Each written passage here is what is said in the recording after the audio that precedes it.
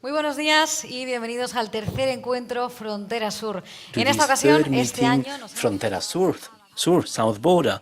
On this occasion, we have come to Barcelona. The first meeting that we had it in the Canary Islands. Last year, we went to Ceuta.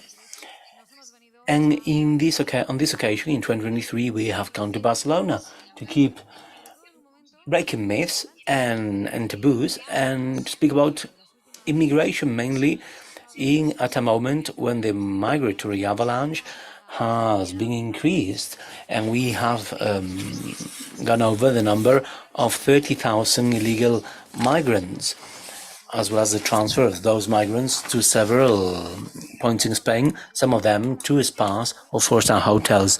We're going to speak until 6 p.m. on different panels about everything that has to do with illegal migration and its consequences for Spain, Spaniards, and Europe and the Western world.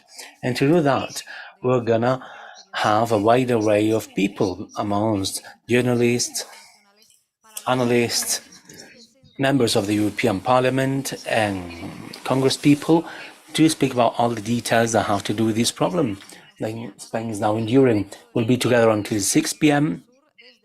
broadcasting this Southern Border program from Barcelona through the Vox Spain YouTube channels and the ECR party, the Conservative and European Reform Party, where Vox is included at the European Parliament.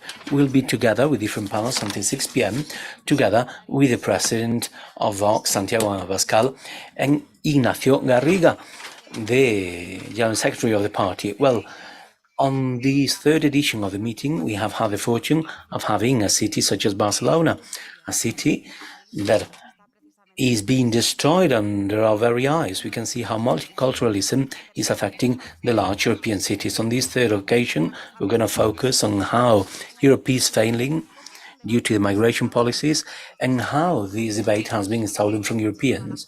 Our intention is to have many voices throughout the day to report and say all the things we haven't been able to say for so many years. So we do hope you enjoy it and that it will be a very useful day to open the eyes of many people. And it's important for Europeans to see gradually that those transformations on their streets and in their neighborhoods have people to blame.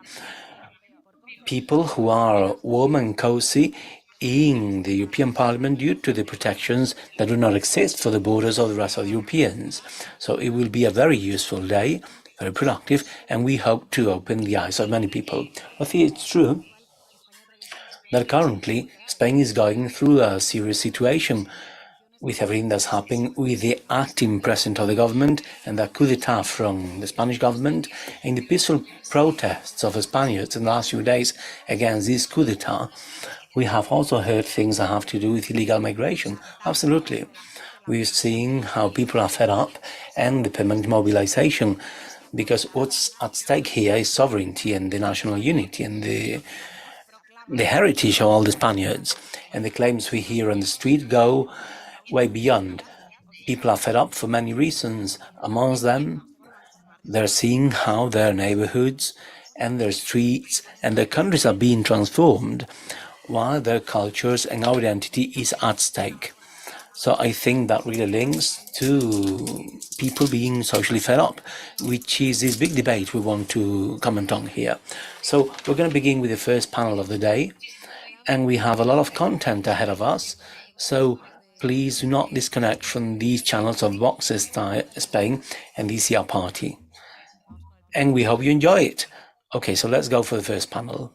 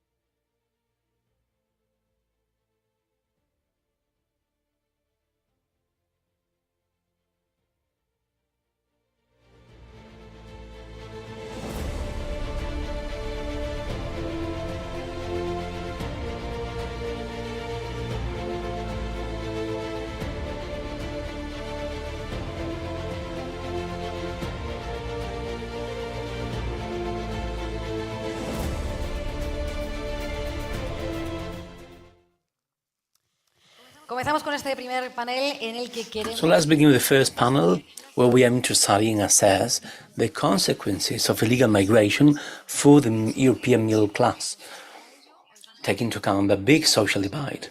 And for that, we have two analysts here. We have Carlos Hernandez, historian and national deputy of Vox, and Damien Rieu, a French journalist and political analyst. And they're going to deepen those consequences of the crisis that for more than a decade, the European middle classes have been suffering. Their welfare and material aspirations have been greatly reduced, and that's a reality we're seeing in Spain and in many other European countries. And that situation is aggravating as a consequence of uncontrolled migration threatening the safety of those nations, and as well as their security. So in these panels, each of the members will speak for about 10 minutes, and then we'll ask questions. So let's begin with yourself, Carlos, if you wish. And please be welcome. Thank you. Thank you for counting on me for this third Frontera Sud meeting, and thank you for counting on me to speak about this topic, which is so important to assess. I think one of the most crazy phenomena of modernity is a sustained expansion of middle classes.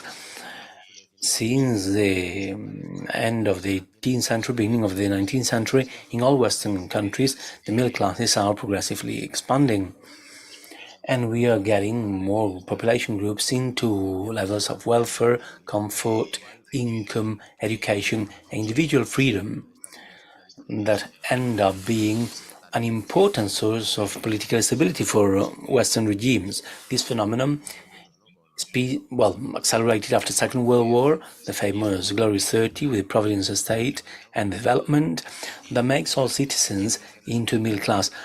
Who does not belong to the middle class due to their income, aspiration, or lifestyle?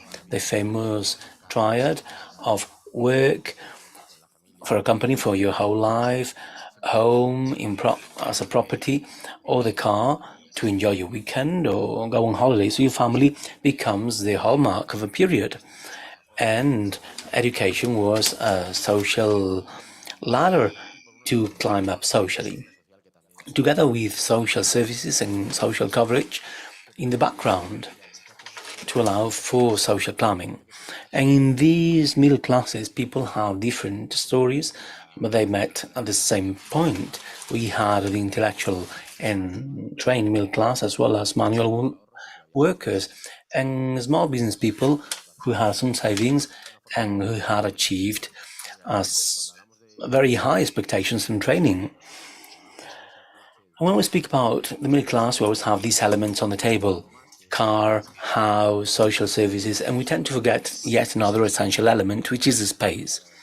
The golden age of middle classes, the period between the 50s and the 80s, here there's something essential, which is the link to the space of the middle classes, the fact of working for the whole life for the same company and being able to be promoting that company and having a home as a property is enrooted in this splendor period, and the way of living is very close to the ground in different neighborhoods and different large and small cities, even in regional capitals. Now people speak about the 15-minute city, and that existed for many years for middle classes who led their lives in their immediate environment to where they live. People were working close to their house, their children's school was close to the house, their go shopping near the house, their leisure was near the house, so people were very sociable. You could be a member of a parish, a trade union, a football club, a video club, and all the important relationships were around that space. And there were also close relationships and of trust and proximity, linking them to small merchants. And the environment was peaceful and kind, and people loved being there. They had a sense of belonging, tranquility, and in these environments, diverse middle classes met, sometimes with the same income, but they got there from different life stories. And all that blows up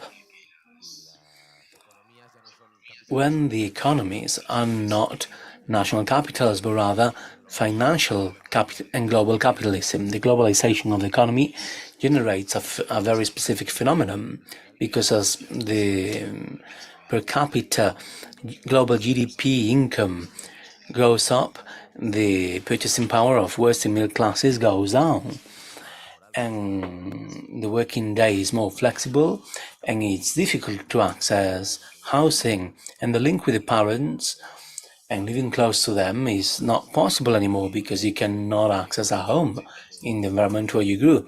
Even the car that has been stigmatized, and there are other phenomena such as the devaluation or the deterioration of education. And that generates a new geography of losers. The neighborhoods that would attract people before are degraded because factories have been closed down, or they have been offshored, and investments have been taken elsewhere. And then there are big funds getting to the area, buying the land, and with gentrification, they're expelling the usual population from the middle-class neighborhoods. And then the small merchants are replaced by other large surfaces, and that continuity thread that had linked middle classes is broken, and there is unrootedness, and the residential space, which was the neighborhood or small city, stops being a kind environment. Through this process of material and community depossession, we have the other side of globalization in Spain, mainly through after the 90s, which is the mass migration in an uncontrolled manner that will be the last straw to these spaces. We all have in mind the images of large marginal spaces where ghettos have been created, ghettos with migrant population, but most migrants in the 90s and the 2000s, they integrated and got housed not in marginal spaces, but rather in middle, low income places that got ahead with citizen collaboration, with good public services, with a lot of effort and solidarity, and an important role of small merchants. So those aspirations, expectations are broken down in these spaces where there used to be a peaceful life. And all that is broken down because living with mass uncontrolled migration has negative effects. First, because migration makes salaries collapse. That was a tool of entrepreneurs at a moment where trade unions had real strength for collective bargaining, and the middle class's conditions were worsened, and the public services were overwhelmed. And a family that had prospered thanks to education finds that children cannot go to school because 60% of the classmates do not know the language, and education becomes a tool for a different purpose. And students cannot progress, and there is a feeling of abuse. I am a citizen who pays their duties, but the redistribution, limited space is collapsing here. So that peaceful and calm environment, allowing people to be surrounded by people in their close vicinity, and sometimes you had maybe a partner from your gang or a spouse, and that breaks down. Now, if you go to your local bar, the waiter might not speak your language, or maybe your neighbors are part of a gang and they cannot take care of your children. You don't trust anyone anymore, and you don't know anyone either. So there is a feeling of a breakup of the traditional middle-class atmosphere that is now collapsing, as well as a culture shock regarding living together with people that have a strong identity while your identity is collapsing. And for example, there's a classical case of women on the street, but there are many other examples, and it's the end of the peaceful life. And we've heard that before. Our parents used to say, well, we used to leave our homes and our cars open and nothing happened. And this is not possible anymore. Before, there was collective watch by the neighbors and your acquaintances. So your kids could be playing outside, for example, and if anything happened, they could let you know. Everyone knew each other. It was the neighbor's children, the butcher's children, all that collapsed with these two globalizations, the one coming from above and the one coming from the bottom, generating a smaller space for middle classes. And in fact, in the social and demographic indices, the people who may consider themselves middle class due to income do not perceive themselves as middle class anymore. Before, you consider yourself middle class, but you might not have had the income. So things are changing, and all that home, house, car, and education was moving you upwards, as well as the peaceful environment. Now there are no more opportunities, and that's a characteristic phenomenon of what we currently see. Many large cities, we see that a stronger divide between permanent and mobile people, between connected people who have far cultural references and whose consumption and tax paying is far away, and maybe their only contact with migration is a global driver for food delivery, or the driver taking them to the airport, or the carer for the children, or the waiter in the fashionable Lebanese restaurant at that time. And there are other people who live in migration differently due to lack of security, lack of social services, feeling foreign in your own environment. And that's one of the big problems in postmodernity, that gap between mobile and connected people. So we see that middle class that had a growing aspiration of improving, and everyone was telling them that was going to happen because it had been happening for 2 centuries, and that mobility is breaking down. We spoke about the aspirational middle class, and we have that bottom and top globalization. And it's like a stab on the back. It's very graphic, but that's what a big part of the Western middle class feels. Thanks so much, Carlos and Gareth. We'll continue with Danielle. Please go ahead.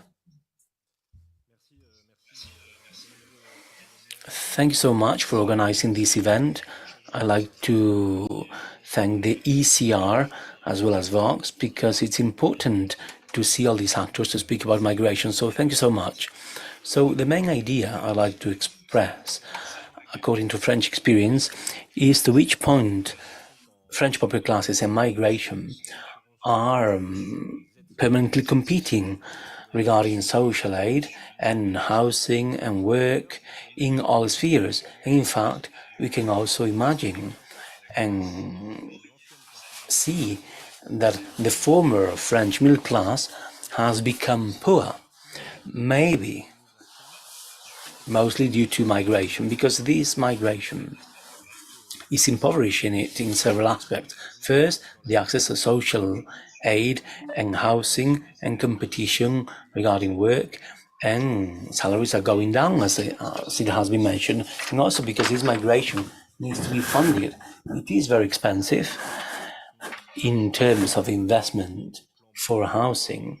We have the so-called outer neighborhood plans that have cost about 20 billion, 200 billion to fund all that, to have neighborhoods for migrants.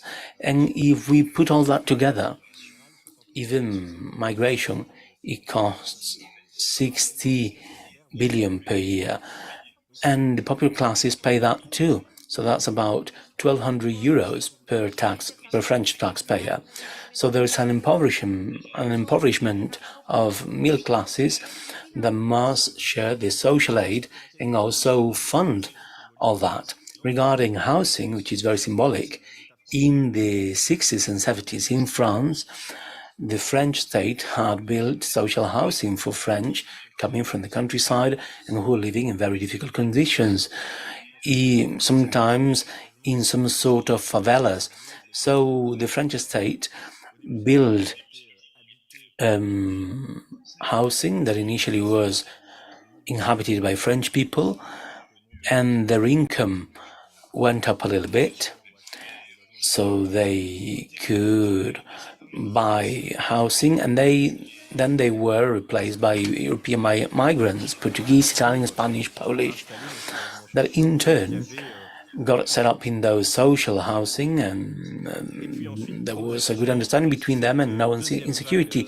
And then gradually, the second wave was replaced by a third wave, which was non-European migrants, with many Algerians and sub-Saharan Africans, and thereafter social housing was losing quality and it became degraded, and insecurity became both physical and cultural, because the Islam culture arrived especially hostile to Christian believers or to atheists who were in those social housing formerly. So at the same time, there is a demographic replacement in the social housing, and European and French populations were kind of chased due to that insecurity. They were attacked, robbed, mugged. Sometimes their cars were burned, and they felt chased by this Islamic culture and imposing certain clothing for women. So they do not feel at home anymore. They need to leave their housing, and they were replaced for these non-European migrants. And now one of two Algerian migrants in France, 50% of Algerian migrants in France live in this kind of social housing, and most, or at least half of the migrants, live in this social housing. So they're really benefiting from the national generosity of the popular French classes. So this European paradise has become hell. If you have seen the news in France, these outer neighborhoods have had loads of trouble. They have been uncontrollable zones where police cannot get in, and it's quite difficult to intervene. Even doctors and nurses are attacked. So the fact that the popular classes in Europe and in France were hunted out of these neighborhoods is a big problem, because these places are in the peripheral areas of the cities, and citizens who could not live in the city center could live in these peripheral areas. So they were expelled, and suddenly they are in the third crown, in a third crown of the peripheral France, and they have no access to small jobs or in hospitality, for example. Usually they used to be 20 or 30 minutes away from the city center, and nowadays the hospitality industry says they don't have French workers to work. For example, in the kitchen, they need to hire illegal migrants. It's not that people do not want to do that work, but they're too far away from these places. They're being expelled from the city centers. And salaries are important here too. Illegal migrants and migrants bring salaries down. Working in a kitchen is difficult. French people want to work there, but they want to be paid well, which is not possible anymore with this global competition and that offshoring that is caused by migration. And regarding the social aid, we need to understand that the French state, I've said before, is investing billions in outer neighborhoods and peripheral areas to support this migration. And if we compare the public money invested we can see that a lot more is invested for these neighborhoods. 1,200,000 euros are spent on neighborhoods with migrants, but for neighborhoods with French people, they only spend €1 instead of 1,200 per month. So they have libraries, they have classes with only 15 students, access to swimming pools, media libraries, transport aid. They have all sorts of comforts, but the peripheral France has no aid whatsoever. It's a sector that does not complain, where there's no crime or criminality. They're not victimizing themselves, and that's the main problem we have in France nowadays. And there's something else I wanted to say regarding my personal history, which is how throughout our life, our purchasing power will have a role in the way we can get far from migration. I grew up in a difficult neighborhood, and I was the only real French or non-Muslim in my classroom, usually, the only European student. And then I grew up, I became a student, and with my means, I had to live in the so-called Guillotière neighborhood in Lyon, an Algerian neighborhood, very difficult to live in. And I had to take the public transport because I had no car and no money. So little by little, like everyone, I managed to work and gain my living. And as my purchasing power grew up, I could leave migration and move to another neighborhood and stop taking public transport. As soon as you can have your own car, you avoid 50% of insecurity. So that really goes to show how purchasing power is important. And unfortunately nowadays, some people have not succeeded to make a living, and they're stuck in these neighborhoods. They're not managing to sell their housing, which costs nothing, and they're kind of refugees. There are people who are stuck in these neighborhoods, and the purchasing power is a protection against immigration. And also regarding schooling, if I have purchasing power, I can go to a private school and give my children a better future, so that they don't have to live in classrooms that are totally insecure. And I also has an influence in where I go on holidays.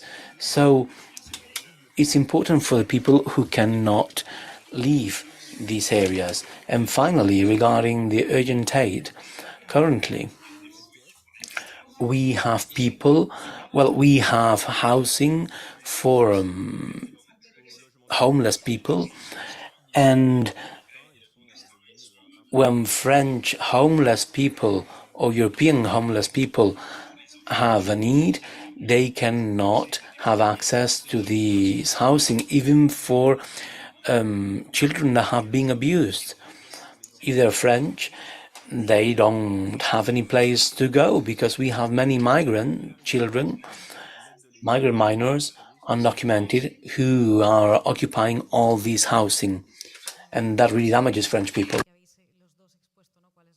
Well, thank you very much for your, thank you for explaining what the situation is, and particularly the degrees of immigration. And so what expectation is that there's going to be any type of reduction by this middle class, or how can we channel this unhappiness or malcontent? Well, in that regard, I'm not very optimistic, because as Damien said at the end, people end up having to leave their traditional life. They end up staying at home. Their children can't play out in the street because it's unsafe.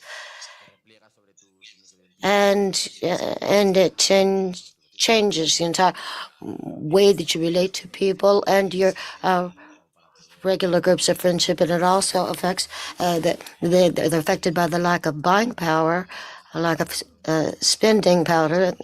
This is something that's happened in cities in the U.S., which is called white flight, where the white population has a growing income and have fled from the centers of the cities to the outskirts, suburbs, where life is safer and totally different. And there is sort of a fracture here in the middle class that, as I said, is a space within the diverse homogeneity, because there are different types of immigrants, but this is something that's happened in many Western democracies or countries, and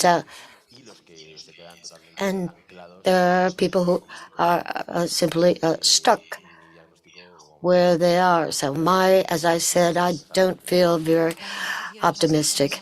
So I don't know if you are more or less optimistic than Carlos.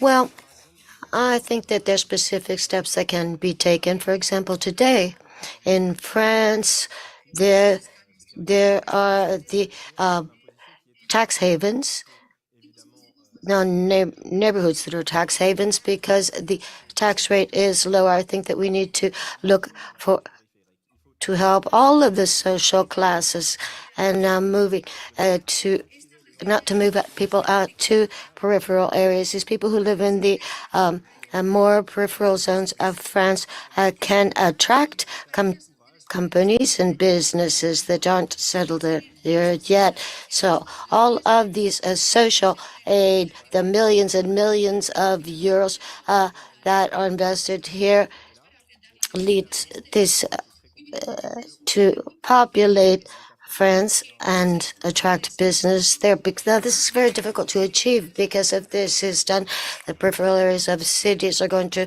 create a great many problems, because there's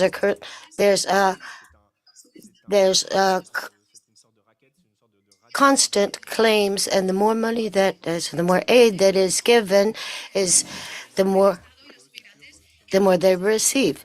So this is something that that French are seeing, because they don't want to get into this vicious circle. I've got Mr. Drew and Carlos Fernandez for taking part in this panel. We're going to continue with more things, because in addition to the other panels that we're going to be hearing throughout the day until 6 o'clock this afternoon, we have some video interviews, and we also have a documentary that we're going to show now. Is very interesting, and it has an extreme interest. It has to do particularly with what's happening in Catalonia right now, and how separatism has aligned with Islamists, how these separatists have managed to expel Spaniards from their neighborhoods, but they are also bringing in what we call Islamic immigrants.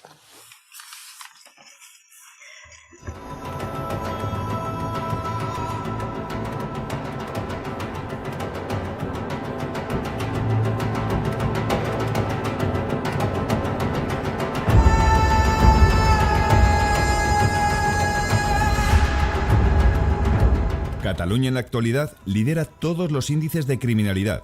Concentra un porcentaje muy Catalonia elevado de is la población exceeding extranjera en all España the y es highest levels of considerada como un criminality foco in sensible the de past. It's radicalización considered to islamista be a por los sensitive servicios de seguridad area of internacional. radicalization by international Dentro de todos security los forces. extranjeros que residen en With Cataluña, all la of the comunidad más foreigners who numerosa reside in es la Catalonia, the most marroquí. numerous population Casi is 2 de cada 10 Moroccan. proceden de este país. 2 out of Este 10 fenómeno aquí immigrants se come from Morocco. What is this due to?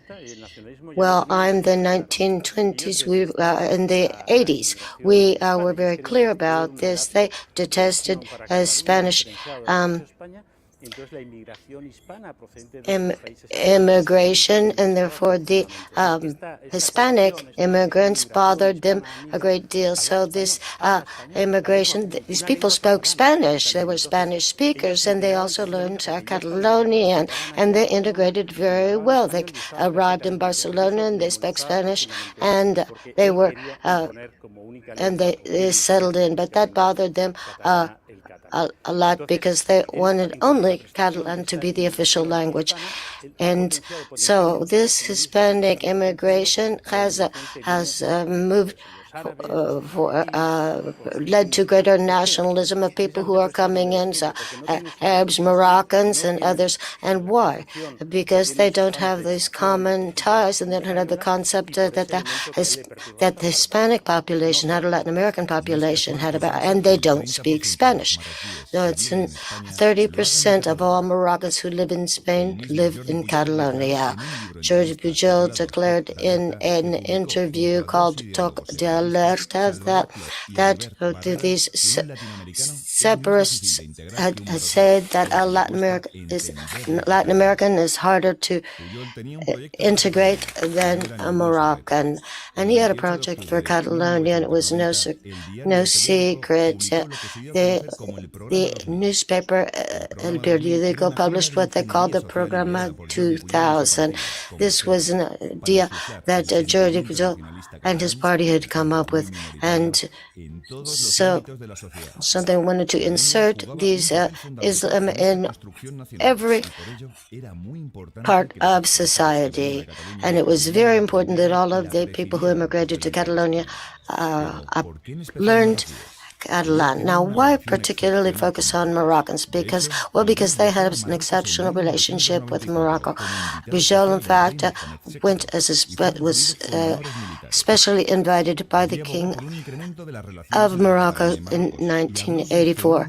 And they talked about the phenomenon of immigration and the need for there to not be a rejection of this, but rather they should be welcomed. In fact, he said there is no concern in the Catalan government due to the Moroccans who reside here. He met Mohammed VI and received the highest award given by the Moroccan government to heads of state, and he created the foundation Nos Catalans, and it was directed by the Esquerra Republica of Catalonia, and that was designated as to represent Catalonia in Morocco. And it decided to bring in all of this population, Moroccan population, that the Catalonian government wanted to welcome. They began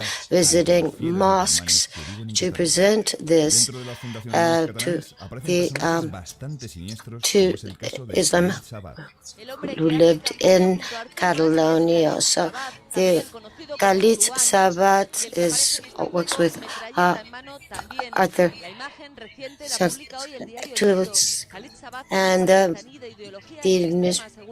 newspaper Publica was in this in the newspaper, and in that case, this was a terrorist who was interviewed. And so, are you a radical Islamist is the question. A very well-known leader of the Catalonian government who defends the independence of Catalonia. So you get the idea that, what you're saying, those words that are being said really have an impact. He was arrested in 2021 for counterfeiting, and now he has over 7 companies dedicated to construction. His face is very well known to Nos Catalans, and there he shared a podium with this Moroccan, but he was expelled because he was considered a danger to our country. So he is no longer parliamentarian.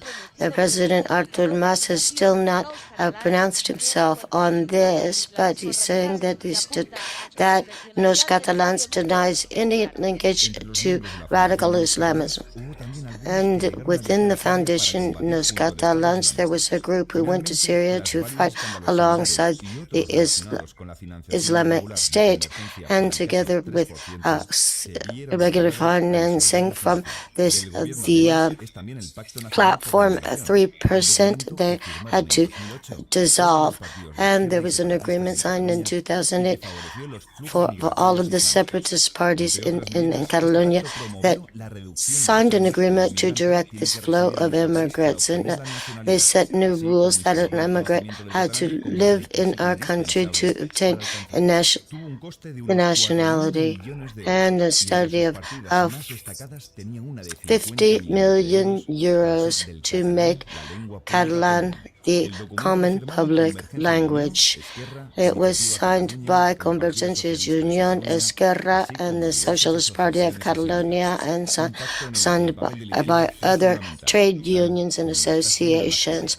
The support of this party was essential to this, and Esquerra República de Catalunya has taken up the standard for defending the jihadist immigration, and she is a spokesperson. I was born in a small city called Esquilo that is between Tangier and Larache in Morocco, for those of you who are familiar with Morocco, and also the ex-parliamentarian and ex-director of social affairs, Shakir El-Khodrani. So you should not be surprised that the policies of Esquerra also dedicates time to having good relations with Morocco.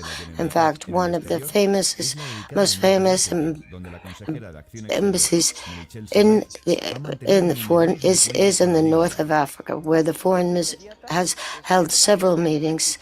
So in 2023, the person who's in charge of this network signed a pact with them to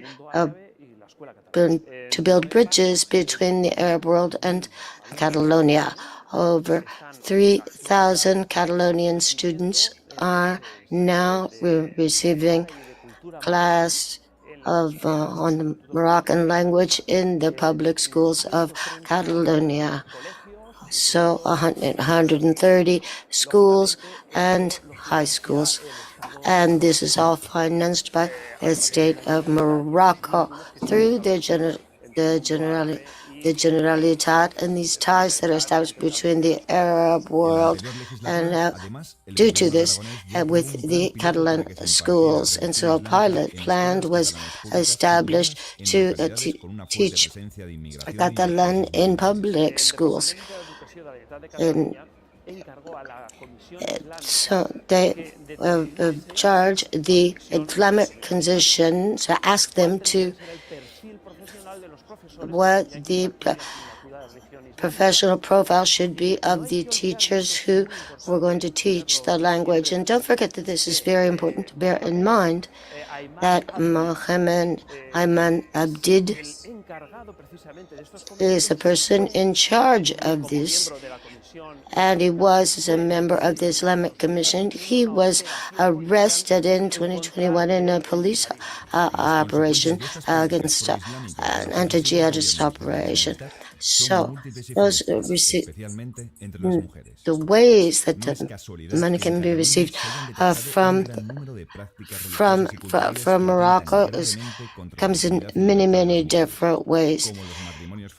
Now, so there are forced marriages and there are isolation of women, and so we have to we start with the basis of saying that defending women, we need to defend multiculturalism that defends these types of practices. So it's sad that the European Union in the last decade has detected over 200 cases of genital mutilation and many other forced marriages.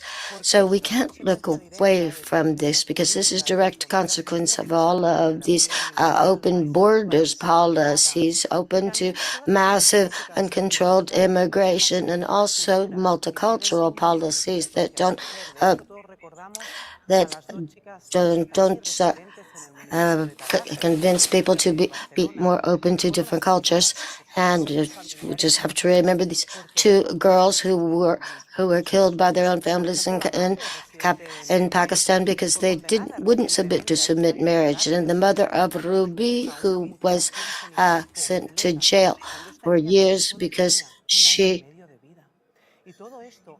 had her daughter submitted to full genital mutilation. So we cannot continue to foster cultures that show no respect for women. Another aspect is the proliferation of mosques. Catalonia is one of the representatives of the movement in Catalonia, and they have taken a new force. Mohammed Sarawai is the main reference of Salacism in Catalonia and throughout Tarragona. He was a spokesperson for a Salafista mosque and representative there, the Muslim community in Rus. He has spent over 10 years in fostering not only Islamists but also in public administration. He was expelled by the National Audience of Spain, the High Court, because he was accused of indoctrinating and grooming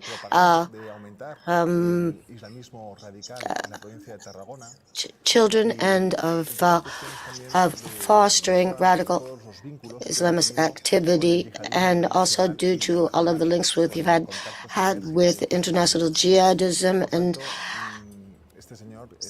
international and national.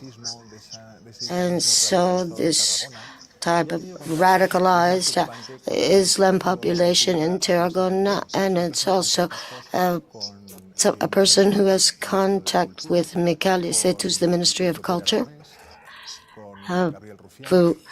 from Aragon, and with other high-ranking political figures. So the week that he was expelled, the Council for Gender Equality met with him at the Palace of the Generalitat of the Catalonian government, and the same week that he was expelled, this parliament promoted an institutional statement of support to him personally and everything that he defends, which is radical Islamist movement in Spain. So that is not.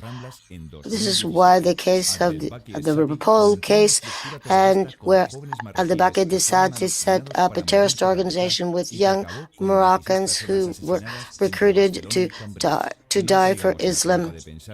So let's not think that this is an isolated case either. Catalonia concentrated almost half of its police operations against jihadists throughout Spain, triple of what it had been doing in Madrid, Ceuta, and Melilla. But this is not only a case of insecurity created due to this, but a large portion of the delinquents in Catalonia come from Islamic countries, mainly Morocco. Almost 2 of every 10 prisoners in Catalonia have Moroccan nationality. So these are alarming data. And this is not to mention all of the Moroccans who have become Spanish citizens. And now, this is due to the law on foreign immigration. Hundreds of Moroccans last year became citizens of Spain. So So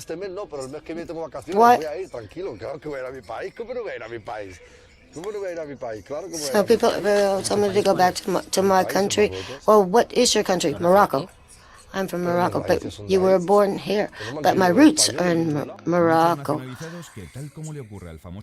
So many of these naturalized citizens don't feel like Spaniards. They don't feel that they're Spanish. They feel that they're Moroccan. And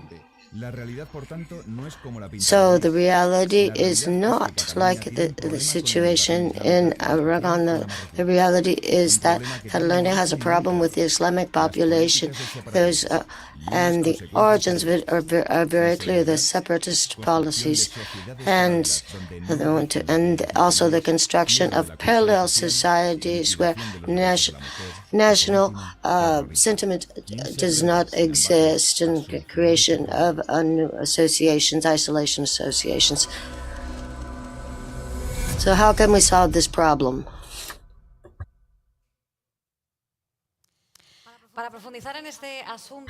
So to delve into this matter and the relationship between separatism and Catalanism in Catalonia, we have Joan Garrigues from Vox Catalunya. Thank you very much, and thank you for hosting this third edition of Encuentro Frontera del Sur in Barcelona. Well, we wanted to hold it in Barcelona because it's one of the cities that has been most highly affected by this origin immigration. Now, it is a very good place to hold this because we are suffering the consequences of this immigration in Catalonia. This began in the 1980s around Jordi Pujol and the creation of Convergence and Union, because there had been a descent in immigration that was very, very low. Birth rates were way down. There was 2.4 per home. People were having 2.4 children. And so what they wanted to do was to build up the birth rate. And they decided to do it by bringing in immigrants. And this is what got them started in this campaign to a bit more Muslims. And so Jordi Pujol said that immigration that might come naturally, the rest of Spain does not want to receive it. Why? But they do want to receive Latin Americans. Why? Because they speak Spanish, and they will not learn to speak Catalan because they already speak Spanish. And so these Latin Americans are these people who came from Latin America, their immigration. There was a wave of immigration, but we have a common history. They know that Spain is a culturally diverse, and so, but this works against them because they don't accept this story invented by Catalonians that Spain is an oppressive country, etc. So that is why they chose instead to promote Arab Muslim immigration, because they're easier to manipulate, because they don't know the history of Spain, and because they don't know either language, Spanish or Catalonian, when they arrive. So they use every power that they have to in the educational system when they immigrate to ensure that they learn only Catalan. So you said that this is a key moment for the unity of the nation due to these concessions that Pedro Santos has made to separatism. It's very different from this program of 2000, very different from the one promoted by Jordi Pujol.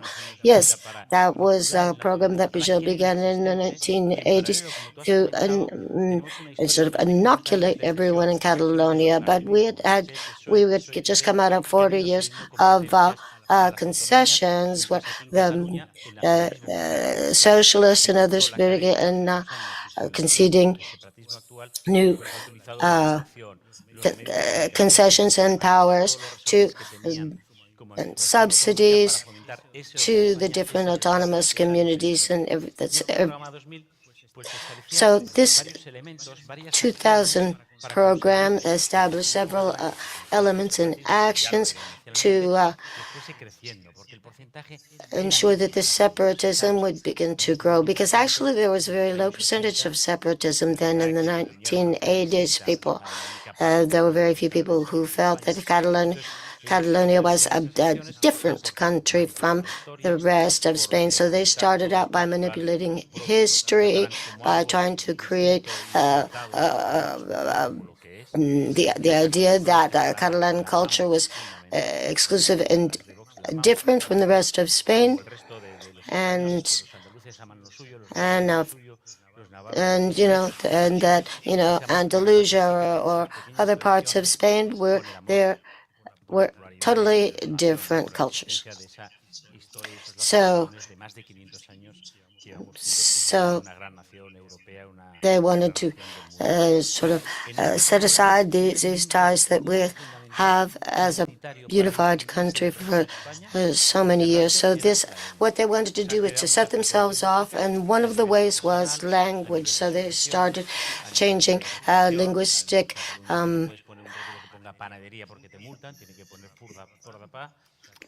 language restrictions. For example, signage had to be in Spanish and Catalonian. They started setting up these types of things, and this was very good for Muslim immigrants because they could immediately start to learn Catalan in schools and be absorbed in this sort of fictitious nation, which is Catalonia. So, well, what did this mean for Catalonians themselves? Because there's a lack of security on the street now, and we're seeing that there are jihadists who are actually immigrating. So just illegal immigration in and of itself is a problem. We can give you the situation. For example, they work. They don't pay taxes. They're illegal immigrants. But it also causes other damages to national people and to local people who don't have papers, who are illegal immigrants, because they can't find work. So it makes it difficult for them. But it's so what we think is to defend legal immigration and to reject illegal immigration, which is what the left wants to approve. So aside from being a danger for our work and for our identity, and you can see in the figures that it's also a very important problem in Catalonia, particularly because of all of the arrests in Spain related to Islamism and to jihadism in Catalonia. Last week, for example, there were 14 arrests throughout Spain related to jihadism, and 8 of these happened in Catalonia. And there's also a matter of security that you can see in the figures on, for example, pensions. We can see that the foreign population is 16%, but in prisons, the percentage is much higher. And of these, 20% are Moroccan. These are prisoners, and they may have taken national citizenship, but they're originally from Morocco. And regarding the matters of equality for women is something else that we're very concerned about. So women's rights are seriously under threat by these immigrant movements. Our local police, the Mossos de Escuadra, detected over 59 cases of full genital mutilation and over 170 forced marriages. And these are the ones that were detected. And so these are very serious threats to women's rights. And this is going even further because we have over 300 mosques and over 600,000 people who are Muslim worshippers. And so it is a process that if we don't turn it around, if we don't stop it, it will only continue to grow. So in this context, what is the solution? What steps should be taken in Catalonia to solve this problem? Well, I think that the main solution is, first of all, to recognize that there is a problem, and that for the moment, as there are some people who recognize it. Now, the people in Catalonia, every time we talk about Islamism and the danger that uncontrolled immigration is houses have practically been thrown out of Parliament for even discussing it. So, and it is true, the population, how they see it, and when they see it, and they live it, they recognize it, everyone who's affected by it. But I think our politicians have not really recognized the problem. And obviously, we want to foster higher birth rates, because if it's otherwise, we'll say that the one old excuse is that we need immigrants to raise birth rates in Spain, but that is no longer the problem. The solution doesn't have to be importing people from other countries.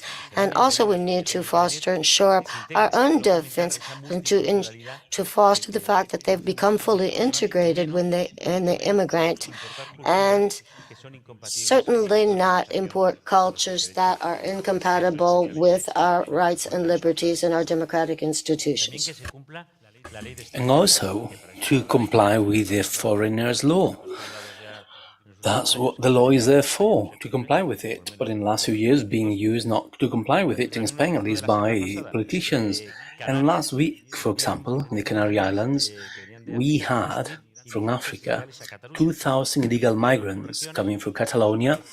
They were split by region, and we got 2,000. We were the ones who had to house the most migrants. So the administration first housed them in hotels, and then they leave them out on the street. And I was being told yesterday that in Lloret there were 242. They were out on the street. They could sleep in the hotel, and they were given 35 euros for the day. But they're going to be sleeping on the street because we cannot pay foreigners who just arrived hotels and food, because there are many social needs to care for. So it's very unfair for national citizens. And that's not the way to do things. So they came in legally, and then we need to support them. And that's not possible. And we need to harden the access to nationality, and even review nationalities and revert residence permits, because it's being done illegally very often, especially in relation to Islam. So Vox presented recently at the Congress of Deputies a bill to harden that and to review that granting of nationalities. Otherwise, when they're national, you already have a problem. And more specific regarding Islam, we need to be very firm and close the mosques, expel the imam, and expel them from here very firmly. And as our boss said, Jorge Bouchardé, he said in Brussels that high walls make good neighbors and firm points allow for good relationships. Thanks so much, Joan Garriga, spokesperson of Vox Catalonia, for being here with us. Thanks so much for the interview and for holding this meeting here. Thank you. And from Catalonia, we now go to the Basque Country. Just a few days ago, a team from Frontera Sur went there to the city of Vitoria to get to know how that illegal migration is affecting this city and this region. And we speak about that to someone brave, the first member of Parliament, of the Basque Parliament of Vox in the Basque Country, Amalia Martinez.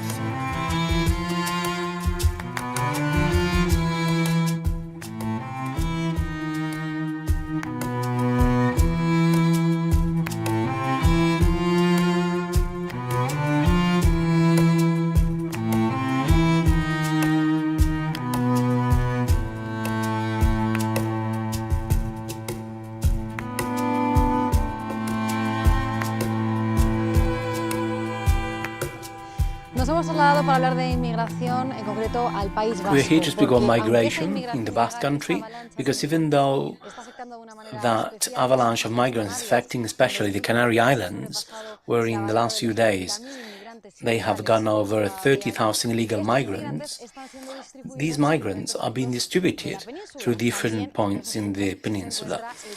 Amongst them, we have the Basque Country.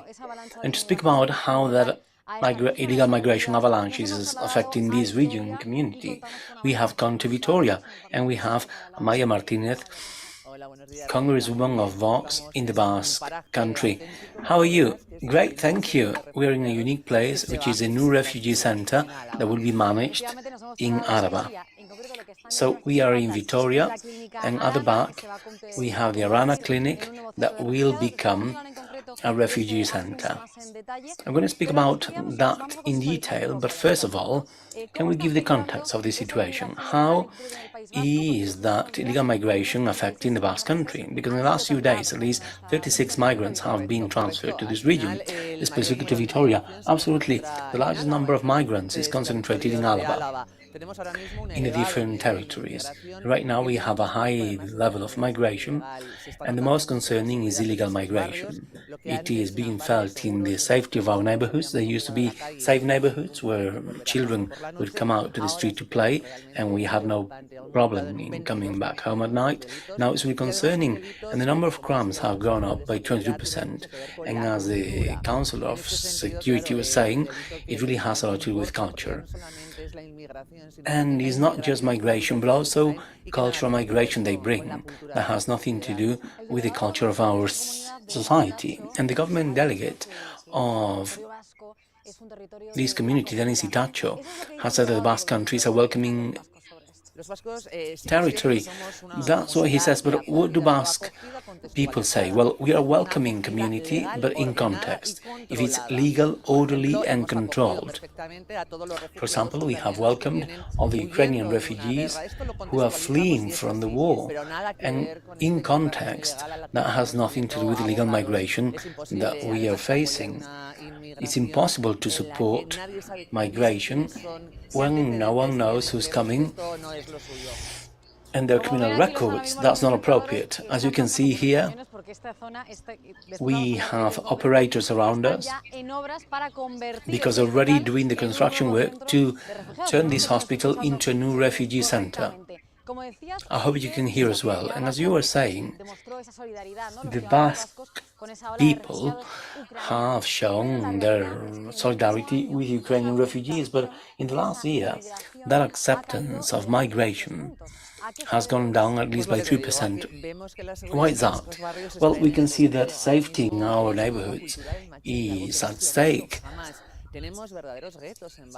We have real ghettos nowadays, and the machete culture. And these ghettos are collapsed by illegal migrants that have become the owners of neighborhoods. And that's getting rooted in our society, and we need to be firm. They say that we are a welcoming community. And who is in the government? Well, the PNV. So we need to keep the barriers and the frontiers for the rest of the Spaniards. And we need to be coherent here. Well, if that acceptance have gone down, for unaccompanied minors, that's even smaller. Of course, when we bring minors over, we need to take care of them. In this case, the regional governments do not care for them. They're giving some money and some shelter, but carers are desperate because there's no control of these people when they're out on the street. There's no control whatsoever. They can escape whenever they want. And like everyone with common sense, we consider that children should be with their parents not far from their families. In the last few years, the trend of the Basque population has been showing a population reduction according to demography. But that's changing due to legal migration. We have more young people now. But that's not due to an increase of the birth rate, but rather because the illegal migrants coming from Africa are young. So that's changing the demographics of the region. Is that what we should have? It's not ideal. We have the so-called call effect to the RGI, which is some money given to illegal migrants when they get here. And in fact, they do not need to be established legally.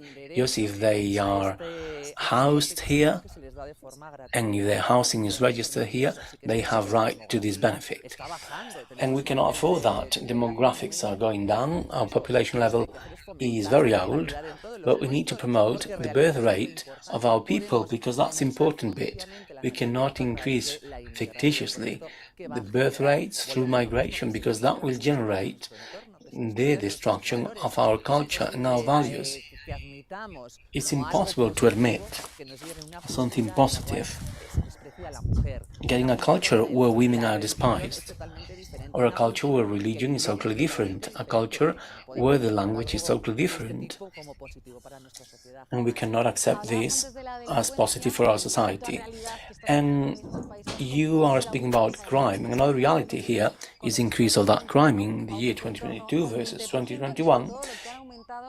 Criminality increased by 20%, and crimes against sexual freedom have really increased. Who's committing those crimes? Do you really know the data? Are data being hidden? Great question that we have asked on several occasions to the Council for Security. Data are made up, and they told us that 70% of crimes are committed by Spaniards, 30% by migrants. We take into account the percentage of migrants in the Basque Country, which is 10%, the maths show what's going on, especially for migrants. In case that wasn't enough, and since that is affecting the safety of the region, in the last few weeks and the last month in Europe, we have had a difficult situation regarding the jihadist terrorism due to what happened with Hamas terrorists in Israel and that call of Hamas to have the Anger Day and the jihadist attacks in Europe since that call. How do you face that jihadist terrorism in the Basque Country? Have you had any detentions? Well, recently, just 3 months ago, a lady was arrested and had become radical, and she was instructing her children to be radical too. So when we have Islamic components in our environment, there's also radicalization because they do not abandon their values, they bring them over. And we will always have that, and I think we need to combat that importantly. Well, we are just next to the Arana clinic, so maybe we can give a bit of context regarding the history of this clinic. Well, I remember it because I got surgery here when I was a 3-year-old child, and it's a very old clinic. It's part of our region's history. Then it was closed and it became a residence. And it was closed for a while. And the neighbors here were asking for an elderly home, since we're speaking about an aged population, and here we have a high percentage of old people who need to go into care, and right now they cannot because it's either too expensive or there's no room. So it might be best to have this kind of building for that purpose, but the 350 beds they have here, they want to turn that into a refugee center. We may think that these are people coming from war areas, from certain provinces. We know this is going to be an immigration center with hundreds of young people going around who are on their own and being criminals. Well, this building and this clinic belongs to the state. It doesn't belong to the region, but rather to national government. So that's a decision coming from the president's government. Absolutely. He has imposed, Sanchez, for this to be a refugee center, and the PNV has opposed from the beginning. They don't like being told what to do in each building in our region, so that idea was not from the PNV. But at the end of the day, they will always come to agreements, and the works have begun, and we will soon have our refugee center. And in the future, I'll tell you who lives here. I was actually reading about the clinic, and it used to be focused on maternity, and the context has really changed. It used to be devoted to the birth of children, and now it's going to welcome illegal migrants. Absolutely, the interest for the needs of our society has changed. And now that goodism, the progressive goodism of our government is focusing more on illegal migration and this kind of proceedings. So, as Vox usually said, we need to be more attentive to our family, to our people, to our neighbors. And if we have something extra, we can give it to others. But we come first. Well, we can see excavators going around, but they say that in 2 years everything will be ready to be able to welcome these refugees. Thank you. And let's speak about the future of the community, because in this context, or where there is a calling to illegal migration. Now with this center to welcome more than 300 legal migrants, together with the exile that for decades has happened in the vast country of Basque citizens, what's the future we may expect for the region? Well, it is discouraging, and it's quite sad to speak about it. We said that we were a welcoming country, and many people from here were exiled due to the ETA terrorist threat or due to other things such as the ideas they had. And now it's funny, they speak about a house country with so many exiles out of here, living elsewhere in other regions that might not be able to come back. And what happened here? Well, the electoral scenario has been cooked up. The PNV and Bildu is winning the elections here, but anyone who did not have those ideas have been expelled for decades, and the ones who remain are still trying to defend our Spanish character. And when migrants come here, we welcome them, we give them financial aid. However, we have a barrier with the rest of the regions and the rest of the Spaniards. Here, no Spaniards can come to work because they don't have a language profile, they don't speak Basque. So we are kind of stopping the arrival of our people, and we are increasing the arrival of migrants who don't have the language skills, but they don't care. Well, this might be a new center of voters for the PNV and EH Bildu. Well, absolutely. Who gives them financial aid? They're going to support those people, and they already support them daily. Thanks so much, Maya Martinez, the first member of Parliament of Vox in the Vox Parliament. Thank you for your work, and let's speak back in 2 years. Sure, we'll keep assessing the advancement of this big building. Thanks so much, Maya. Thank you.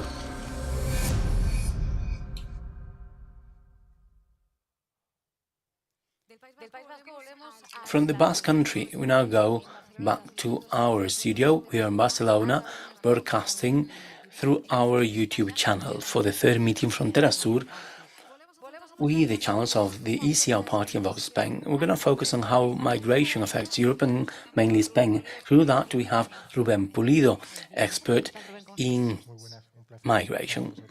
Please be welcome. Thank you. It's a pleasure to be here. Thank you for coming to participate in this Frontera Sur meeting. Let's give a bit of a context to the viewers. What's the current situation in Spain regarding that illegal migration? And what's the diagnosis we could make in the midterm? Well, a few years ago, I classed it as a migration abyss. The situation is totally out of control. For decades, most of illegal migration that came to national territory was getting here through the Strait of Gibraltar. From the northern Moroccan coast, they will get to the province of Cadiz or Malaga, or in a more selected manner to the Canary Islands, but nothing to do with what we were experiencing in the last few years. Right now, there are many more routes, and I've said before, we have all the active routes for illegal migration. All the possible routes are working now. We have the Algerian route connecting the province of Almeria, region of Murcia, the eastern Mediterranean area, the Balearic Islands with the Spanish territory, and migration pressure that has been growing mainly since 2019. And when the climate is good, the boats leave northern Algeria to Spain. Then we have another route from the Alhucemas Bay that has been used mainly this summer by many narco boats. More than 30 have accessed the province of Granada or Malaga. And we have the route of Tangier with the province of Cadiz, which is still active. And then we have another route that has been walking in the last few years for all those Moroccan coasts, Tantan, Tarfaya, going mainly towards Lanzarote and Fuerteventura, because right now we're focusing on all that migration coming from the Sahel region, Senegal, Gambia, Mauritania. But until about July this year, most illegal migration that got to Canary Islands got to Fuerteventura and Lanzarote coming from those Moroccan coasts and from Saharan coasts that are under the control of the Alawi regime authorities.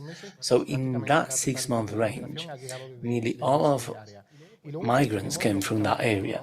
And then, as we can see, this month of October we have the Sahel route, and those small boats coming from Senegal, Mauritania, Gambia.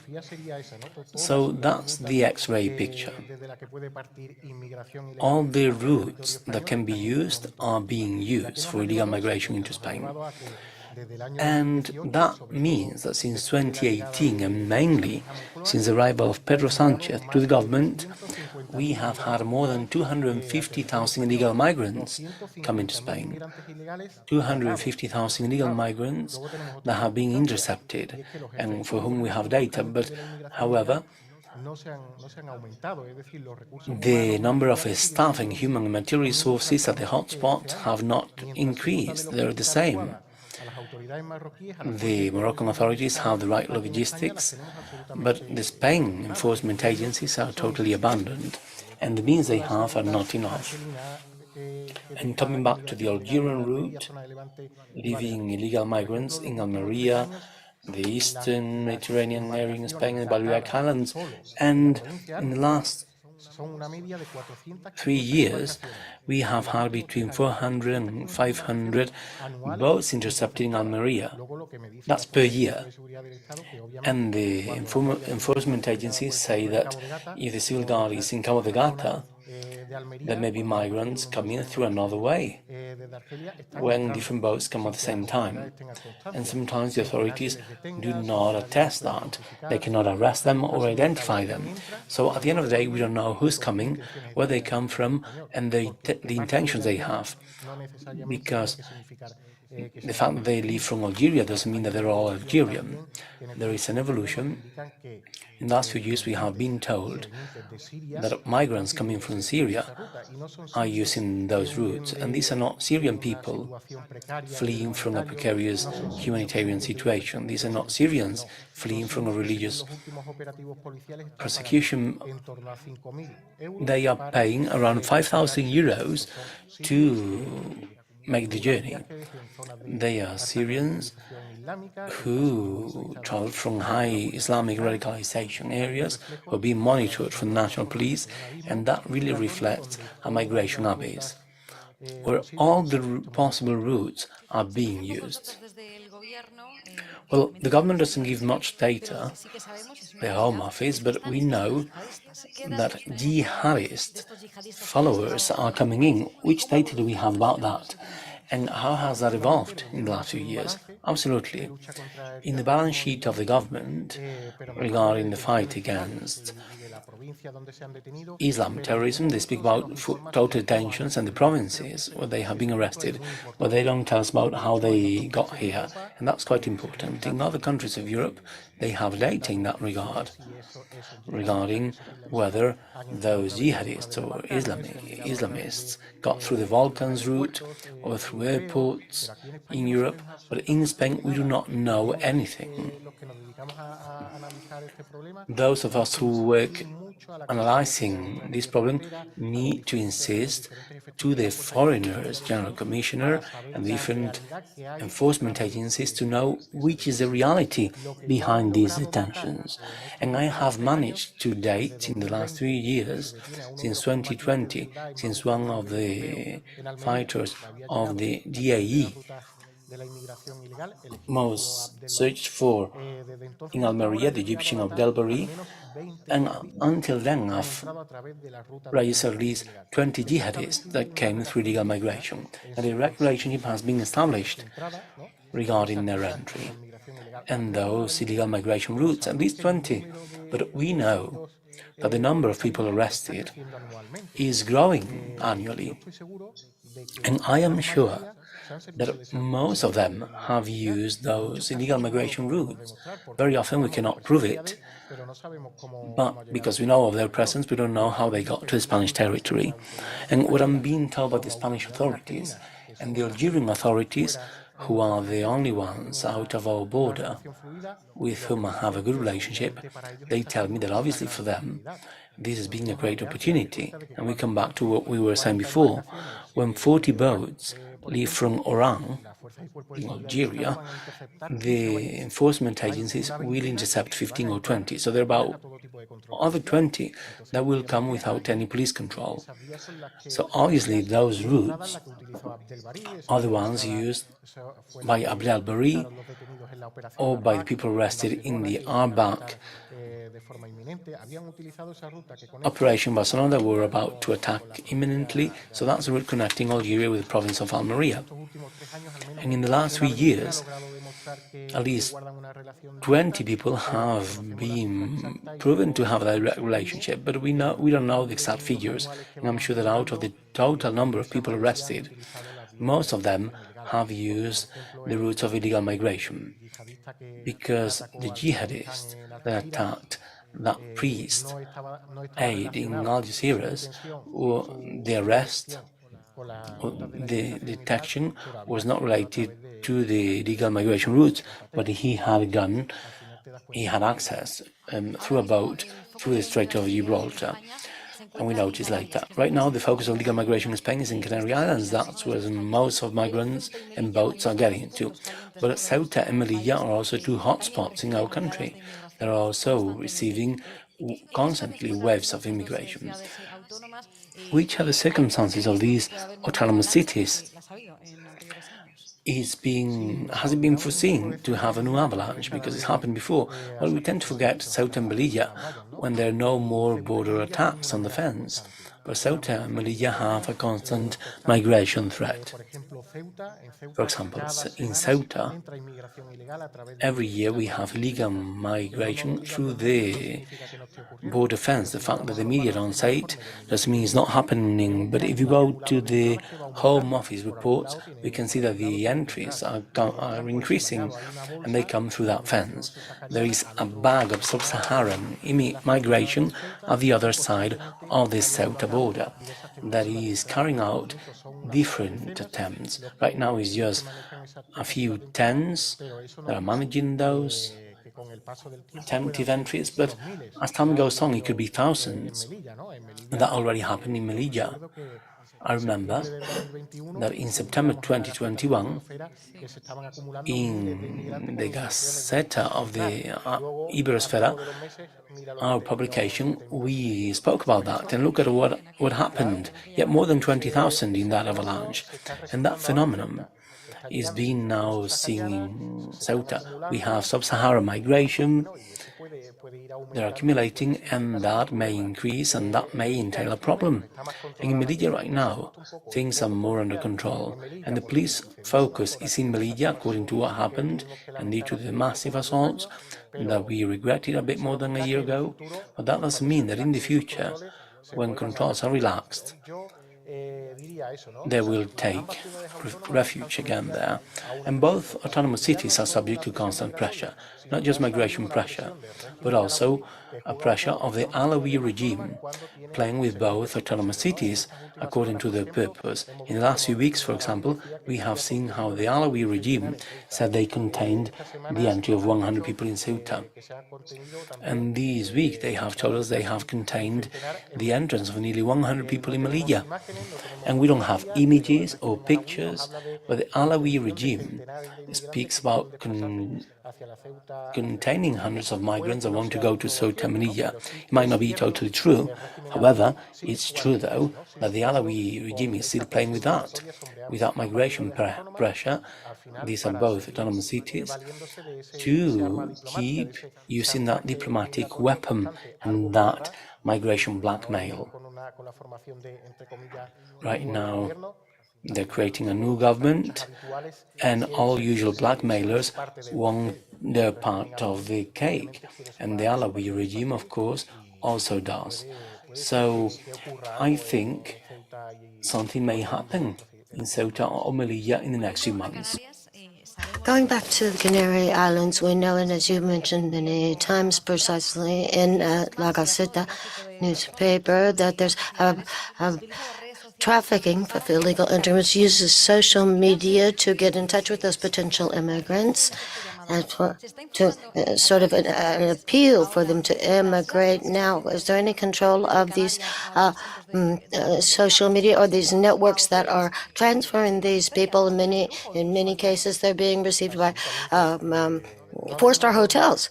And yes, this is true. When we talk about illegal immigration that arrived in a small boat from Senegal, we see the people show up with, sort of their pants, just a pair of shorts and a T-shirt. But the people who are showing up now are middle and upper class who have lived between up to 2,000 euros to do this, to make this trip, and obviously, and they come with their suitcases, and they share all this for their groups of Telegram, WhatsApp, Facebook. They share this information, how they took their clothes with them, how they flew to the airport of Tenerife, and how there was a plane that was rented to bring them to Spain, and obviously the trafficking mafias take advantage of this information to schedule new trips, and so all of these four-star hotels, etc.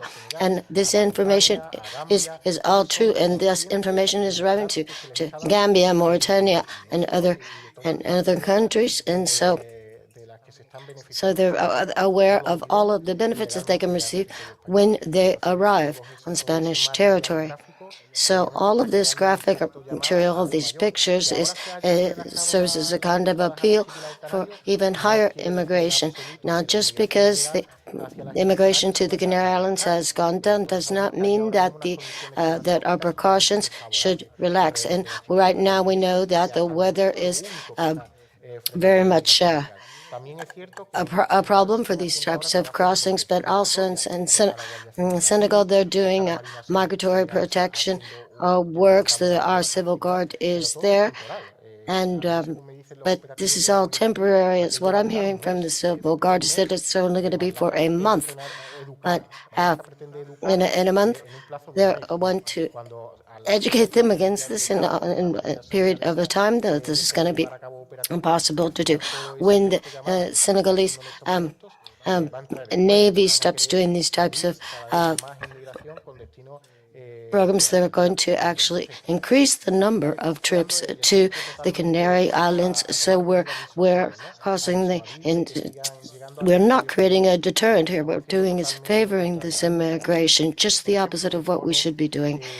There's one example of what's happening right now, the crisis of these small boats of 2006. This has nothing to do with it. It has to do with the number of immigrants who arrived to the Canary Islands, but the behavior or the type of people who were immigrating in 2006 is true. There was over 31,000 illegal immigrants, but over 20,000 were returned to their countries, and so the border laws or immigration laws worked perfectly. So there was a effective deterrent impact here, but here we're not seeing that. It's just the opposite. Now we're seeing that when an illegal immigrant arrives to Spanish territory, they have to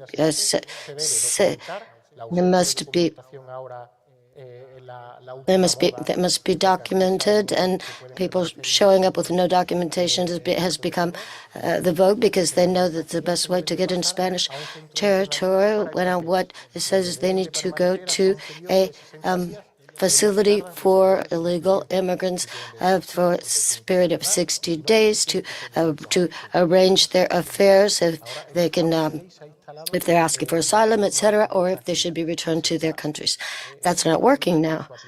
So we need to start to reapply that. In addition to these trafficking mafias, there are also cases of NGOs that we're seeing in Spain, the central Mediterranean area, of other countries of Europe. So how can these NGOs affect this type of illegal immigration? Well, Now, around NGOs, there's always a big sector, what they call undesired immigration. So there are many more humanitarian organizations that are registered on Spanish territory, particularly the hot points for illegal immigration. And increasingly, these humanitarian NGOs playing a larger role when holding back illegal immigration, but there's also an economic impact. You just have to go back to the economic statements of these NGOs to see how their income or revenues have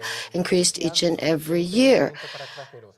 So these illegal immigrant settlement centers are actually having more power, and they're taking advantage of these humanitarian organizations, and there's not carrying through with the type of monitoring that should be done when these people are taken to these centers. And these are people who could, to a certain extent, pose a security threat to Spanish citizens. So there the NGOs are a factor.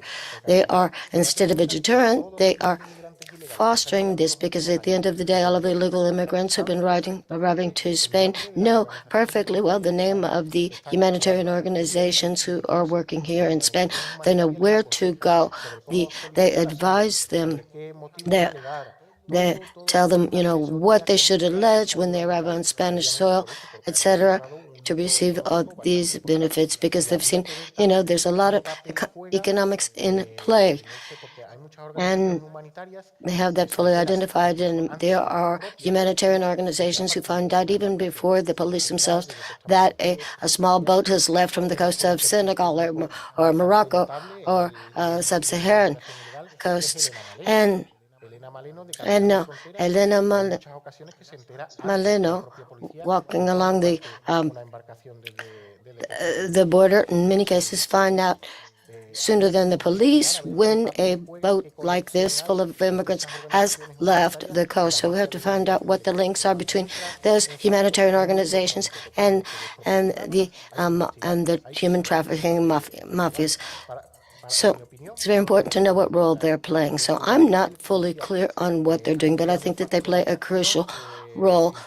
In other words, they serve as an unprecedented source of attraction to Spain for immigrants, and they're in contact with people in Maghreb. They know exactly what the back door is of our immigration law to foster this type of illegal immigration. I think that should be investigated. Due to the huge impact it's been having in recent years. That situation is faced by Europe and also Spain. Well, what can we do to solve this problem? Well, at the end of the day, the problem of illegal immigration is gotten so far out of hand that now the solutions that we move for now we must be very firm about them. We have to take action with determination. Particularly if the government wants to fight against illegal immigration, they have to fully assert their position on these countries that are sending illegal immigration.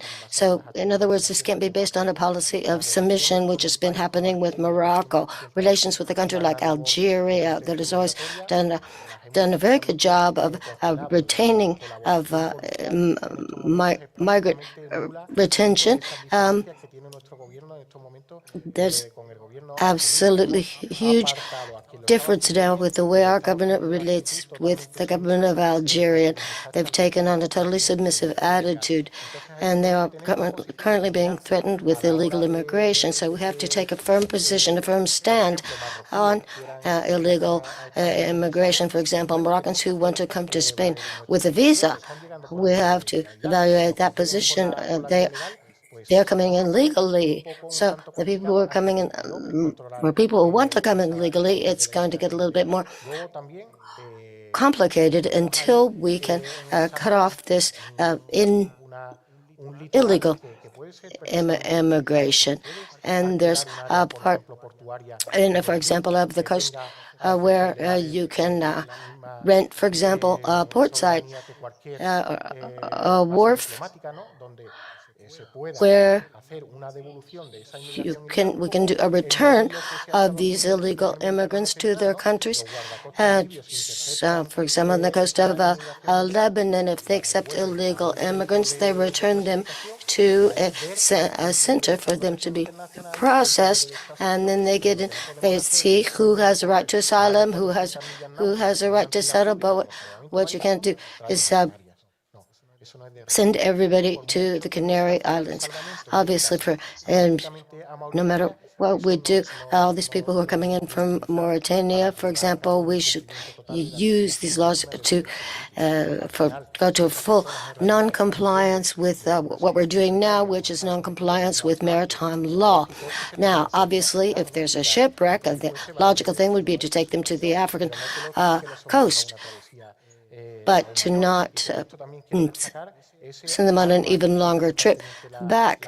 And so this is what the left has used to criticize our position regarding illegal immigration, and much of it has to do with the deaths, all the deaths that occur on these trips. Obviously, the higher the rate of illegal immigration, the more deaths are going to be along the way. Now, there have been a report to the UN about over 40 deaths, but in 2022, last year, it was 42. This year, we've had over 200. Do you really want to save lives, or if you really want to save people's lives, you would do away with those routes for illegal immigration? And so this problem has a lot of different parts, and many of them go against the arguments that these humanitarian or leftist organizations are using. All right, well, thank you very much, Ruben Pulido, for being here today with us in this third meeting of Frontera Sur. Now, we're going to wrap up this second panel, but we're going to take a quick break, and in 2 minutes, we'll be back.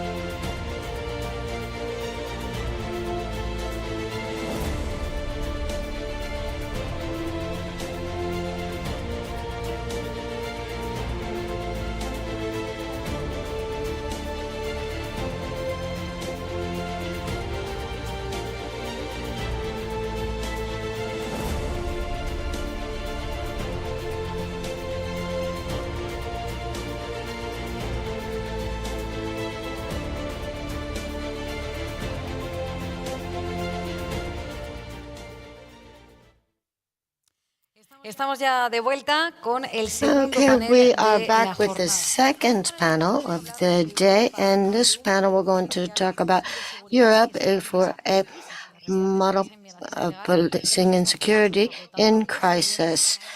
Obviously, illegal immigration is not being stopped, so something is failing now. We're pleased to have Josema Vallejo, who's the Vice President of New Police for the 21st Century, and also Giorgio Baconde, who is a general and the Chief Security Advisor to the Prime Minister of Hungary. With each of them, we're going to talk about what is failing here, what is not working in this security and police crisis in Europe regarding border control and the threat of Islamic terrorism.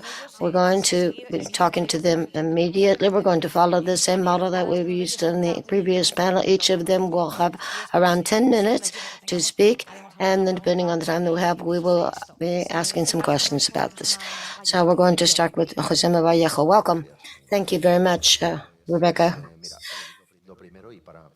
First of all, just before starting to talk in all of these forums, I'd like to offer the nuance that I always, as I say with a lot of friends, when I tell them I'm going to come to this meeting, Encuentro Fronteras, and then they bring up this premise of the idea of restricting the rights of immigrants. And you say we've stopped talking about immigrants. We've just begun using the word migrant as if it were sort of an abstract idea that we don't really know where to place them. Now, so what people bring up is restricting rights. Now, and I always say we're not talking about restricting rights. We're talking about expanding the rights of these people, and people who don't take into account certain social parameters aren't bearing in mind that some people who want to undertake a new life, what's happening now with this flow of illegal immigration, we're doing just the opposite of helping them. Now, these types of flows, I always talk about the four pillars of welfare state. We've achieved something that we've been working on for many decades in the past several centuries, the right to security, to pensions, to education, to employment. And there's another pillar, which is independence. And people also talk about the right to housing. Now, so the basics of a welfare state that allows us to do all of this and to develop all of these rights, we've forgotten about them. Well, what pillar is this? Well, there's one pillar that is security, which is a police model, a security model, preventive model where needed, but a model that enables us to develop and to live our lives in an egalitarian and free society. So we have to find the balance between freedom versus security. When people say, do we need to cede some of our freedoms or liberties to achieve this? And I always say it's just the opposite. Before, we were able to guarantee a state that was with security. We will be able to also guarantee the freedom to enjoy all of these rights that we have now. So this type of restrictions is not going to necessarily lead to greater freedom. It's going to allow us to live our lives in freedom. So what's going on with these people? Is it not that we don't want them to come, or we don't want to welcome them? No, we want to welcome them, but under conditions of guarantees for their rights. In other words, we're talking about a process of actually expanding rights, because in these boats that are coming over this heat, where people, as we said, have a lot of violence, we're losing their real victims out there. People are dying, and we're being sold sort of the false discourse that everyone is fleeing from war, from civil conflict, from famine, also climate change in some cases. So in other words, we sort of make ourselves responsible for everything that's happening throughout the world. It causes people to leave their homes. Now, in some cases, we have to say, okay, what should we do? Should we call them all refugees or call them climate refugees? Well, what about the real victims? Because there are people who are fleeing from war, from famine. There are all types of victims, and we've forgotten who they are. are, and when they're losing their rights in the face of the rights of jihadists or other criminals who traffic them. This is just a true. All we have to take a look at is the index of criminality, or just read your newspaper. It's not only something for political analysts or analysts of policing techniques. So obviously, what we should do is bet on a model of security, a security model that is not restrictive of rights. It's just the opposite. No. Yes, we'd like to give the floor to the general now.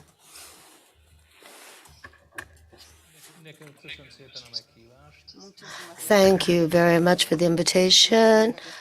Thank you for giving me the opportunity to talk a bit about immigration, policy of Hungary, of the situation of Spain, and the management by Spain. And I don't know exactly what to say. What the position of the Hungarian government is that we need to solve the problems within the country itself. Obviously, each countries have different problems in each country. Can't tell other countries how to act. Since 2015, there have been masses of immigration in Hungary. They come through what we call the Balkans route. These are illegal immigrants. They come from Asia. They come from Turkey. They cross through Turkey, Syria, and arrive in Hungary. And since 2015, for 3.5 months, 4 months, over 400,000 illegal immigrants.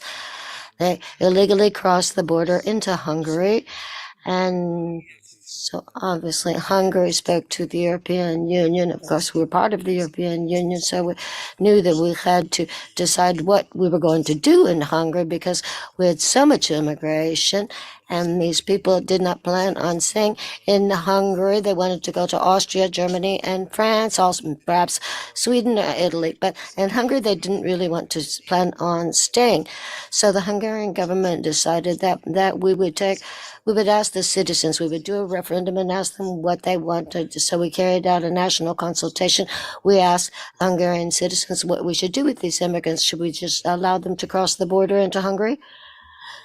Just freely, to posing a security threat to the citizens of Hungary, or should we consider it illegal immigration and put a stop to it?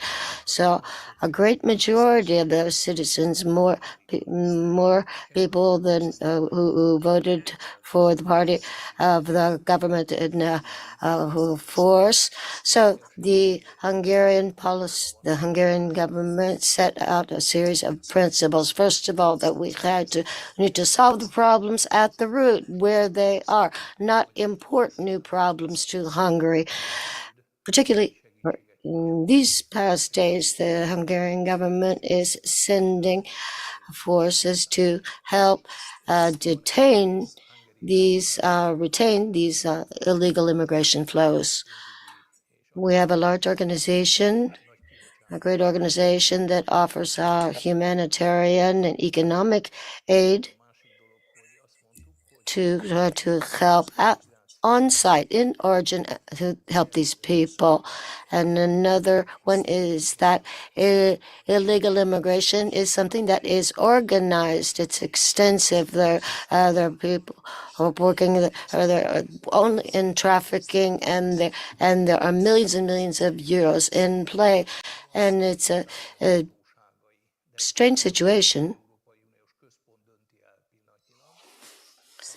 One of these, it's Brussels who makes the decisions on these matters, not the traffickers or people who belong to criminal organizations are moving these flows of immigrants and bring these illegal immigrants to Europe so that Europe solves their problem for clothing, for food, housing, etc., that pose a security threat in Europe in general. and we have to fight against these terrorist actions. We've seen many examples of terrorist actions, particularly in France. They had the Bataclan attacks, the attacks in Nice, and so this is very ample examples of these criminal organizations. Then we have to deal with these criminal groups that are bringing people without any identification, bringing them in and saying that they are political refugees, which is not true. And what they expect of them to arrive in Europe, and they're very far from any desire to even integrate themselves in any European country.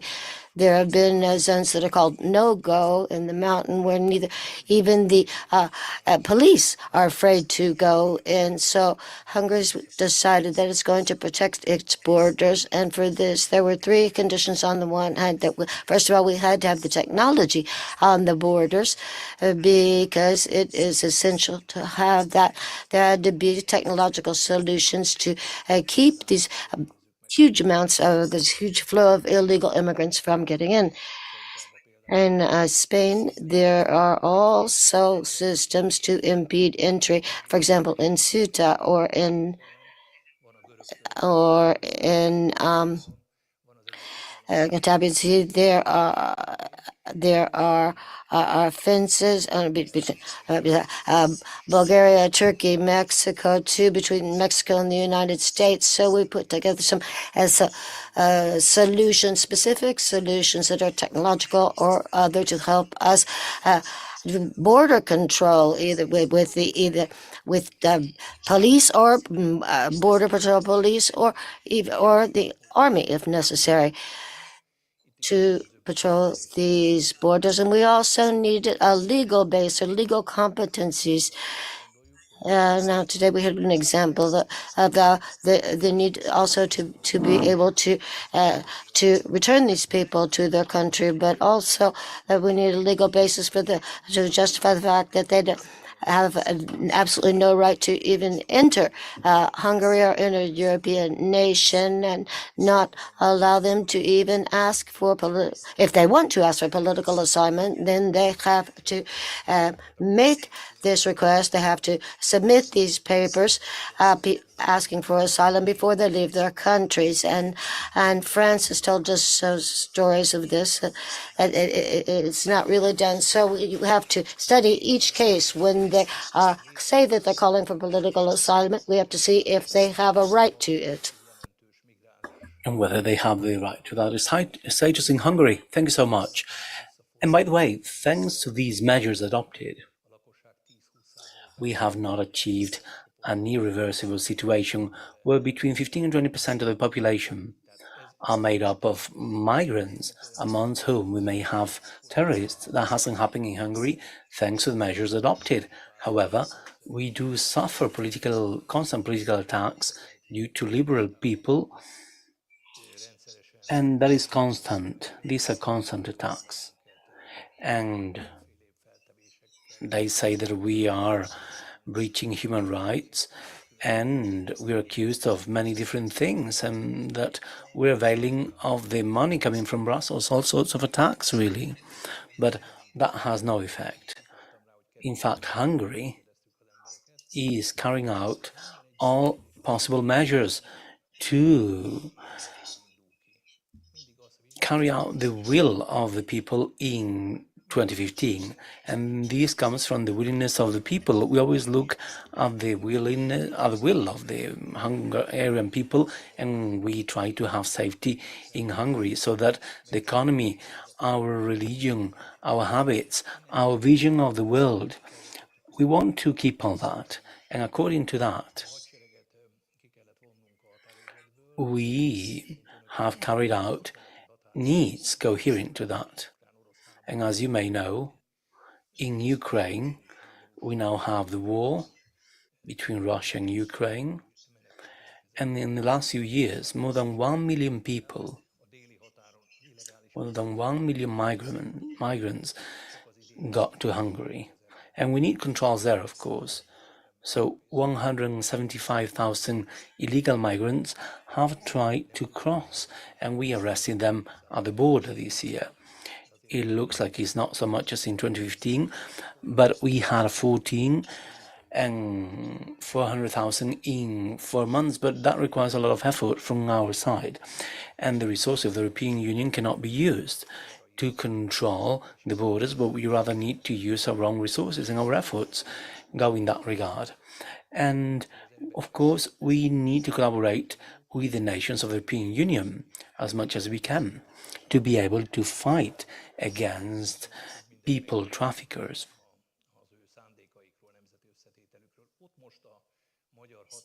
And it's important to know what's the configuration of these people traffickers. For example, now, once again, we have arrested other people traffickers. And there have been problems. And we think that if they attack us with gas, and if they want to have a status of political refugee, it might not make much sense. So the Hungarian government, despite all the political attacks,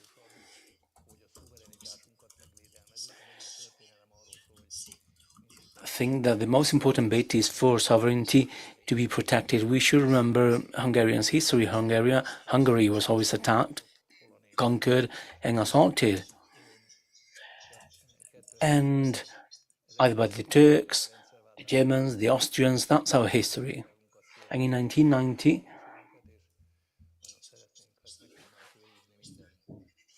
we have fought for our independence and our freedom and want to guarantee that independence and freedom versus any sort of threat, whether it's cultural,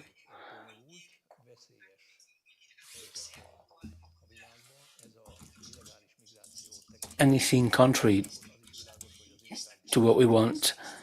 So this is dangerous and for illegal flows of migration.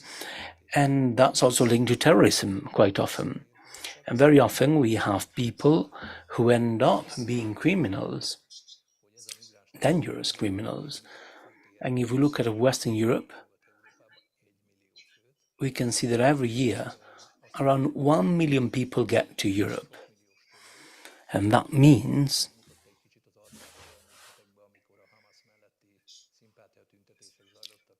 that in the last few weeks, as it's happened in the Hamas and Israel tragedy, we have seen serious anti-Semitic attacks in Europe, which is something that had not happened since 1945 in Europe, and that's quite serious. And I think it's very important to bear this in mind. And we should remember that we might not have enough labor. And sometimes we think that even illegal migrants are welcome because we don't have enough labor, and that's not good either. And we don't have surgeons that are rightly qualified to the European borders. And in this regard, there are many lies too. The European Union, we need to achieve a change in the migration policy. We need to adopt specific measures. Right now, we have elections coming up, and we need to stop this wrong migration policy. And Hungary will always be against any action trying to get this failed way of managing migration flows to go ahead. I think it's about quotas and distributing fairly illegal migrants, and we are against this. And Hungary will have another referendum where we'll ask Hungarians what they want to do in migration issues. And once again, we'd like them to reinforce the effort of the government, because despite of the pressure that the government is subject to in Hungary, we're still standing. Thanks so much. In Hungary, when they get migrants, they return them. That doesn't happen in Spain. And just to give some information to viewers, only 539 of the 18,676 eviction orders issued to illegal migrants were implemented. So only 2.88%. What's failing here? So these eviction orders are not really being implemented. Well, there's a legal mess that allows us to enact eviction orders, but that same legal procedure prevents us from implementing those eviction orders. In Hungary, the rights of people are not breached systematically. They have a specific legal order to protect these things.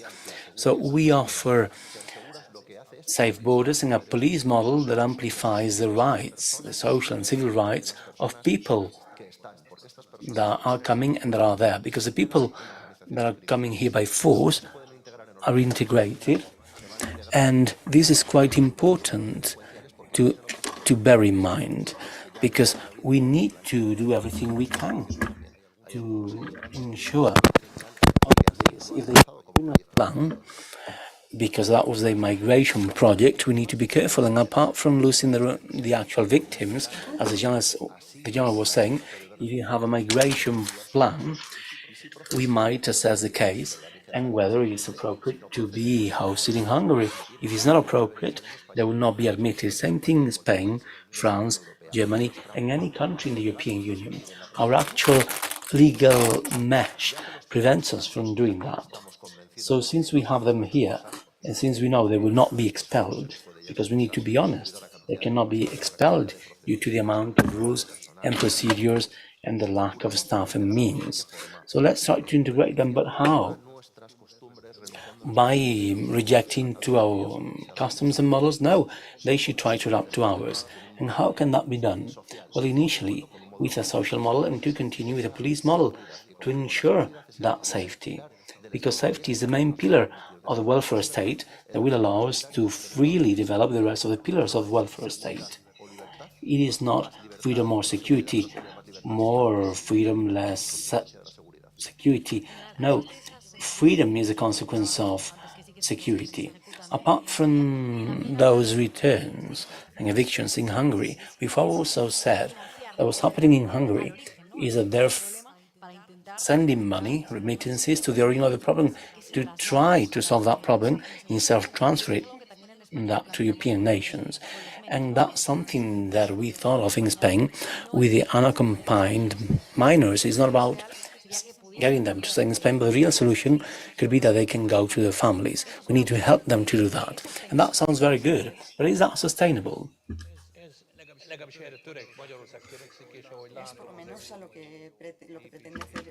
Well, I need to say that if I look at the steps taken by the European Union with Libya, Tunisia, Egypt, or the agreements of the European Union with these countries, for these people not to come out of these territories, I mean, there are the many difficulties, of course. For example, Italy. The border guard in Italy tries to return to Tunisia the new arrivals, but the civil organizations that we've already mentioned and the boats of civil organizations are helping them. And Germany is funding these boats of civil organizations so the migrants can get there. That's why you say that it's very important to have a migration policy in the European order. And there's something else we need to think about deeply, which is whether the solution that we are now aiming to have in Western Europe makes sense. So that everyone is sent to refugee camps, and then we need to check whether they have the right to asylum. For those who do not, they can be sent, but we do not return the people we should be returning, in fact. But we do know that in Belgium, the Tunisian person who shot two Swedish people is a typical example of someone who gets to Belgium going through Italy and Sweden. He was not a political refugee. And it was not possible to return them due to certain bureaucratic and legal problems that are not harmonized in Europe. However, that person got a weapon, a fire weapon, and he managed to kill 2 people with that weapon. And these terrorists and this kind of failure when we don't manage to return these people who end up being terrorists is quite important. And these people, obviously, they don't have the status of political refugees. And the fact that liberals and socialists are backing in the whole of Europe these mass migrations of illegal migrants is surely due to what they say. They say it's due to humanitarian matters, but this transcends political and humanitarian issues. The people who get here find it increasingly easier to get nationality. They cannot be expelled on the one hand, and the second hand, they may vote in elections. So it's quite clear that someone, a migrant,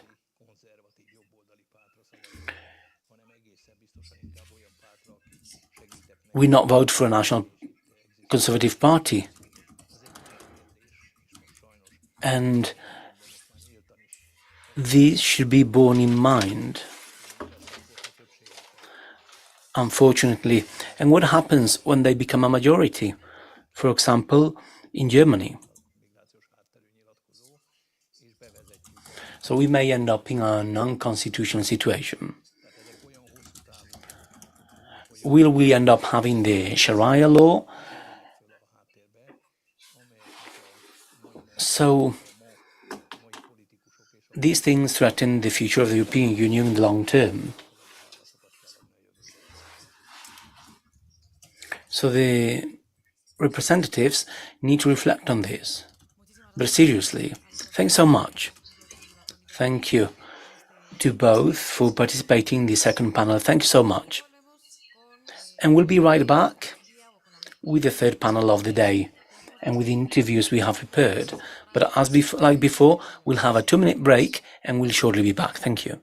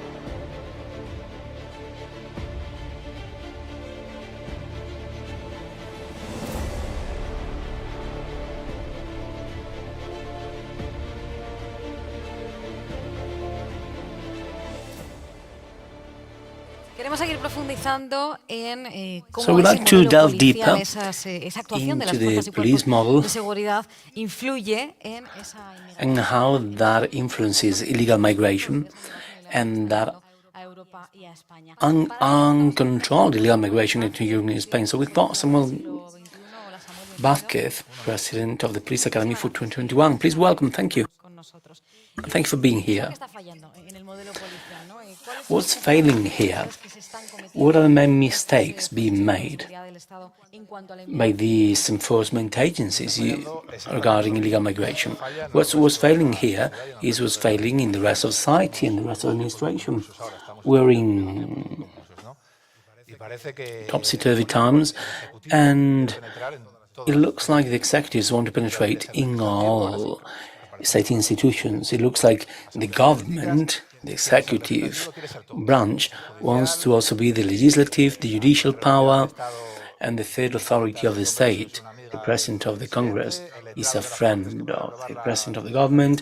The clerk of the parliament that may approve the amnesty is someone's friend. So politics is everywhere. And in the police, it's exactly the same. People who set the strategies and people who direct the action are totally polluted by politics. And that's impossible to manage. Instead of having a police leader, we have many police commands. But a leader is something different. Before a migration problem such as one we have and the overwhelming migration legal problems we have and the impact to our security, that person should have spoken to people with a uniform and with authority to give them a reasonable discourse or speech saying, without borders there is no security or freedom or prosperity. The oldest peoples were already raising walls, and in many European and Spanish cities there are still walls. And they were not doing that to exclude, but rather to protect their own, to protect themselves. Walls were open, they had doors. If someone came on their horse from far away, they could say, well, where are you coming from? I'm coming to sell materials or silk. Well, you may go ahead. But if they saw 500 people on riding horses, they could close the doors of the city, and maybe they wanted to suggest a commercial exchange. But well, let's see who you are, then we'll decide whether you'll let you in. That's something reasonable. And you'll never find a police leader that tells you something like that, because that goes against the political discourse. And that leader wouldn't last much in the position. So how far does that prosecution go? If you dare to report that fear and that political correction within the police, well, it really exhausts you. The proof, I've got 6 disciplinary reports.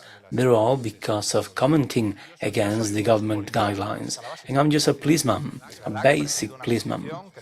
I chair an association, the largest police prescriptive association in Spain. Many policemen are backing me. I have certain authority, but that revolution beginning at the basis and that unhappiness that we're manifesting, and it's impossible to manifest it and express it officially, the many intermediate commands that are prosecuted and that are being given warnings.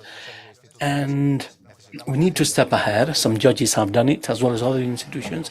And we need brave people on top saying, well, everything has limits, and all limits have been crossed here. Regarding the police control in Spain, are there any areas in the country that escape this control of the enforcement agencies? Well, speaking about no-go zones is quite fashionable nowadays, but we need to understand well what that means. In other countries, they have them, and in Spain, as the concept has been developed, I don't think we have them yet. However, we are on the verge of getting them. In some cities, we're on the verge of getting them. And right now, we're in one of those cities. We're in Barcelona.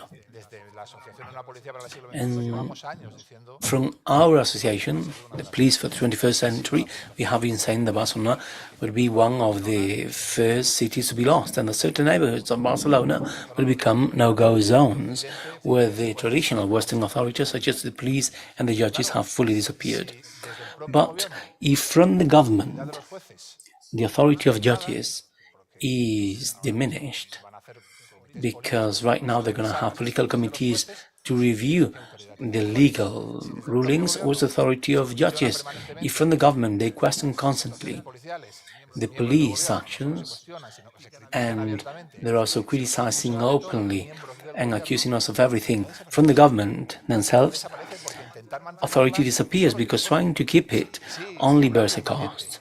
And there may be someone brave to take on that cost, but most civil servants and people adapt as a survival method. They have a salary and they adapt. We cannot expect heroes all the time. So what we need is someone strong in politics to change this course of things. And there's something affecting the actions of the police regarding illegal migration, which is that the data of the people who commit certain crimes are not being shared. How far is this having an influence? Well, control of communication is one of the axes of politics to dominate the police. They control communication. No one can make a memo without the go-ahead of the political power. And the citizenship needs to have that data. They need to know and understand what are the heat maps, and that when we speak that with this government sex aggressions have been trebled and the freedom of women has decreased for the first time in decades, and they need to know why. And they need to know how. And they need to be aware that exponential increase to sex attacks in the criminal heat maps are present in the Mediterranean corridor, but not in northern Spain, and people need to be told. Because what could happen here?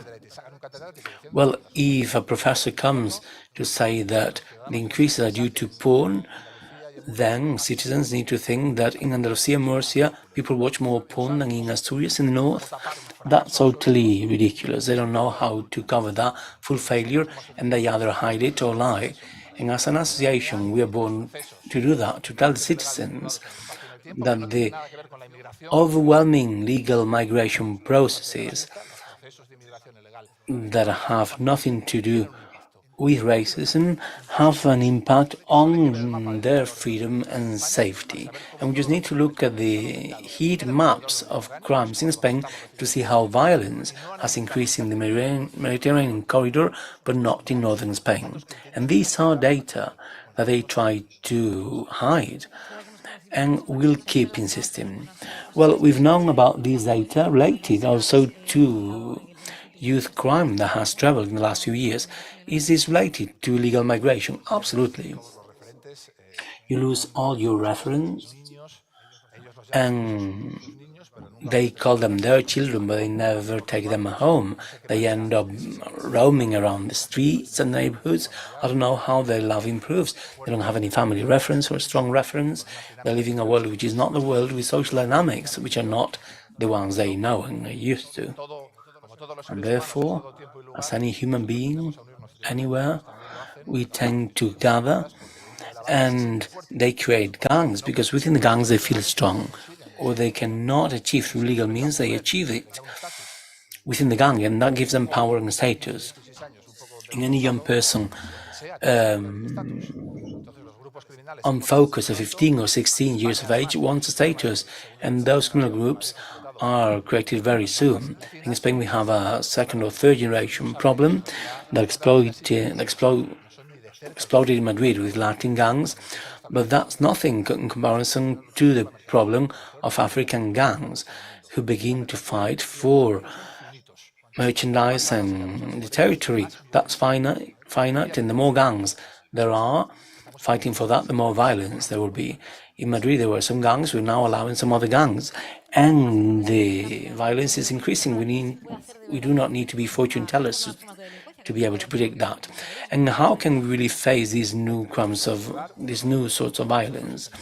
Well, there are three things to do. One of them is a territorial model. Even though I was appointed tomorrow, the General Police Director, I couldn't do anything. For 40 years, while crime was becoming global, the police model was being atomized. And we have a full failure because it entails barriers to information, and it leaves security in the hands of people who sometimes get on well and collaborate, sometimes they have their own egos and do not collaborate. And hence we have crime very often because we have a lot of information, but many barriers to that information. And information is not turning into intelligence. And they blow up trains and run over people in Las Ramblas on the Diagonal Street. And the police cannot do anything. It is legislative and political power that can do something. However, we can have an influence in leadership and the operational model. In 6-7 years, we can change the reality of Spanish streets. Changing the statistics of the crimes is done to sell a political discourse. And we need human resources delegates to take the best to the best places. In our model, 95% of the positions are appointed directly and unfairly. In the Avila Academy, people do not go there through their merits. If you're somebody's son, you can go to the robbery brigade, but you've never worked on that. But you are instructor robberies because you are someone's son. And we need to finish with that. We need to have the best in the front with leadership models, and commands are good, but leaders are much better. Well, thanks so much, Samuel Barker, for being here with us. Thank you for welcoming us and joining us. Shortly, we'll continue speaking about the role of media and how they share and communicate those news that have to do with legal migration, how newspapers and TV stations in our country and in the rest of Europe. We'll be right back with that panel.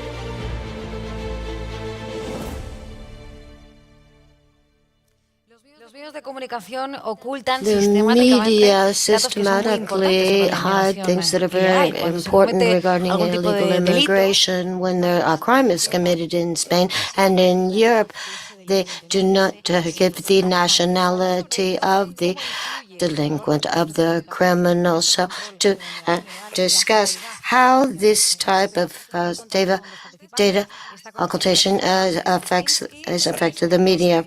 First of all, we have Adam Stravinsky, who is the editor of Dual Media and 24, and also Antonio Omulni, who's the director of La Gaceta. So we're going to continue as we had earlier today. Each one will have 10 minutes to speak, and then we'll have time for questions. Thank you very much for the invitation. It's a very important topic. Muchas gracias por la invitación. Esto es un tema muy In importante. Europe now for many, many years, and the way that Ahora durante the story muchos años y la in which forma en people que los perceive medios de media as comunicación well. lo han I can mention that I have been able to experience this from 2 different countries. I was born in Sweden, and I spent my first 20 years of my life over there. Then I moved to the country of my parents, Poland, where I started working as a journalist. And the issue of how media has covered the migration story was very visible, especially in 2015 with the big European migration crisis. We all remember Miss Angela Merkel saying famously that Willkommen and Wir schaffen das, we will be able to take care of this issue.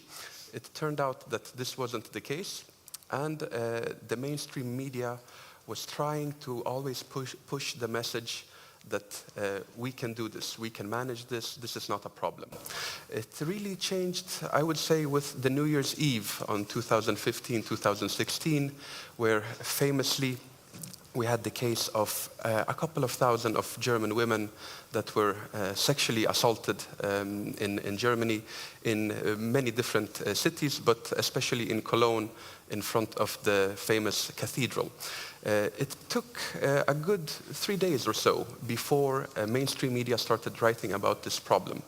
But the next morning, immediately after it happened, social media was full of people that were writing that their sister, their wife, their daughter had been sexually assaulted. And quickly, the Germans realized that something enormous had happened, and mainstream media was not covering it at all. This was something that I had witnessed in Sweden for many years. And it's very interesting how media and migration have interacted in this way. The Sweden Democrats, a party which is similar in its profile to Vox here in Spain, was a party that grew quicker than any party in Sweden's history. It got into parliament with 4%, then the next election they got 13, then 18, and now lately 20 and a half. This growth was made possible by social media. There were a couple of media pages in Sweden that were so-called alternative media.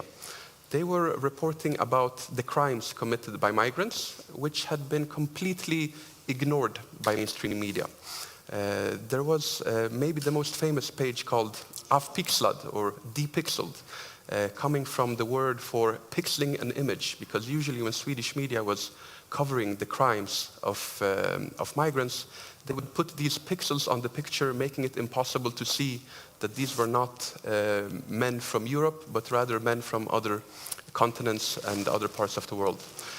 So this page was constantly showing behind every crime, what is the name of the person, where is he from, what has he done before. These pages in Sweden started growing like an avalanche, like a snowball effect in the early 2000s.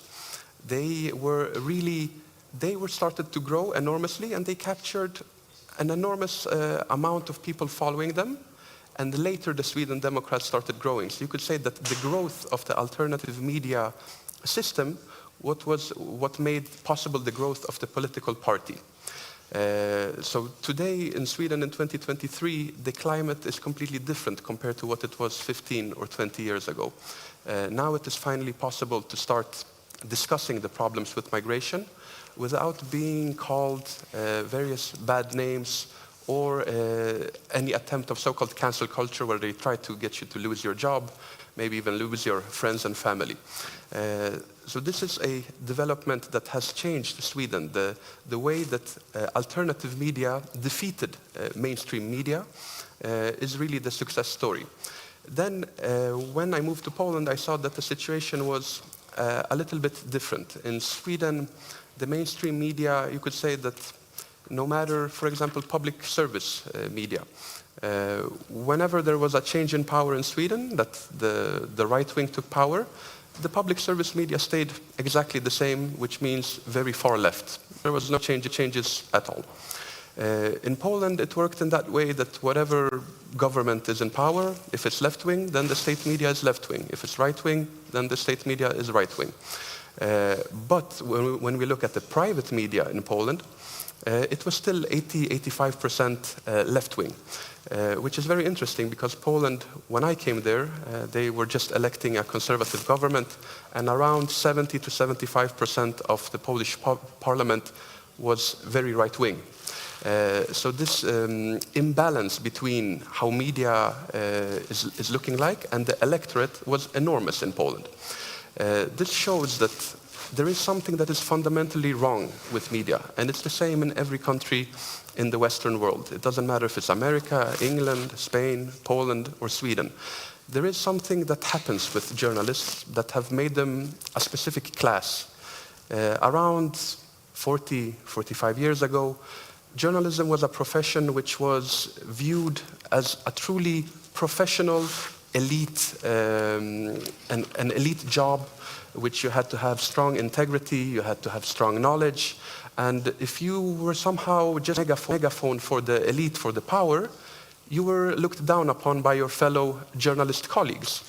But this changed around 20, 25 years ago, and there was this merger between the political and the financial elites with the media elites. It also showed that the journalists, we have all seen how the universities have changed in recent years, that they have become schools of indoctrination where many young children, today for example with the war in Israel, we can see these enormous marches on different universities in America where there is truly a brainwashing of the left going on. When you look at the university for journalists, the studies that they go through, they are even more radical than any other profession, any other field of the university.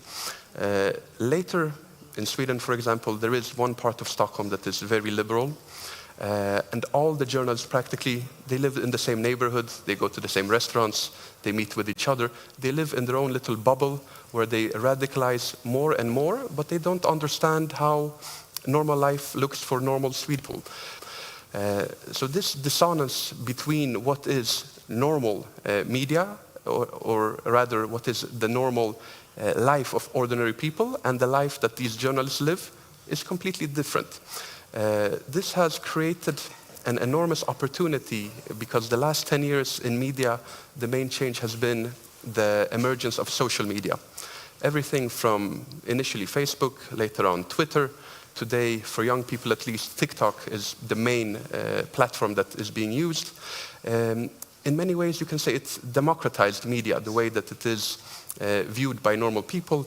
More and more so-called citizen journalists started arriving, that they were reporting the news. They were not professionals in any way, but still they understood the normal life of the average Spaniard or the average Pole or the average Swede much better than the professional journalist. This created a reaction from the journalist elite, and they were trying to demonize these people, that you are not allowed to call yourself a journalist, you are not a professional, you are spreading fake news, which became a very popular accusation. And then they were trying to cancel these people. They were trying to get them thrown off platforms, social media platforms. This is unfortunately a war that is still going on many platforms. For example, TikTok, which is controlled by Chinese interests and not a Western interest, it's clear that you cannot write or record videos about certain topics. Now with Elon Musk having taken over Twitter, it looks like at least there is one platform that is becoming more available for alternative viewpoints. But nevertheless, just to quickly summarize here, the main war in media right now is going on social media.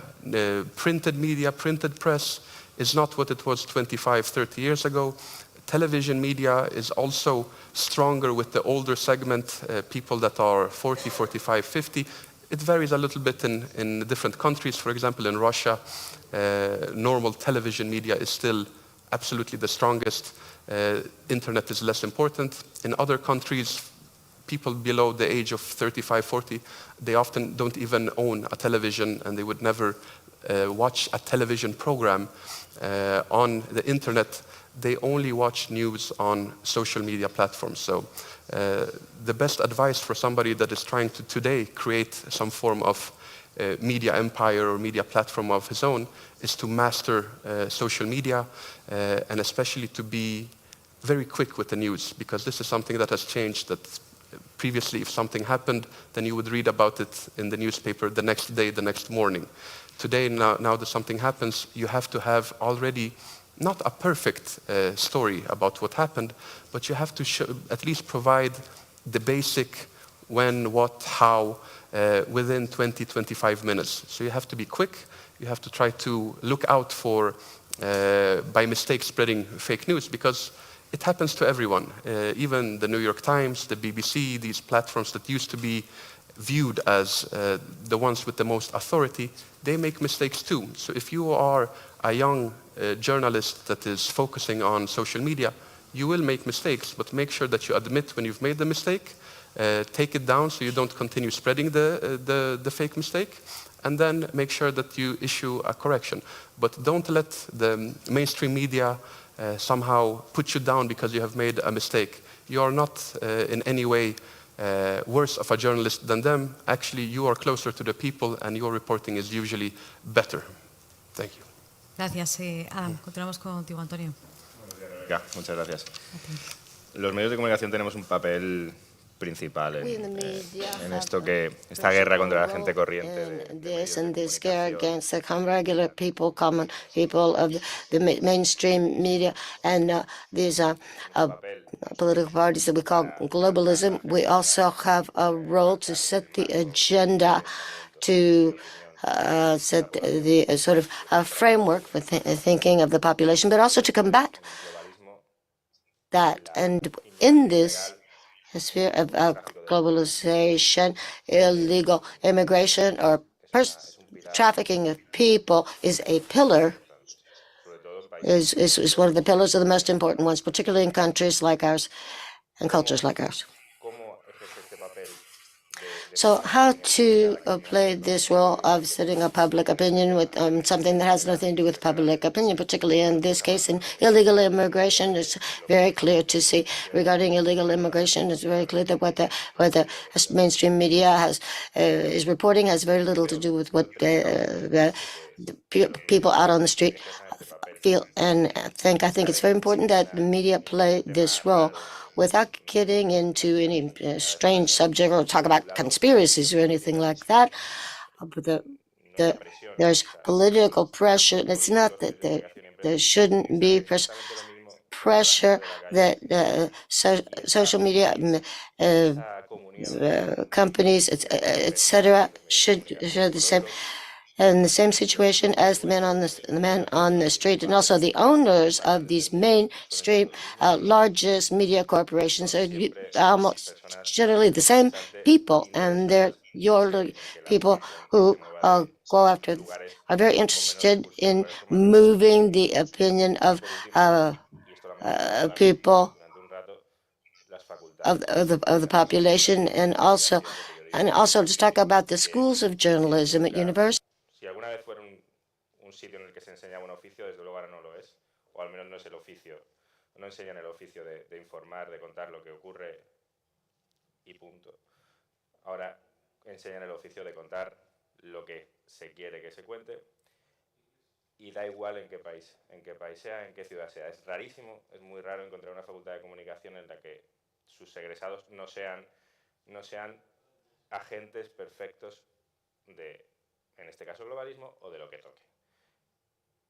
Y eso es lo que habita las redacciones de los periódicos o las televisiones, los medios de comunicación tradicionales. Entonces, esa gente no necesita que un político levante el teléfono o que una gran empresaria levante el teléfono para contar lo que tienen que contar. Ya están programados para hacerlo. Con la inmigración ilegal pasa de manera muy clara. O sea, y de hecho, ya no es... Llevamos tantas décadas de inmigración ilegal que el problema no es contar la inmigración ilegal. Lo que ocurre el problema es ya la población que no quiere asimilarse, que es nacional, que a lo mejor es de tercera generación y no tiene ninguna intención de asimilarse con la sociedad, en la sociedad en la que vive. No hay las soluciones son mucho más complicadas y los problemas crecen, son diferentes, son nuevos, no ocurrían en nuestras sociedades, pero tampoco hay voluntad de contarlos. O sea, no corresponde a los medios de comunicación solucionar los problemas, pero si los ocultas, estás promoviéndolos. Y eso no se cuenta. Aquí se trata, la inmigración ilegal se trata de, igual que se trataba en los 90, cuando llegan pateras se cuenta como se contaba en los 90, cuando llega algún barco se cuenta, pero se cuenta de una manera desde la perspectiva woke con la culpa. O sea, la culpa es algo básico, la culpa es el sentimiento básico de lo woke, que es la ideología del globalismo. La culpa de Occidente, la culpa del hombre blanco, y siempre la inmigración ilegal se trata de esa manera, o la población no asimilada se trata de esa manera.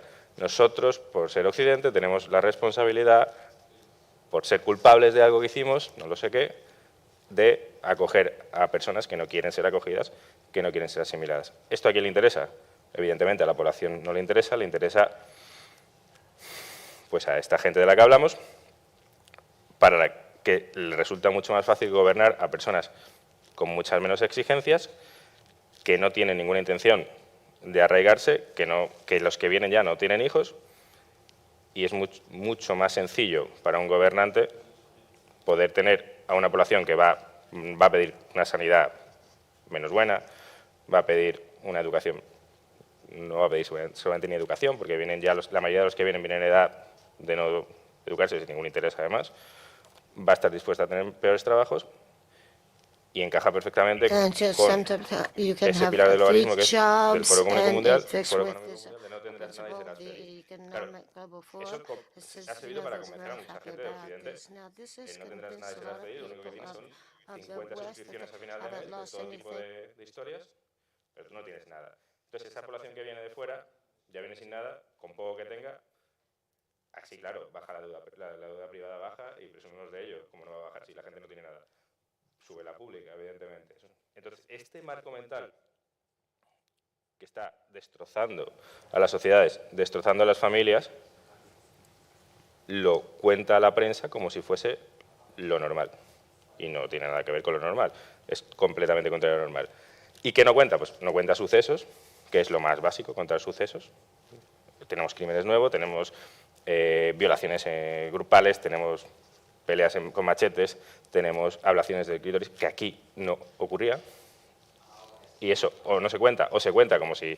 Either that it's not, they don't even report on it, or if they report on it, it's something that was normal, and of course it was not the nationality. This is a basic policy. They only tell it on national level if it's something that's either European or from the U.S. And there's no time of analysis, so they never actually talk about the root cause of immigration or the institutions, something that's caused by the demands of the European population. If you go to any media source, outlet, a traditional one, it's practically impossible to find some information, reasonable information, and certainly there will be no analysis of it about what's happening with illegal immigration. Only smaller publications or alternative media will report on this. And in our case, for example, like I said, we have a lot of audience along these lines. It's true that on other issues, we are a smaller company. We don't compete with the major outlets, but we're not trying to compete with them, but we're a greater authority on this because increasingly the population that is suffering illegal immigration that are reading that are demanding real information on the unassimilated or unassimilatable population. It doesn't matter where you go. If you're thinking about the big ones, the New York Times, Washington Post, The Guardian, doesn't matter what country, the news on these matters is always exactly the same. Obviously, the newspaper here, El País, as well. And now, so you go to basically they subscribe to different agencies, and that sets the agenda for the smaller media outlets that don't have the resources to go for the news themselves, and they have to feed off what they given by these agencies. So it's just, these are just becoming common practices in the profession. Now, just to give you an example, I don't know about the New York Times, but for example, they Fundación de Ciencia did a study. It's by David Rosado. It was super interesting. That said how over the last years, the use of certain terms in certain countries and will so have changed. So anything that relates to racism, it's got the number of references has gone up. Racism, xenophobia, always it's multiplied exponentially in the past years at the same pace that those media agencies were not actually giving news about what was happening. They would just say things like there is racism, but they wouldn't tell you examples of racism, what was happening, for example, of population movements from cultures, I should say, not countries, cultures that are less sophisticated to the West. And then the New York Times said, as I say, I'm not sure if they do that, but that day-by-day drops of information in these opinion is gradually permeating society. People believe it. I have no doubt that this will place in our favor because what's happening is not going to stop. It's been happening here for generations. And so this shock or clash between the growing population who doesn't really plan to live here, or at least live like we do here, and the other side has the increasingly bigger gap. So there's a dichotomy here to this problem that happens in neighborhoods that traditionally have voted to parties that vote in favor of illegal immigration, who are never going to try to cut it off. And in the neighborhoods where there's not so much support for that, the media, these people get their information from media that aren't going to report on it either.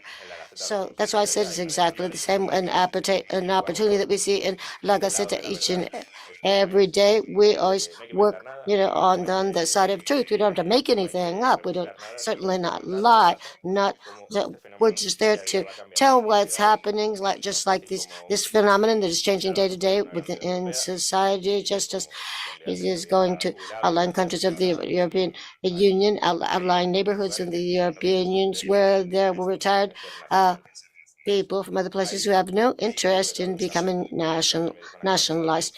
And I'm sure that eventually the mainstream media will start to tell these stories. Now they're talking about, in Germany, they're talking about mass deportations. And I think the media in Germany are going to eventually inform on this, report on this.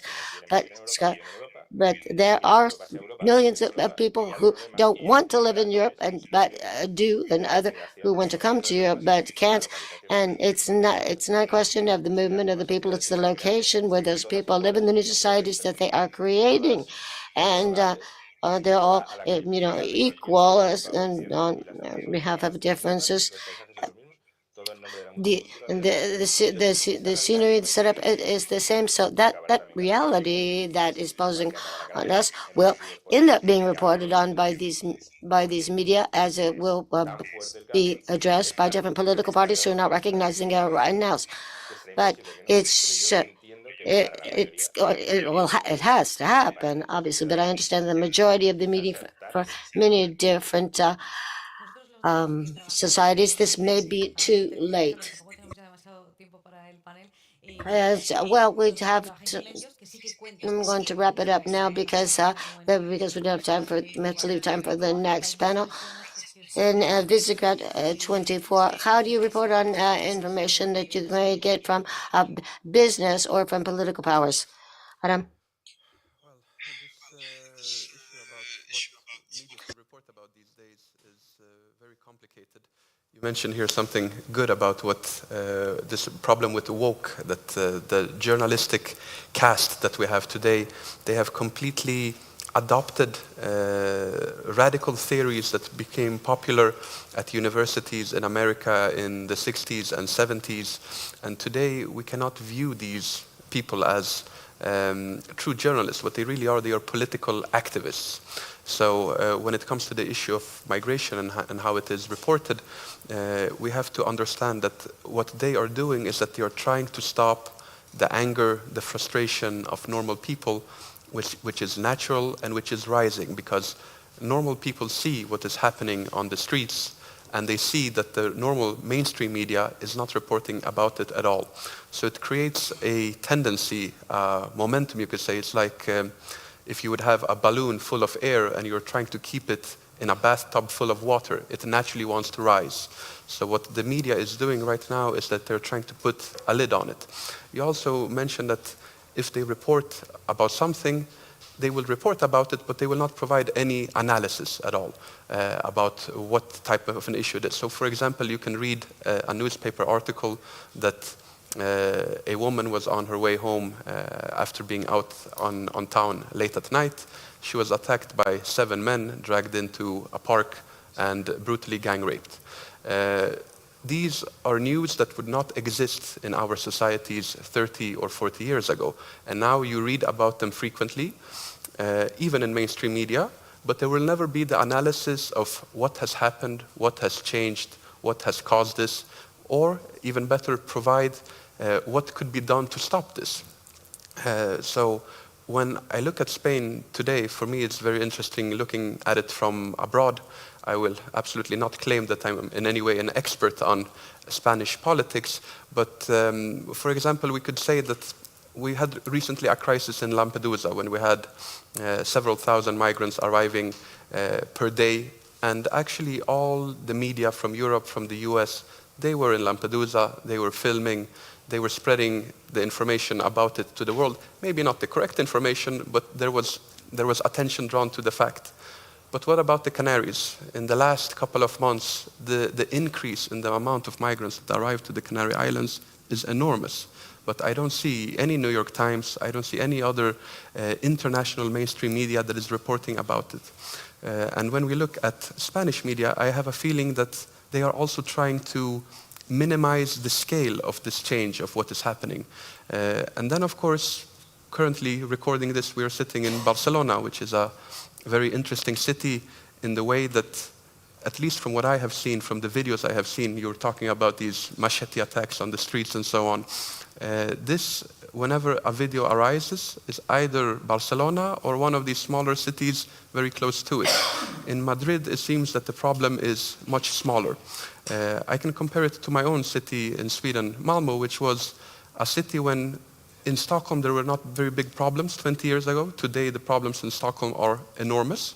But in Malmö, the trend with hand grenades being used by gangs, with the daily shootings on the streets between gangs, this all started in my city many years ago, which was not the capital city, it was a smaller city. And I think Barcelona is playing a similar role here in Spain. That in Sweden they used to say, if you want to know what Sweden will look like in 20 years, look at Malmö. And I'm afraid that it will be the same here in Spain, that if you want to know what Spain will look like in 20 years ago, look at Barcelona, or especially specific quarters of Barcelona. Also, if we look just across the border from Barcelona, you have a number of cities in France which are also 20 years into the future, so to say. I'm thinking about Marseille, Toulouse. You can see what this migration that is happening today will cause in the future.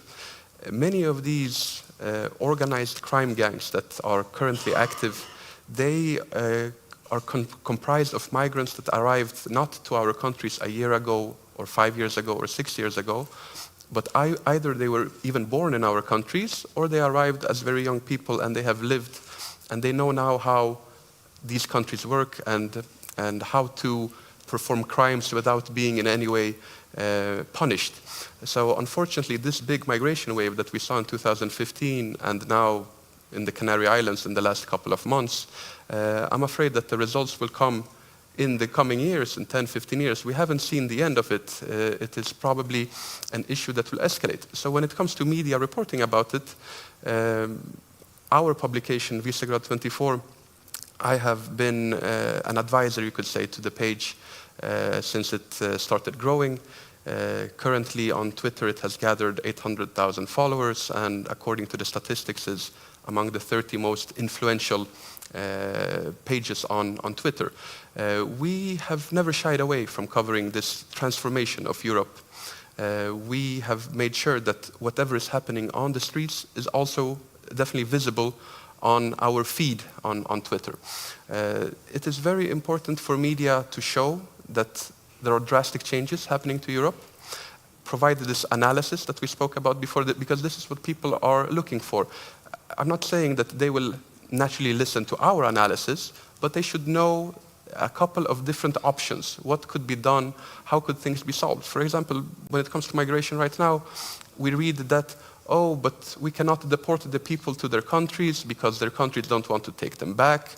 If they are coming on boats, then it's impossible because according to international maritime law, you have to help them, you have to take them in, and so on.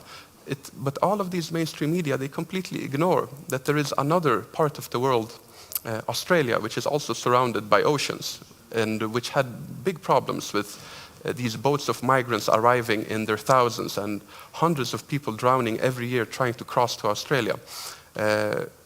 Today, the journalists, they completely ignore the fact that Australia, they managed to solve the problem. They created, either on the island of Nauru, this asylum center where if you reach Australian land, you're immediately sent there and your asylum request is processed there. You will spend 3, 4, 5 years in very difficult conditions on this island, and you will send messages back home. Don't try to come to Australia because it is impossible, it is not worth it. If they find these boats out on open sea, then often they take the boat, they turn it around, and they take it back to Indonesia, and they tell them, okay, you have 2 kilometers left to the coast, now you can sail on your own. There is no reason for why these solutions could not be implemented in Europe. And this is what any media today that wants to say that they are honest, they have to provide these analysis, they have to suggest solutions. You cannot only report and not come up with any type of analysis at all. So this is something I think that today is very needed by any viewer. If you want to make sure that whatever you publish is being read or watched by viewers, you have to provide this analysis that is lacking in normal mainstream media. Gracias, Adam. Antonio. Sí que tengo que pedirte un poco de brevedad porque estamos ya un poco fuera de tiempo, que tenemos el tiempo bastante ajustado con todo lo que tenemos We're running out organizado. of time. We have a very tight agenda.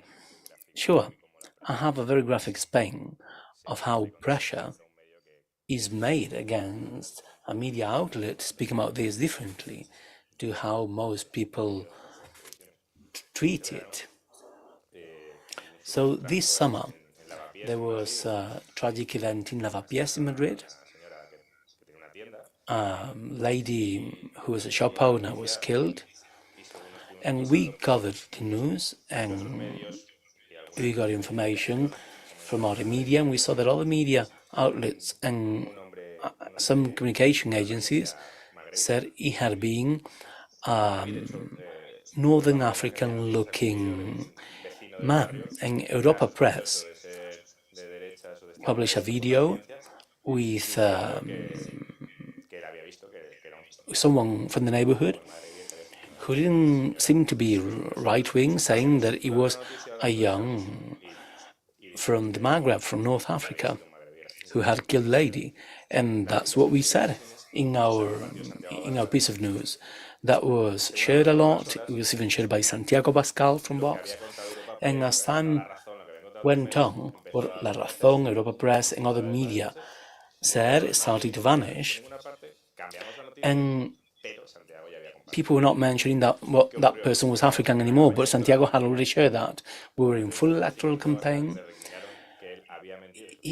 Santiago Pascal had an interview in Telecinco, a Spanish TV station, and even in the electoral debate, he was accused of generating hate due to comments and news like that.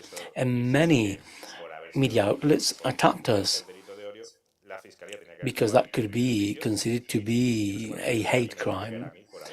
And apparently I should be jailed for having published that that murderer was not Spanish, but rather North African, or North African looking. But let's imagine it's the other way around. Let's imagine it's someone North African who really commits that murder and we publish it so it's a Spaniard. No one, absolutely no one would have said anything regarding the fact that we were wrong. No one would have claimed anything against us or say that we were liars. News would have been shared less, and it does generate interest because people see it. They see that the percentage of crimes regarding the percentage of the population they represent is very high, but it would have been trifle.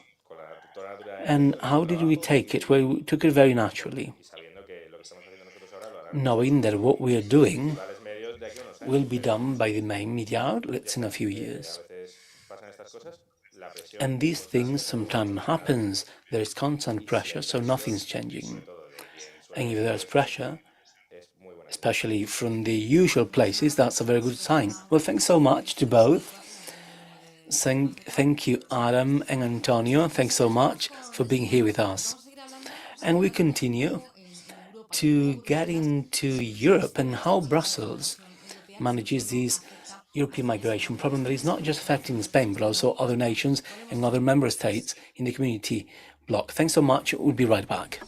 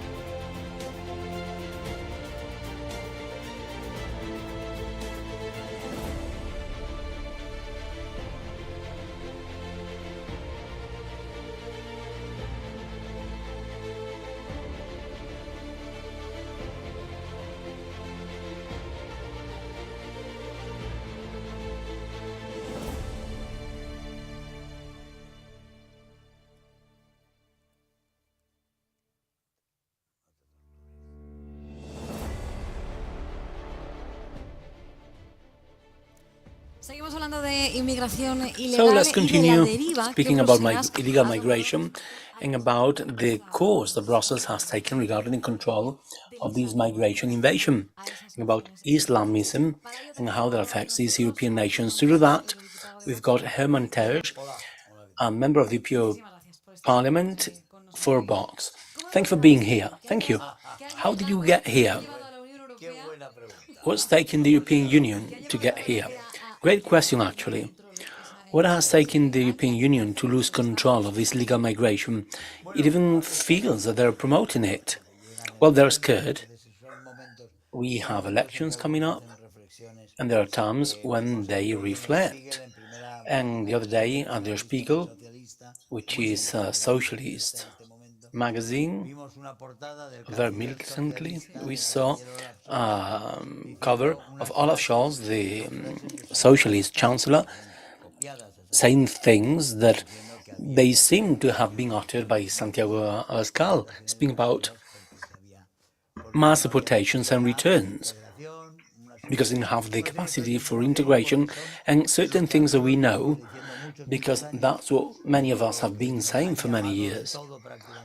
And they've called us all sorts of names due to that, mainly in the media outlets that are now saying these things and are very concerned, especially in the electoral campaign for European institutions in June. And we are now seeing the catastrophe that we could predict, because it has been developed.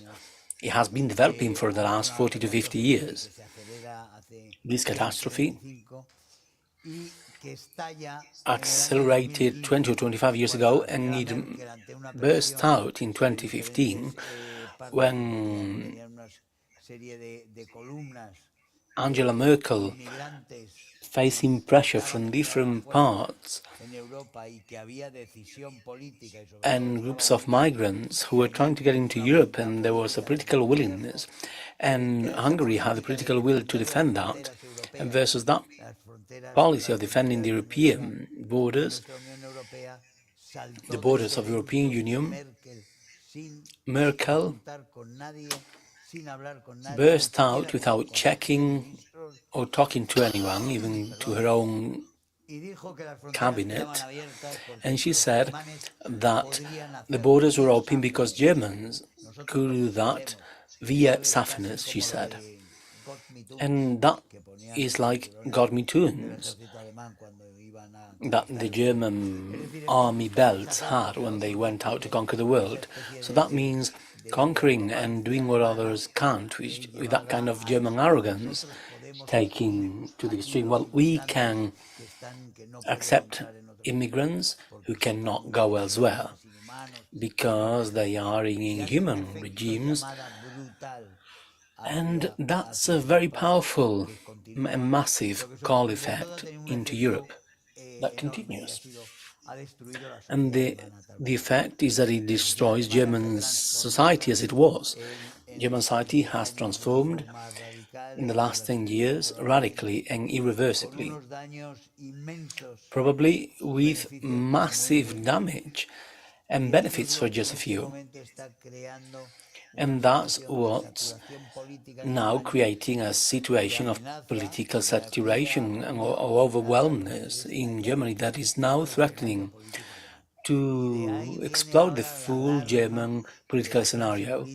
And hence come the alarm of the traditional political class that has been splitting the cake until now with Merkel, with her great coalition, and that's a great symbol of the European Union and Germany. That has been the persistence of the consensus and that big coalition, which was to have the Conservatives doing social democratic policy for the whole time in that sort of alliance. That sort of happened at the European Parliament until now, and that's what happened in Germany. The great coalition exploded after Merkel, after that massive defeat. And a tripartite coalition was created that has not worked and is now going down. And parties, mainly due to migration, alternative parties and forces are coming up.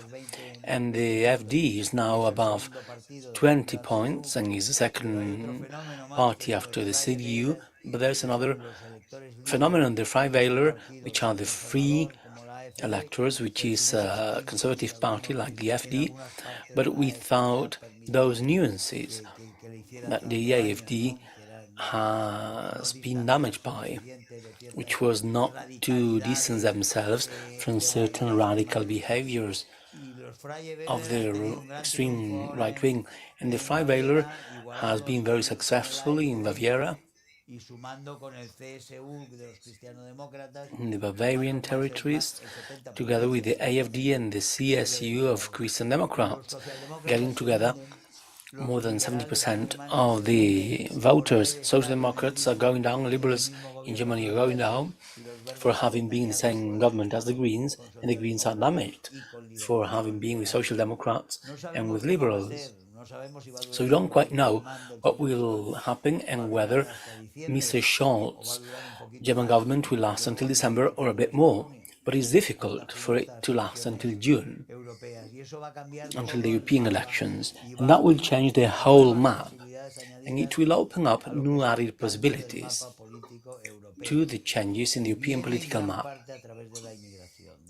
largely due to migration, due to the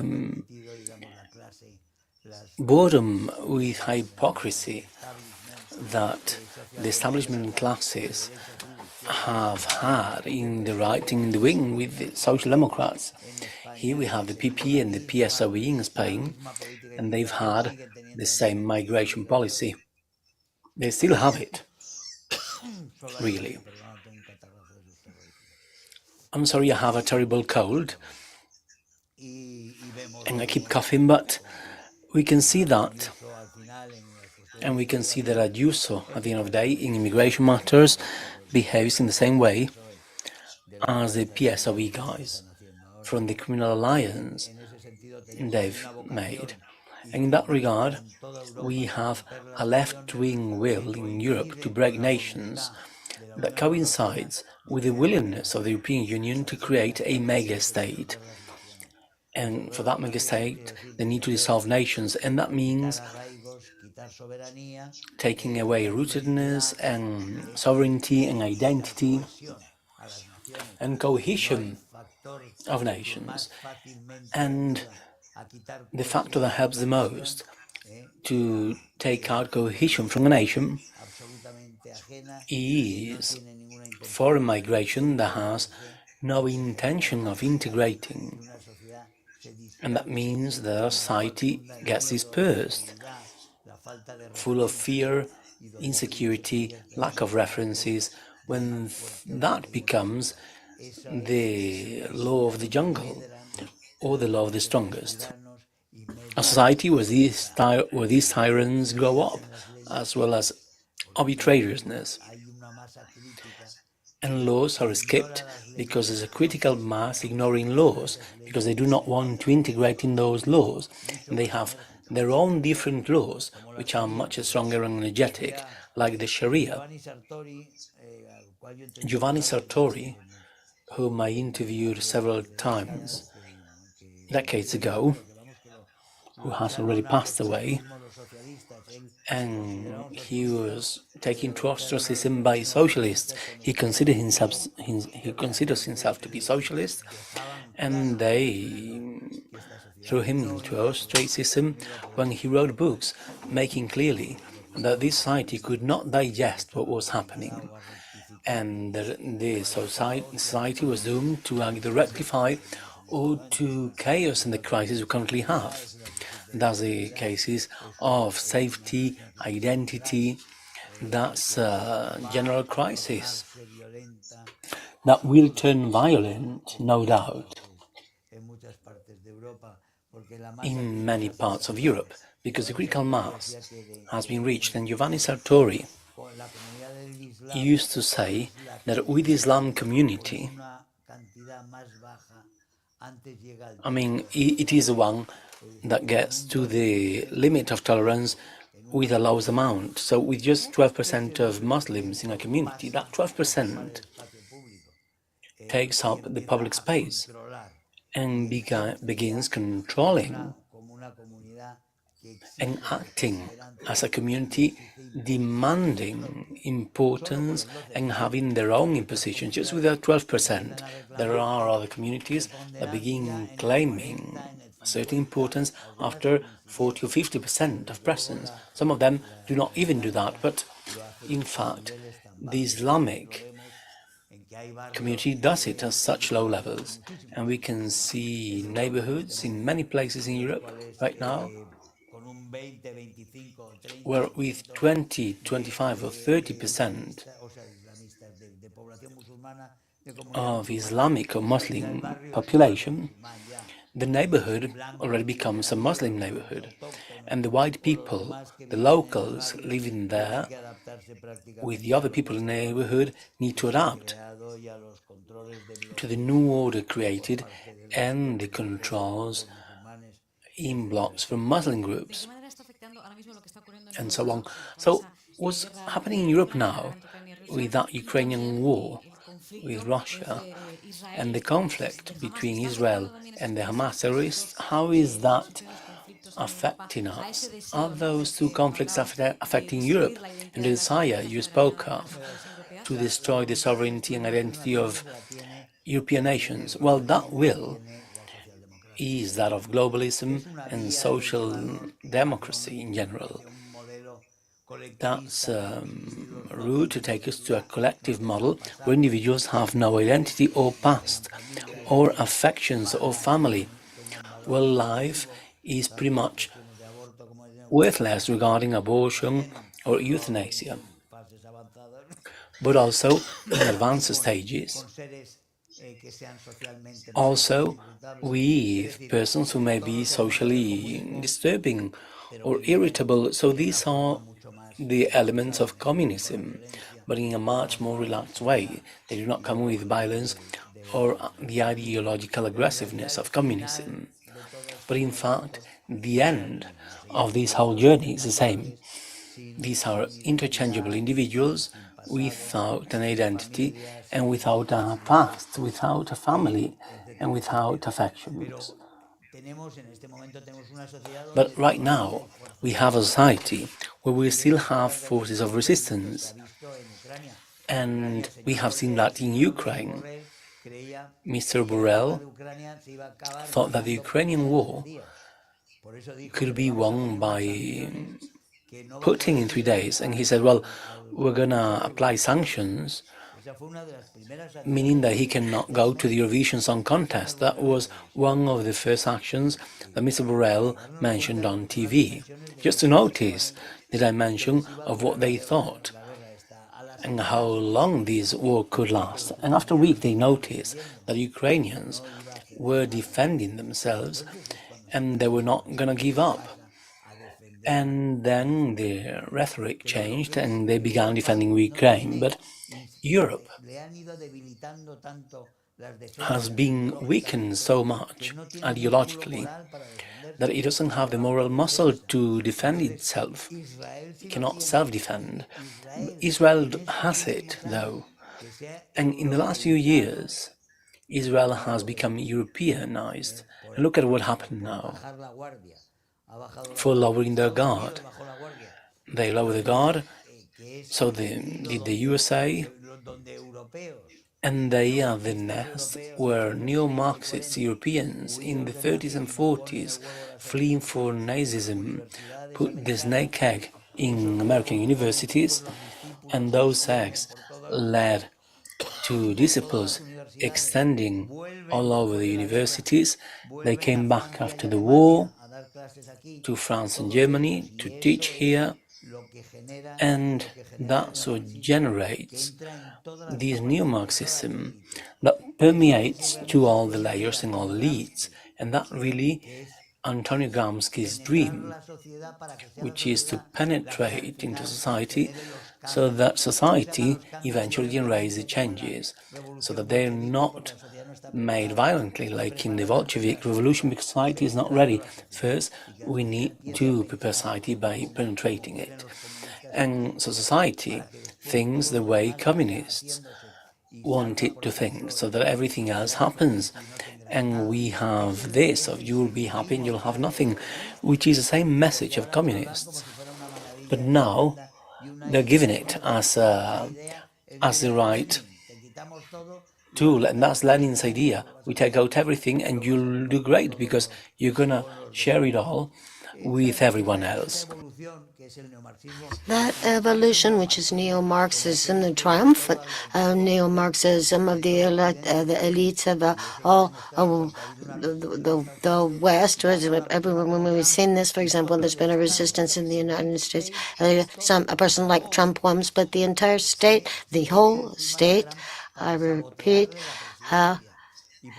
did everything it could to sabotage Trump's presidency. And why? Because they all came out of the same universities, and all the directors of the large corporations graduated from the same universities, the and the elites of the FBI and the CIA and the State Department of the United States, and all of them jumped on their enemy, who was Trump and the common people. Regular people. Those are the people that came out of those universities. But our universities are just as infected and as theirs, and the majority of them will go out with sort of their blinders on that and keep them from learning, because they don't really want to learn. You don't want to unlearn the model that you've been indoctrinated in. That we started from, grade schools, even preschool, in television series. So we've been for like 40, 50 years consuming all of this, all of us, and that was created this by these people here. Now we've got two airplanes of the war. The war, I don't know if you know the saying that hard times make strong men, make people strong, and strong people make good times, and good times make people weak, etc. So weak men make times hard. There were a lot of people who have always said that what was happening in Europe, both the degradation both in Europe and the United States, is that we've lost their memories about the war, about the real priorities of what's really important and what is just an accessory and what is even ridiculous. So we've forgotten what's important and how to distinguish. So a society can absolutely sink if it has absolutely no desire to do anything about it or reverse that, and until it's too late and they rise up. Now, these are wars. When I say wars, it's against Western society. It's being attacked from within by those elites, those Marxists who are a product of the society, but they're created from within. But it's also being under attack by dictatorial and mafia, so sort of oligarchic criminal organizations. So it's like the Russian contingent and these drug traffickers and from Latin America and from all over and all of this has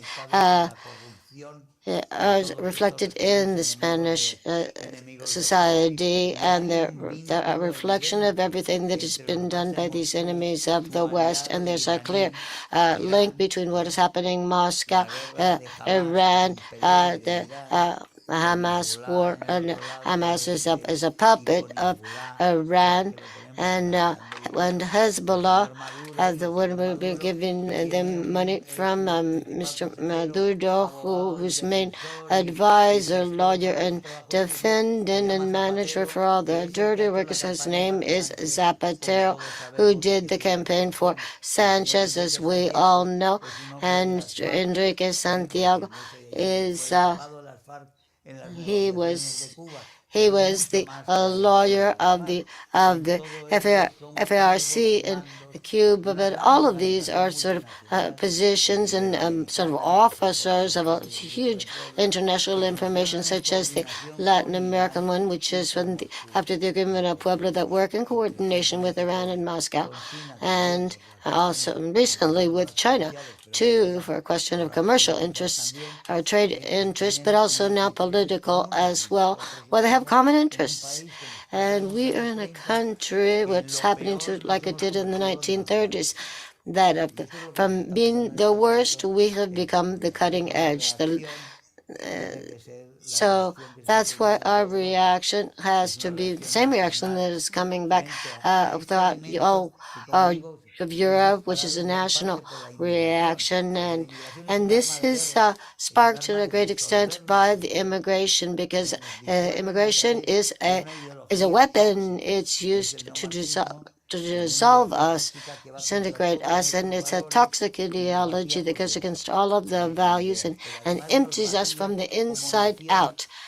And it empties us by when we allow these invasions that's almost military in precision, that end up totally changing society and changing our habits and customs.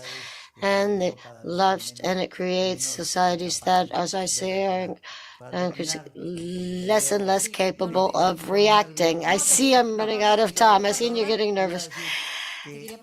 I just wanted to say, I wanted to ask you about the role of the EECR, the group that focuses and integrated in on a European level on the southern front. That's what I was going to. That was because that's a helpful conclusion. The hope is that the ECR can be the third and, in fact, even the second largest European parliamentary group after June 9th elections. And we may be able to change the history of the European Union, because for the very first time since the European Parliament exists, there are real possibilities for there to be a conservative right bloc that might actually win a majority. Up to now, the pretext of the Popular Party for doing left policies consistently, to always vote with the left and to vote on, for example, Agenda 2030, the Green Compact, etc., things that have led to destruction of society and goes against the interest of nations, is because that there was no other majority that could go at it up against the socialists. And according to Yerevu, they did all of this great policy without them, and they did it more with the communists and the green parties. Anyway, this pretext of the Popular Party will no longer exist. Both the PP and González Pons will continue voting with the socialists because they're more socialist than the socialists themselves.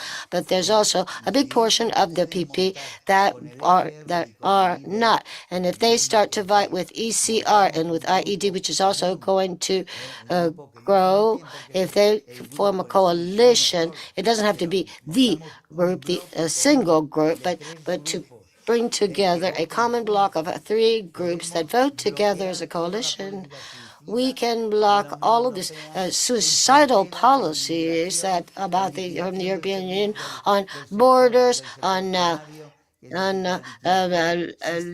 liquidation, systematic liquidation of, for example, agriculture and cattle farming in Spain. That was what is now leading us to substitute our normal food with industrially processed food. So all of these monsters of the social engineering aspects, we can put a stop to them if we manage to form this bloc.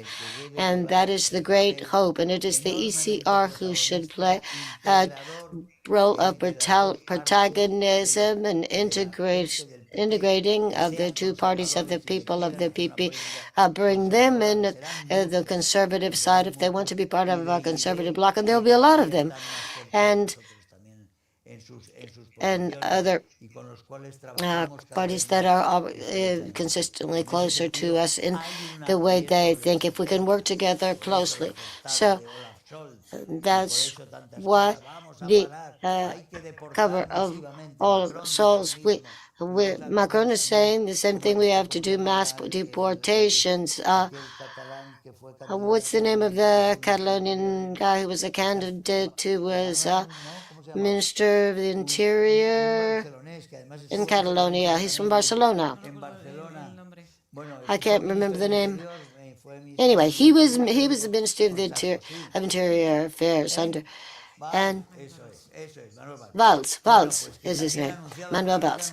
Well, he would always proclaiming and announcing and saying we have to be very heavy-handed on immigration, that this is, and we should not tolerate it anymore. And absolutely nothing was done. So when we manage to stop that, we will have their firm, ideologically firm forces that go from Finland to Romania, from Greece to Portugal. And by the way, we'll see what happens in Portugal. And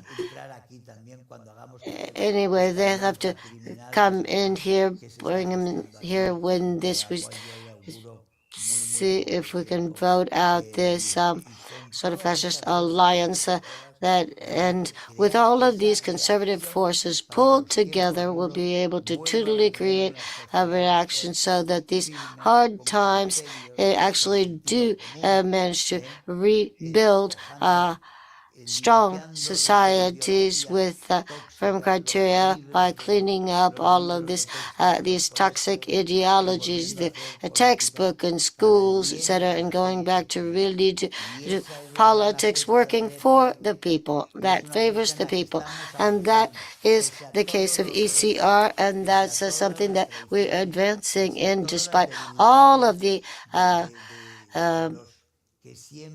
back steps and problems that we've had. At the end of the day, it turns out that other parties only get it right when they imitate us. At least that's what the PP says, but they only get it right when they're imitating the Socialist Party. Anyway, we've got to say, get this block together and say to society that, okay, it's just, enough on all of these mistakes and failures. And we have to say firmly, there's no time for that. We're moving into some very dark times, very harsh times. We have to become used to, as we used to be, in choosing our priorities and stop clowning around and to really fight for the things that are important. Well, that's why we're here. Thank you very much. And we're going to continue with another interview. In this case, it will be about women, because this illegal immigration affects society in general, but very specifically affects Spanish and European women.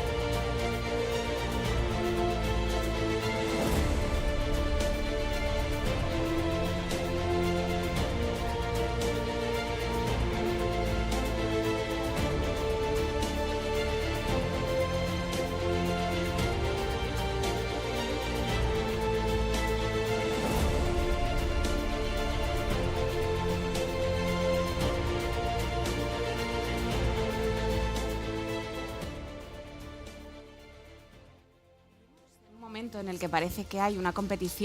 living at times where there appears to be some types of political and social policy to see who does the best job protecting women. But conversely, the social context appears to belie all of that. And they're trying to construct a feminist rhetoric that is ending up tearing down our societies. We're seeing that in today's society that today's women are the true losers. We heard some figures from Juan Carrera, as you've seen. Then Catalonia tells us that there have been 325 young girls at risk of genital mutilation, over 100 identified, and a high number of forced marriages. And all because we've opened our doors to imported delinquency. And now we're here with three women who did not apologize for thinking differently, that want to bring out these prohibited discourse and speak up. Rebecca is a journalist and the presenter of this program, and she's also taking part in this event as a panelist. And so I want to ask you to tell us of your experience and tell us if you think that women have a better lives than they did before. I would say no. But I want to tell you about my experience. First of all, thank you very much for allowing me to be on this panel and about something that's so important, but unfortunately is not all that normal, because for a woman in Europe to denounce what's happening with immigration or what's happening in this with the hypocrisy of society is not all that habitual. I was born in Spain, in Madrid, and I've always felt like a woman who was safe. I felt I lived in a safe country.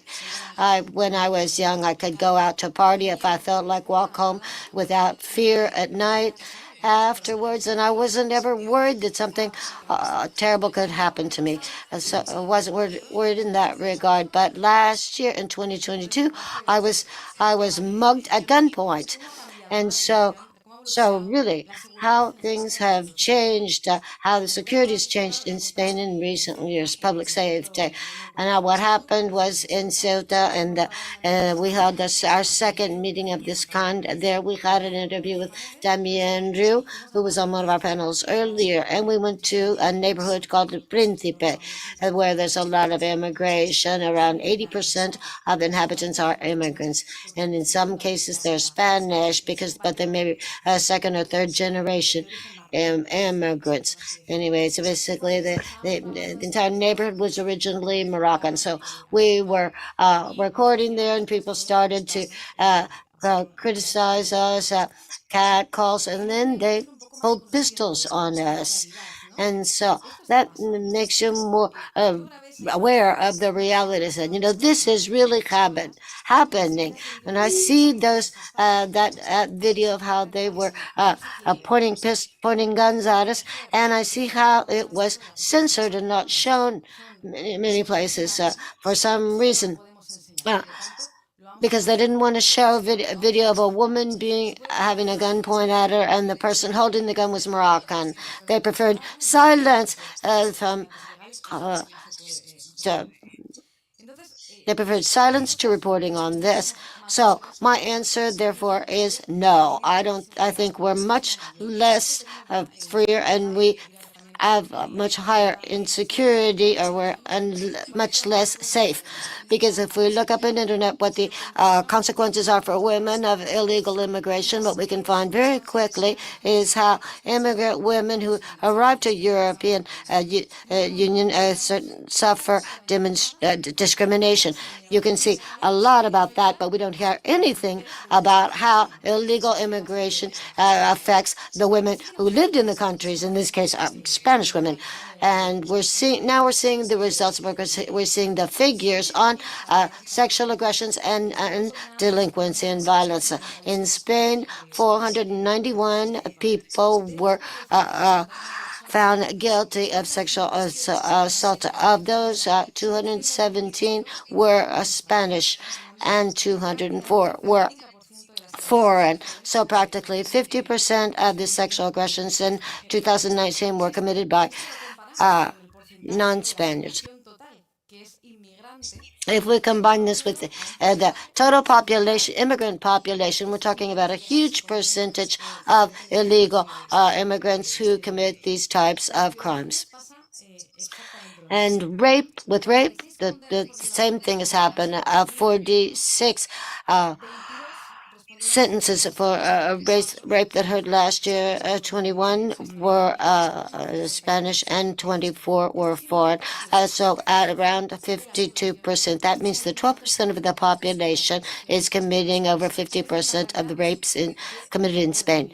And that is a reality from the Ministry of Equality. Neither Irene Montero or anybody else has denounced them. But these are the facts. With it proved that we are much less safe now. Women are much less safe now in Spain and in Europe. In addition to that, I think we're also more submissive, more timid, because we're seeing how from the European Union and now from the Spanish government, the Islamic culture is being fostered and promoted. Now there have been campaigns to foster the use of, for example, of the jihad. With a sentence like that, beauty is in diversity, just as diversity is shows in the jihad, and also where there was a criticism of was accused of racist discrimination if we did not allow women to wear veils.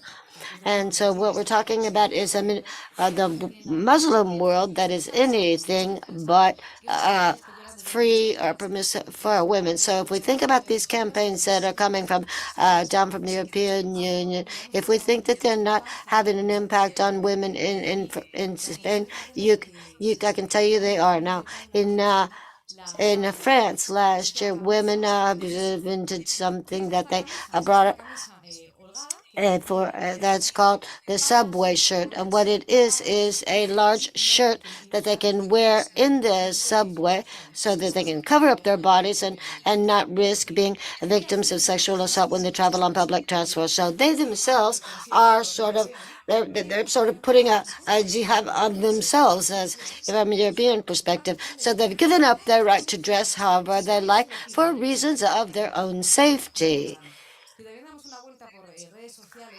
And now if we take a look at social media, for example, on TikTok, we can see in Spain, particularly in Barcelona, there are a lot of young women who have decided to start using the jihad and then to convert to Muslim and to the Muslim faith. And so that shows us that we are less safe, we are more submissive as a result of the policies and the professed, and also it's professed by this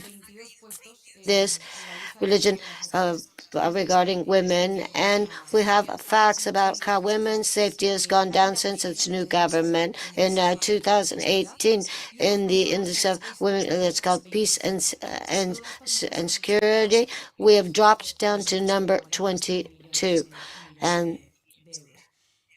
And this after the creation of the Ministry of Equality and the millions of euros spent on this. So how did this happen? Well, we've believed it. It's the perception of safety and security that we have.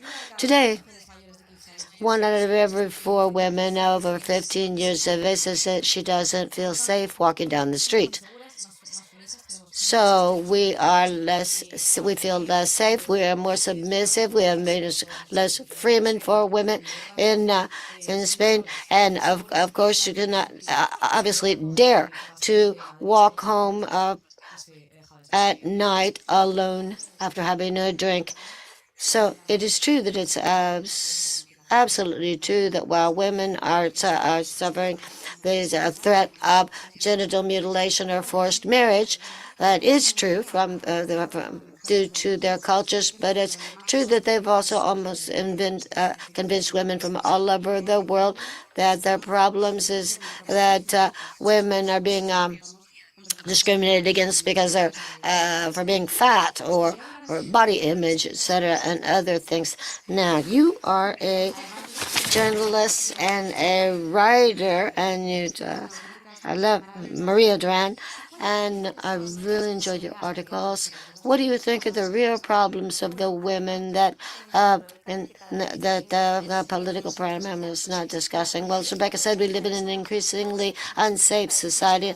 Also, European women are progressively poorer, but not only due to immigration, but immigration is having an impact on us, because I decided that I was going to focus on security, but it was suggested that I talk about the economic data. I hadn't thought of that. So I started looking things up, looking up figures, and I said, there's really no information on how illegal immigration is affecting either women or men. And the data we see as the immigration avalanche continues to grow, and less information is published about it. In principle, at the beginning of Pedro Sanchez's government, I don't know if it has to do with the fact that it was more institutionalized and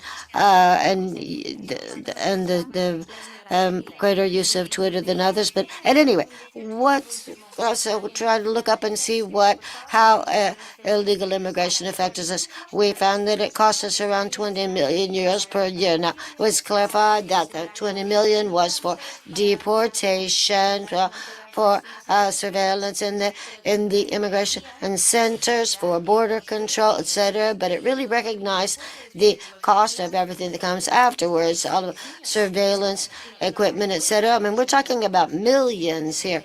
It's the budget, the last budget from the Ministry of Immigration is around 130 million euros per year.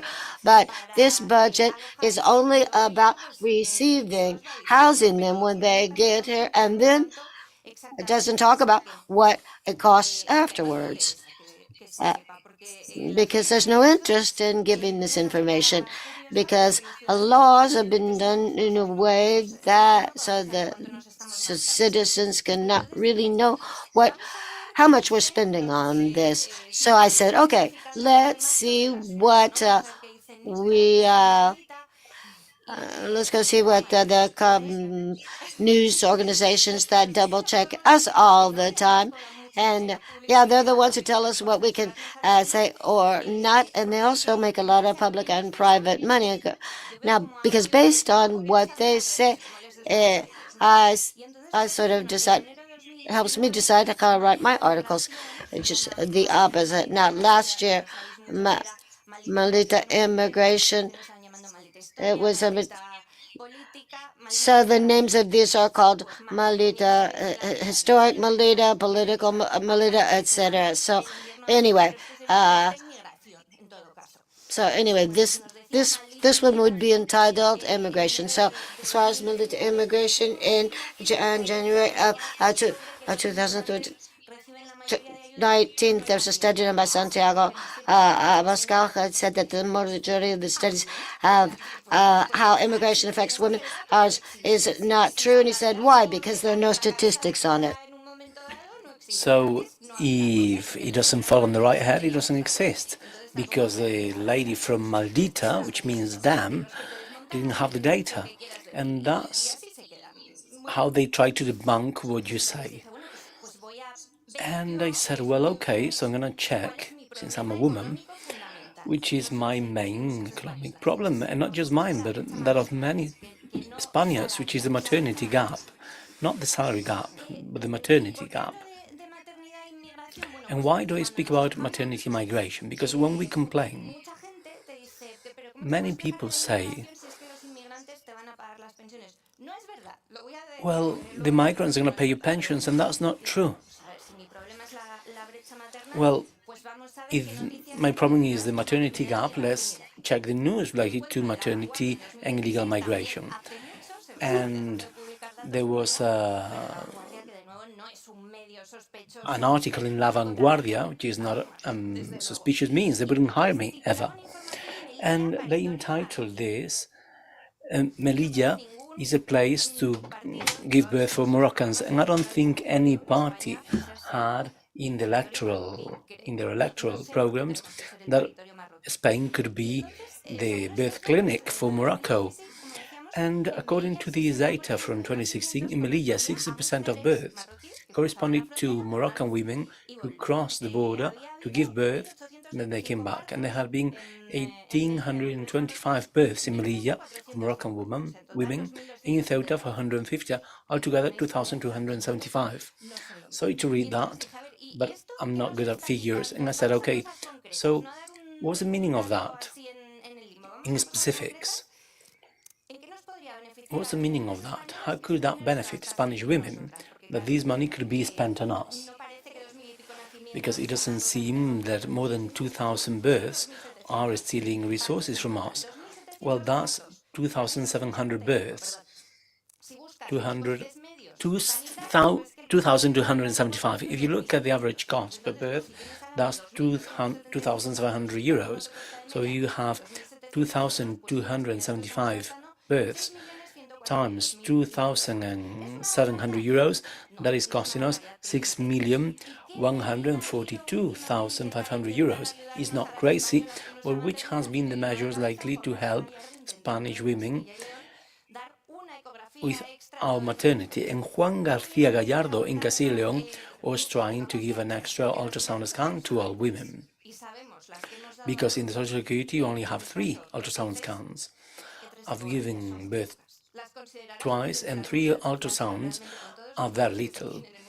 They might be considered, but we are so afraid of them. There are so many things that could go wrong that 3 ultrasounds in a welfare state, such as Spain, supposedly, is too little. So these 6,142,500 we could pay for 61,422 ultrasound scans, or 13,000 births in Spain. So we could pay an extra ultrasound scan in Castilla y León and in Madrid, for example, to speak about specifics. Damn Immigration, that account called Maldita Inmigración, Damn Immigration, was saying that what Santiago Pascal is saying regarding the aid going to migrants is not true, because that would be anti-constitutional. Apparently it's according to their income. Okay, so who will have the lower income, and who will have access to a dining room or a nursery, or to a nursery aid? Me, who has been working with 2 children, supporting them on my own, or a Moroccan woman whose rootedness could be proven with an expired public transport subscription. Well, if I only earned 400 or 500 euros per month, I would have gotten aid.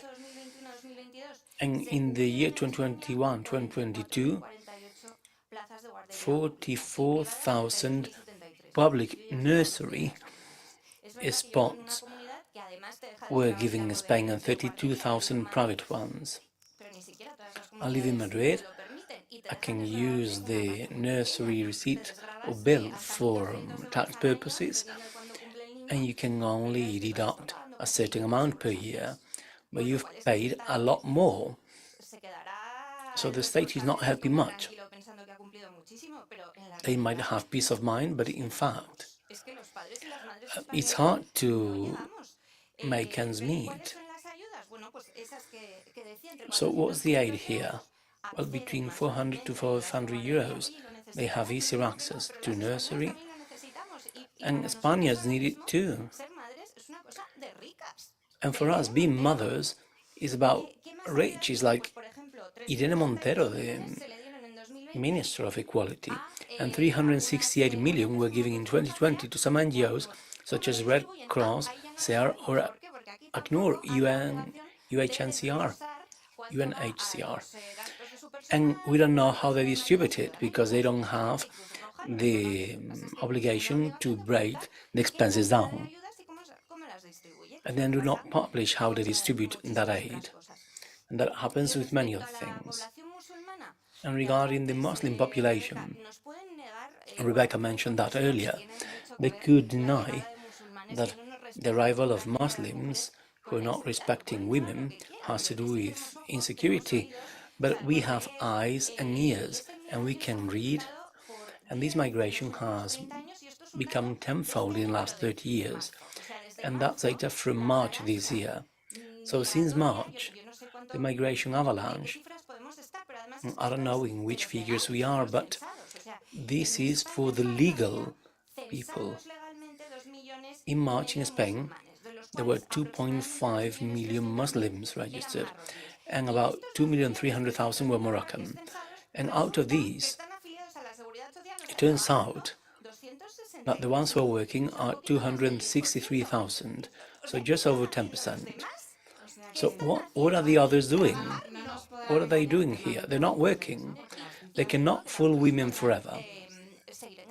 And they cannot keep fooling us, but they should pay our pensions, because the legal migrant population is not paying our pensions either. The Object a few months ago published a calculation that might be different now, because the minimum wage has gone up. But when the minimum wage was 1,000 euros, it was calculated how much an illegal immigrant can contribute, but we have an immigration model that is not qualified labor. What we have is migration covering the jobs that Spaniards do not want. So these contributions, and with a 1,000 euro wage, if you contribute from 18 to 67 years of age, so your whole active life, a migrant could reach 136,000 euros, but when retiring, they were going to get in average 220,000. This could be sustainable if it was a small amount of the active population, but it is 1 out of 3 people employed in Spain are migrants, so 1 out of 3 jobs are around the minimum wage, and that's not the way to pay pensions. Absolutely, as you were saying, we have built a welfare state, but unfortunately it's not for Spaniards. We have built it to save Africa and leave Spaniards stranded, mainly Spanish women. So since we've got Eva here, she's coming from far away, and thank you so much for being here. We're delighted to have you here with us, and you're a political analyst, and you have a great effect on social media. You're a great communicator. So could you please tell us about your experience? You've got one of these prohibited discourses in the world, and we're very interested in hearing you. Thank you. Yes, thank you so much for having me here today. I'm very happy to meet all of you, and I'm happy to be surrounded by women who indeed are now speaking up about one of the subjects that has been, I would say, almost most taboo in the political discourse in the past, let's say, 10 years or so. But I'm happy to see that that is changing somewhat.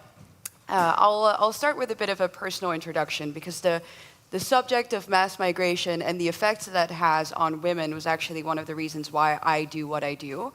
So when I was 13 years old, this is when it started. I went to see a movie together with my parents called The Desert Flower.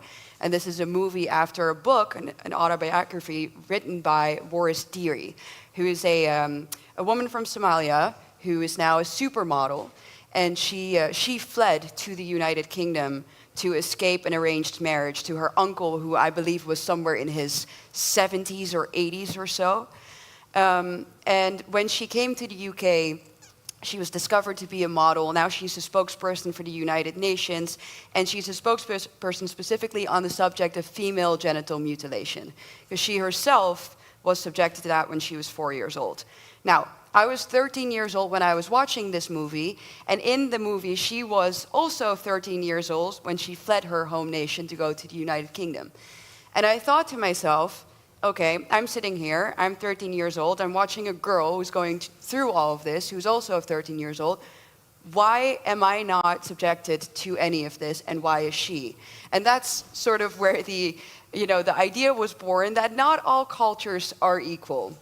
And so because I realized that at that young age, I thought, okay, there are many cultures, religions that do not treat women the way that we are treated here in the West. That's a bad thing. That should change. I am a feminist. So I am a feminist. That was the conclusion that I drew from watching that movie and from thinking we need to do something about that. And so naive me, being this young, going through high school and then entering university studying law, very interested in fighting for the rights of women, found out that in fact the feminists of this world did not want me to speak out about the impacts of mass migration or cultural differences between Africa and the Middle East and the West, because I am a white girl, and white girls cannot have opinions about this because it is not our place. You're not oppressed. No, exactly. We are not oppressed, and it's just their culture, so you should stay silent about it. So I found out pretty early on that the feminist movement is actually not on our side when it comes to this, and I think we all know that. But not only are they not on our side in a intellectual way, they're also not on our side practically. We've just heard two fantastic speeches here about the consequences economically, but also when it comes to security. I think we can all attest to that. I'm Dutch myself, but I've lived all over Europe, in Brussels, in Stockholm, in Amsterdam, and especially in northwestern Europe, the countries where indeed the social benefits are best for migrants, so the places where they go most.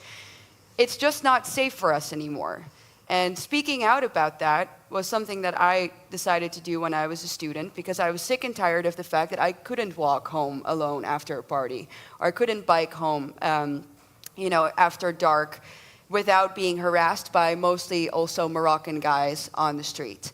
And speaking out about this immediately gets you labeled as either a liar or a racist or a xenophobe, when in fact, I think if you find any, young woman, and not even just young women, but most women alone, when they know that they're not on record, and you ask them, who are you more afraid of? Walking through an alleyway where you see a group of immigrants, or walking through an alleyway where you see people from your native country? Everyone in their right mind would say, I'm walking through the ones with just the Spaniards, or I'm walking through the ones with just the Dutchmen, or just the Norwegians. Why? Not because we're racist, but because we have a sense of reality, and we don't want to be harassed, raped, or killed, at the worst case. And that is something that is our reality now in Europe. And it's something that's absolutely not talked about, but especially women of all ages are being sacrificed on the altar of mass migration. We've been sold out by our own establishment. And when we talk about feminism, it's just, oh yeah, no, you're white, we don't care about you. That's how this goes nowadays. And we've seen countless of events like that. I remember the case of Lola in France a few years ago, yes. Raped and killed by actually another woman, an Algerian woman. Not too long ago, a few weeks ago, we had a story come out about two women in their 90s who were raped by an African migrant in France in a nursing home. And they both died not long after the incredibly traumatic events. And I'm so sick and tired of just naming all of these examples, because nothing ever changes, because we are still not heard on this subject. And I think that we really need to think about how we are going to solve this issue, because as we all know, the demographics do not look good. Our own native populations are not the ones that are procreating at fast rates. The migrant populations are. They are the ones that benefit mostly from our social welfare state. We aren't. So how are we going to turn this around? Well, there's one thing that I do know that for sure that's not going to help, is to listen more to the left and to the feminists who say that this is just a problem of toxic masculinity. Because clearly it's not. If anything, we need European men to wake up and to say, we are going to have to defend our women again, and become more masculine and become stronger in the fight against this. And they have to stand next to us. And sadly, that is just, that's the reality that we are facing right now. I don't think that it is safe or wise or realistic to tell any young woman at this point in northwestern Europe that it's fine to walk home alone. It really is not.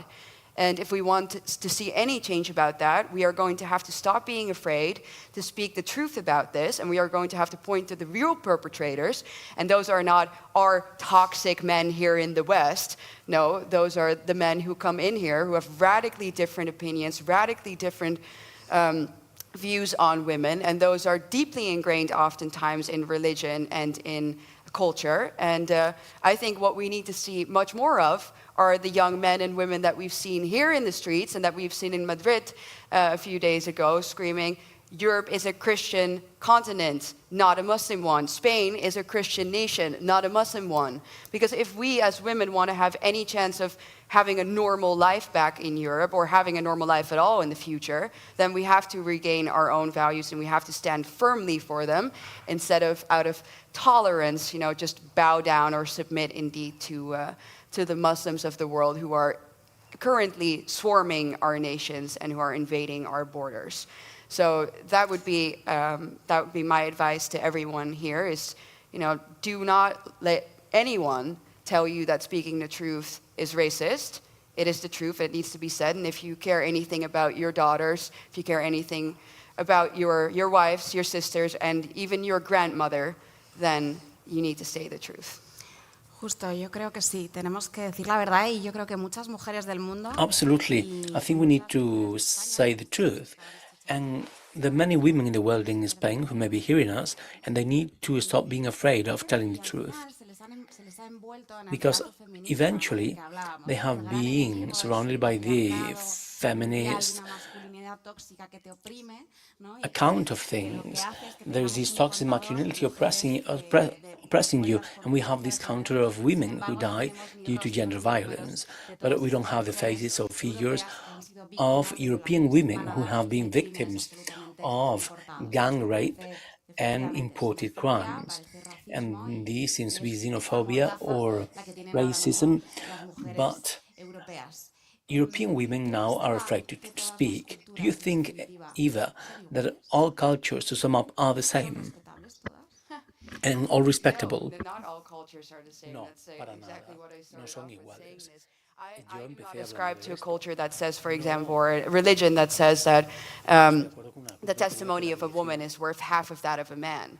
And that is what is the Islamic law. And with the trajectory that we are on, with our demographic change, which is happening all throughout Northwestern Europe, people believing that, who subscribe to that law instead of the national laws, are going to outnumber us soon. So I see only two consequences of that can unfold. Either we will have Sharia law in Northwestern Europe, and maybe even, if Hungary stays firm, then maybe Eastern Europe, Central Europe will be spared. But for now, even Poland is thinking about opening up its border. So I don't know how strongly we will stand there anymore either. But if that is really the trajectory that we are on. It is Sharia law, or if the scenarios look bad, there will be huge clashes, on what some people are warning us for the possibility of civil war. So I think that is something that we need to not shy away from, and think, it's not that bad, maybe it isn't, it's not going to get that extreme. Well, I think it will, maybe not in the next 10 years, if we're lucky, but what about our kids? I mean, I don't have them yet, but I'm very worried about having them in Europe at this current trajectory. Y para terminar esta ronda, y yo creo que And to finish este this panel round, que seguro que I think this panel really opens up the eyes of many girls and women in Spain. But what could you tell, Rebecca, to feminists who every day mention problems about lying, problems that are false, that are not our daily reality? Well, they should stop, because that's worthless. We perfectly know that they're not doing anything for our own safety. In fact, what they've done in Spain is to turn us into much more insecure and free women. And we, for ourselves, are able to get a job for our own self-worth. We don't need any quota. And we also defend men who may defend us. Because at the end of the day, this feminism treats us as if women were second-rate human beings. It looks like we need to be placed into a job, And we cannot defend masculine men either because that's male chauvinistic. So we have been left in a terrible situation for women. And I tell them to stop that, to look for another job, because they're managing the opposite to what they were saying. And that is also due because to the fact that they control media, and that's where all the ideas are coming from and really permeating and getting to younger people who are the future. So we need more panels like this one to really convey the message. So what do you think, Maria, about mothers and about what mothers suffer, like you were saying, in comparison to what feminists tell children or girls, like they're oppressed? Well, Yolanda Diaz, for example, says that she's a woman from Galicia in the northwest of Spain, that she's special because she takes her child to school every day, but she takes them in an official car. But the rest of mothers also do, but either in our own car or on foot. And then we have Irene Montero, the Minister of Equality, who has a high official as a childminder. Irene Belarra has their child sitting on her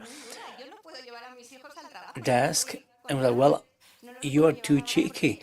I cannot take my children to work, because people who really work know that with a baby or a young child they cannot work at all, and that's what she does at her office. She doesn't work at all.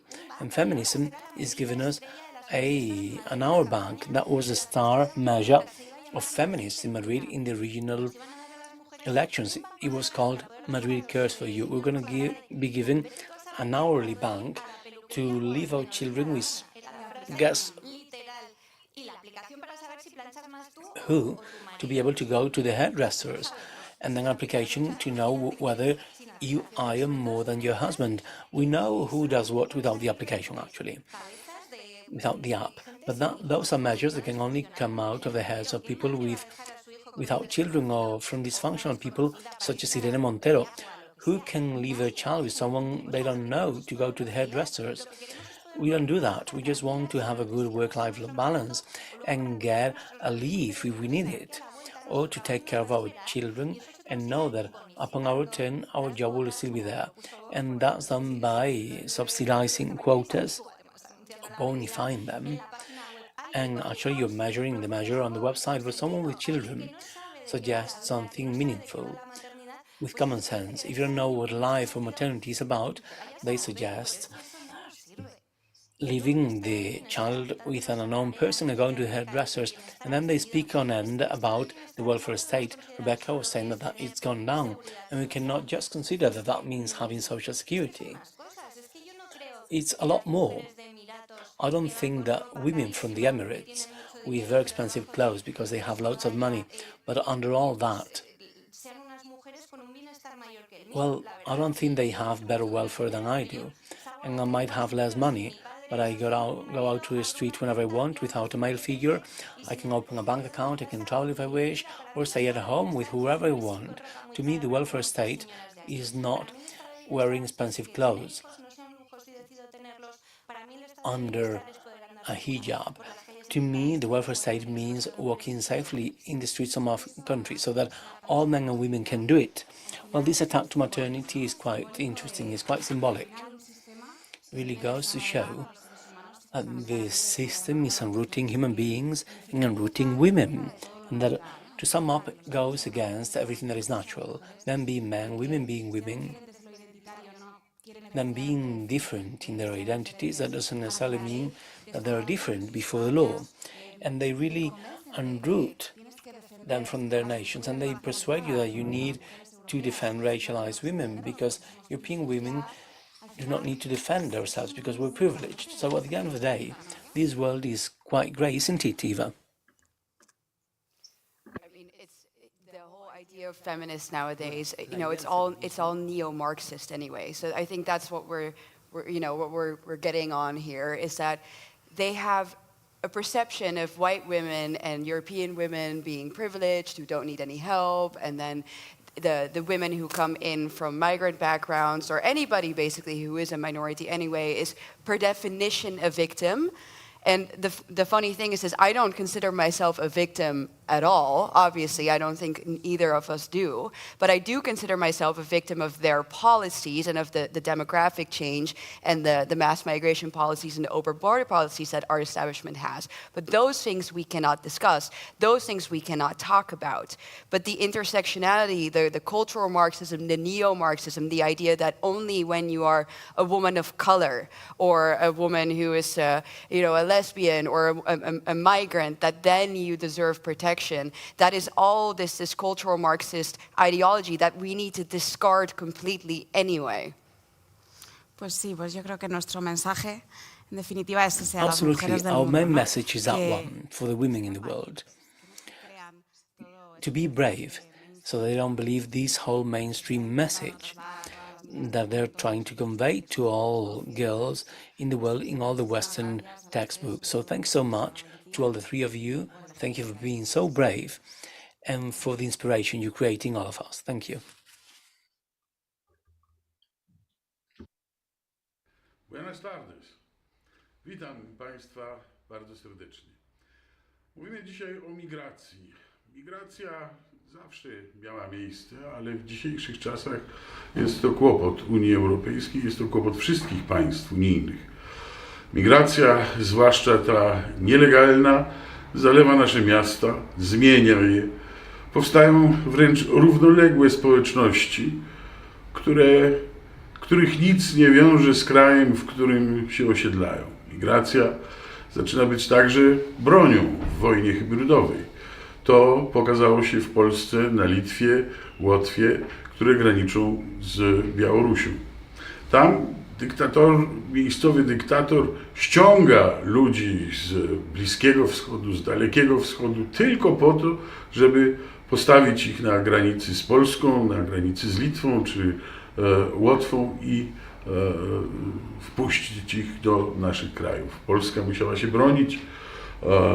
Postawiliśmy na granicy płot, który sprawia, że nasza Straż Graniczna może zawczasu takich ludzi zidentyfikować i zabronić im wejścia. No ale mamy jeszcze kłopot z migracją nielegalną, którą chcemy w Unii Europejskiej legalizować. Przecież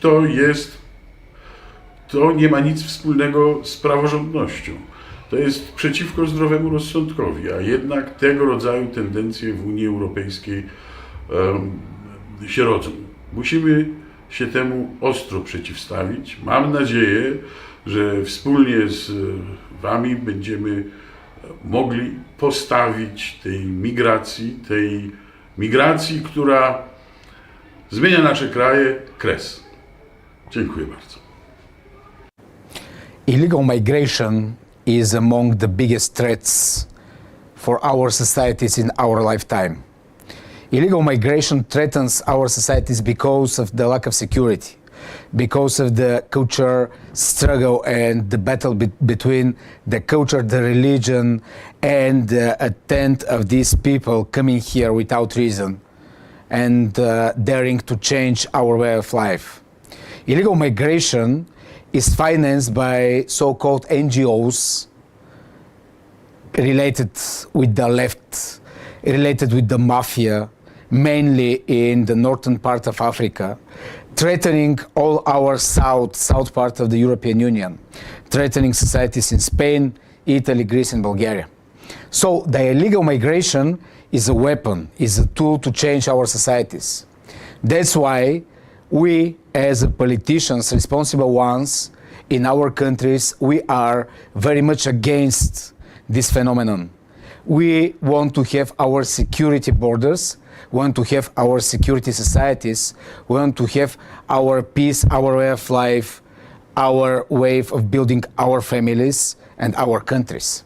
So that's why we are working very hard with mainly with our friends, very close friends from Vox in Spain, helping them, and they are helping us to discuss, to find solutions how to protect our societies and our countries.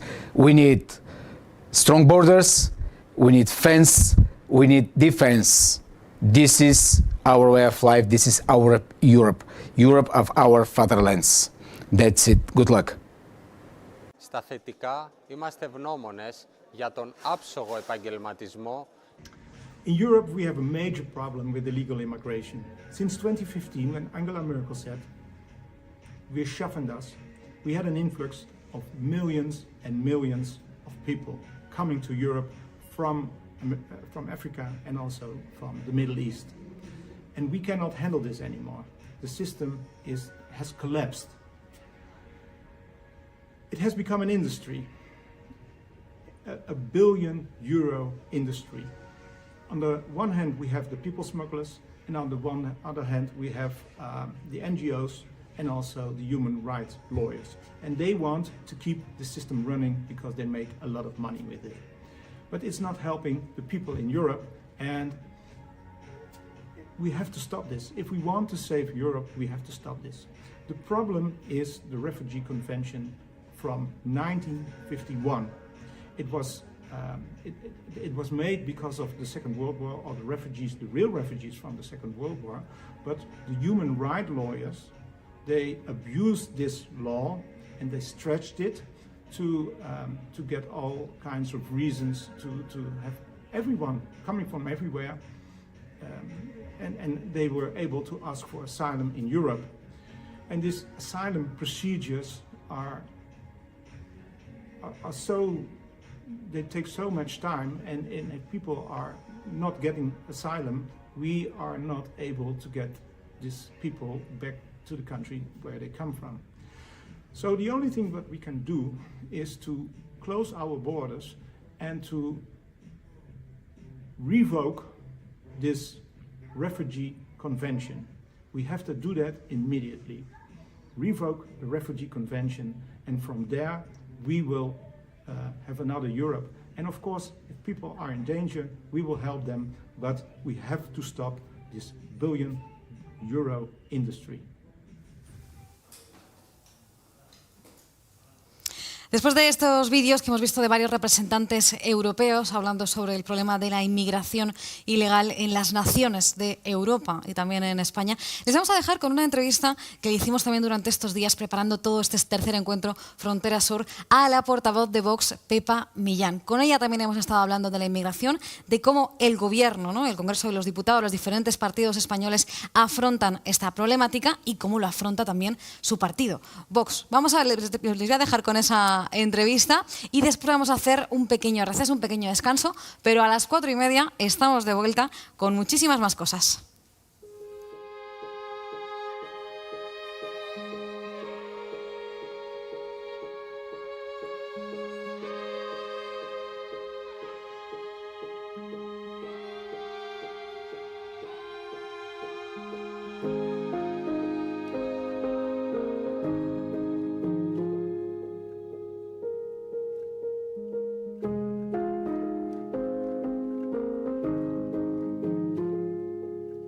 Estamos en Madrid en el Congreso de los Diputados para seguir hablando de inmigración ilegal.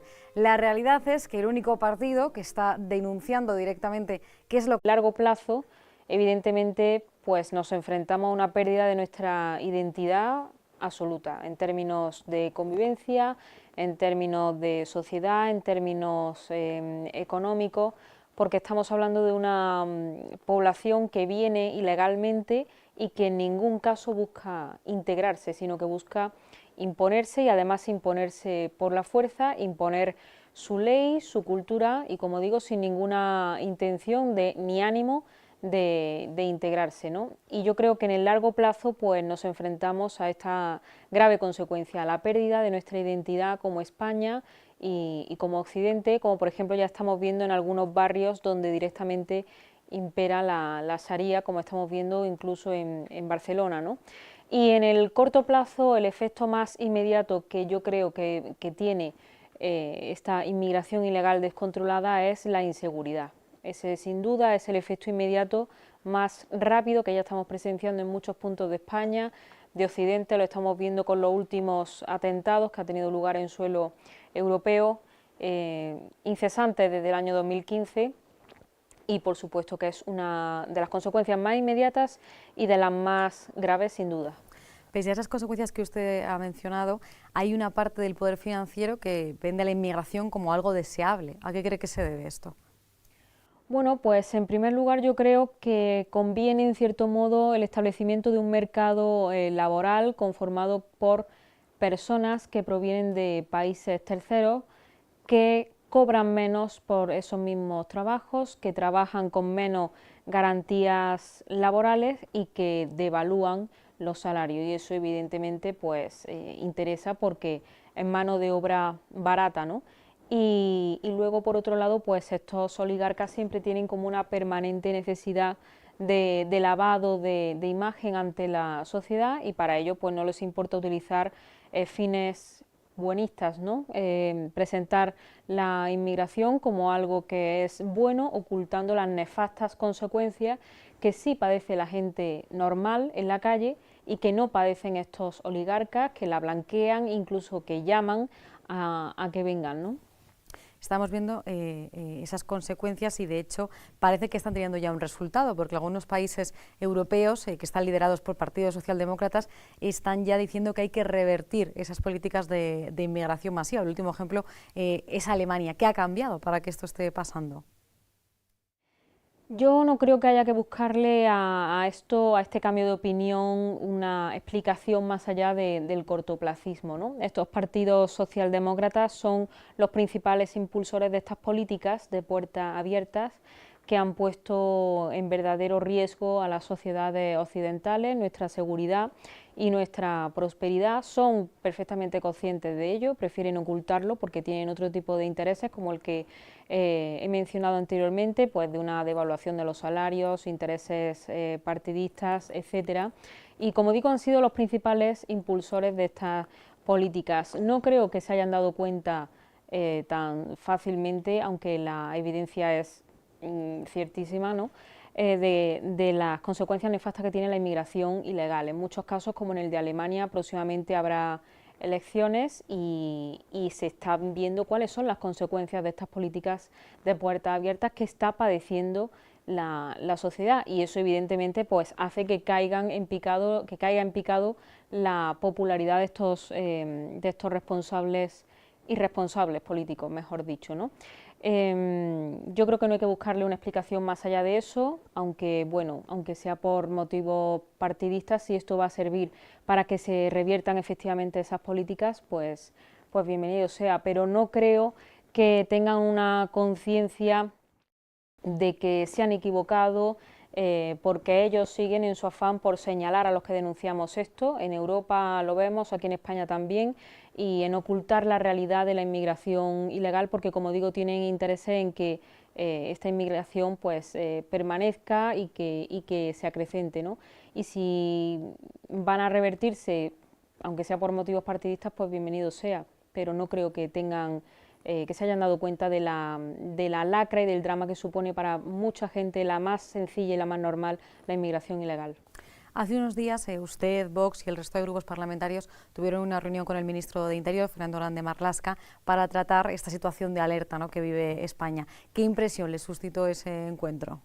Pues una impresión de indiferencia absoluta respecto de la situación actual en España y Occidente. Quizás no tanto o a lo mejor no tanta indiferencia, pero sí de una irresponsabilidad tremenda, porque se empeñan en ocultar el problema, en señalar de xenófobos y de racistas a los que denunciamos esto. Ellos están más preocupados por el discurso xenófobo y por la radicalización, como ellos dicen, de quienes denunciamos este problema, que por el problema real en sí. En España han entrado 23.000 inmigrantes ilegales, concretamente en Canarias, en lo que llevamos de año. Según el gobierno hay 300 lobos solitarios en estos momentos en España, que sepamos, 300 potenciales terroristas. En enero de este año hubo un sacristán que fue asesinado por una persona que tenía una orden de expulsión.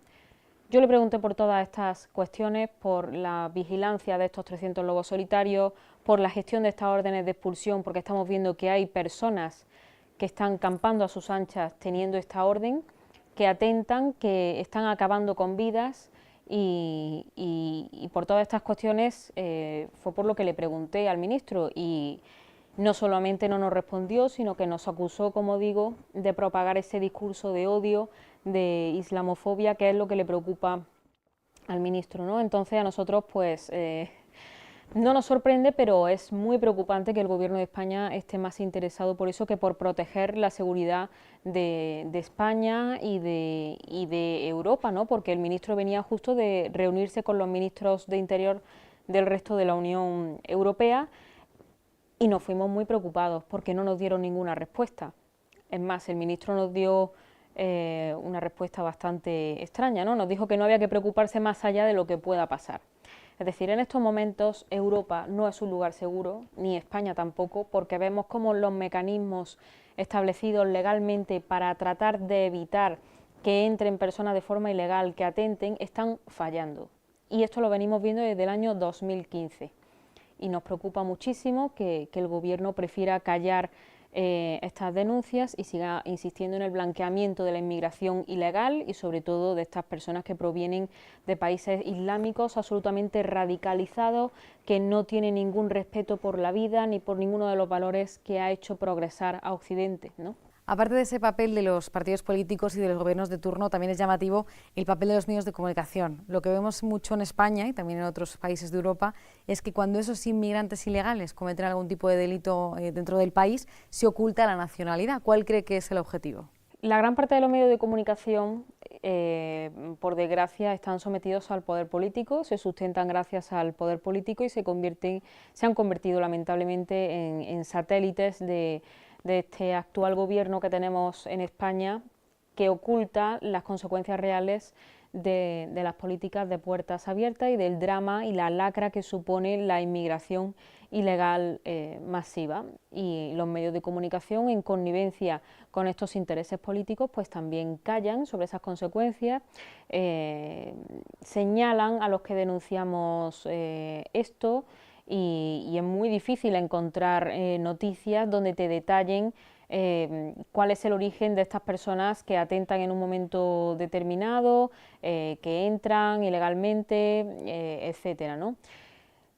Y nosotros creemos que esto es muy preocupante porque, entre otras cosas, la ciudadanía tiene derecho a estar informada y el Gobierno, en su responsabilidad de transparencia y los medios de comunicación de ser veraces, ¿no? Y de contar la verdad, pues tienen esa obligación con los ciudadanos para que puedan formar su propia opinión y por ende ser ciudadanos libres con criterio propio. Sin embargo, lo que estamos viendo es que todo esto se está ocultando y no se señala el verdadero problema. No se señala que estas políticas son nefastas, no se señalan a esas mafias que trafican con personas, porque no podemos olvidar que son personas, en su mayoría, que vienen engañadas, pagando un dinero que no tienen, prometiéndoles un futuro que aquí no les podemos ofrecer, porque ni siquiera lo podemos ofrecer a nuestros propios compatriotas, y que cuando llegan aquí se ven condenados a la marginalidad porque no van a tener oportunidades, y se ven condenados al crimen.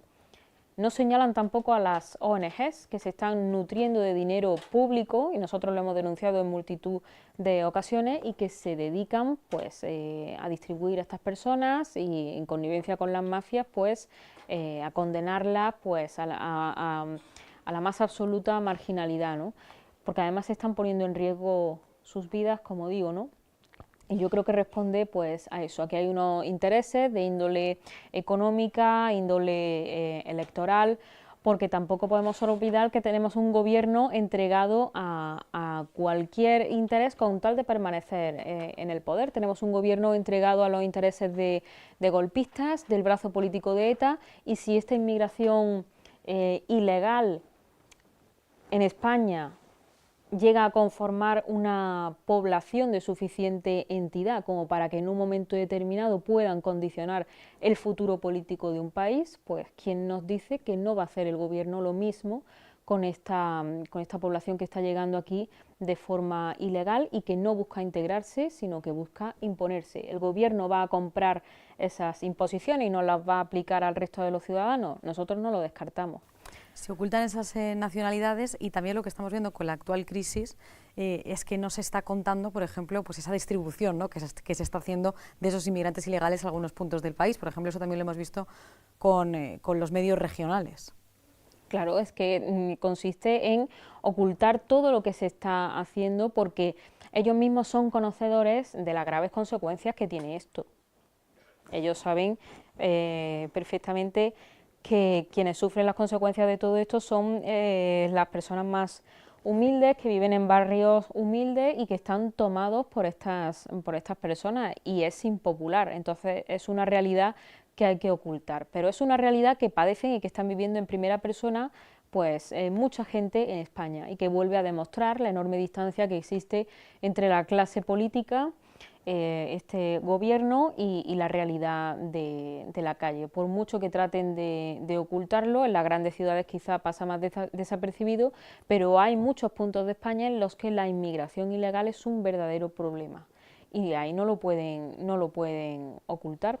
Y yo creo que ellos son conscientes de eso y tratan de ocultarlo, tratan de revestirlo pues con un carácter buenista, que hay que acogerlos, pero al final no los acogen en sus casas protegidas por la Guardia Civil, no lo sufren estos políticos que van a trabajar con su coche oficial, lo sufre la gente que vive en estos barrios, ¿no? En Almería, por ejemplo, tenemos unos ejemplos muy claros, y en Canarias también. Nuestro presidente fue el único que viajó hasta Canarias para comprobar de primera mano esa triste, esa lamentable realidad.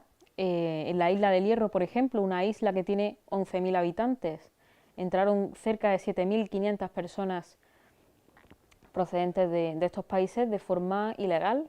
Todo esto objetivamente desborda los servicios sociales, desborda nuestras fuerzas y cuerpos de seguridad del Estado, que están echando jornadas de 14 y 15 horas para poder cumplir con los plazos, y tenemos un gobierno que le está dando la espalda a todo esto, le está dando la espalda a la gente humilde que cumple con la ley todos los días, y está pues atrayendo esta inmigración masiva solamente por puro interés económico, partidista o de cualquier índole que a ellos les permita mantener su relato. Pues muchísimas gracias, Pepa Millán, portavoz de Vox en el Congreso de los Diputados. Muchas gracias.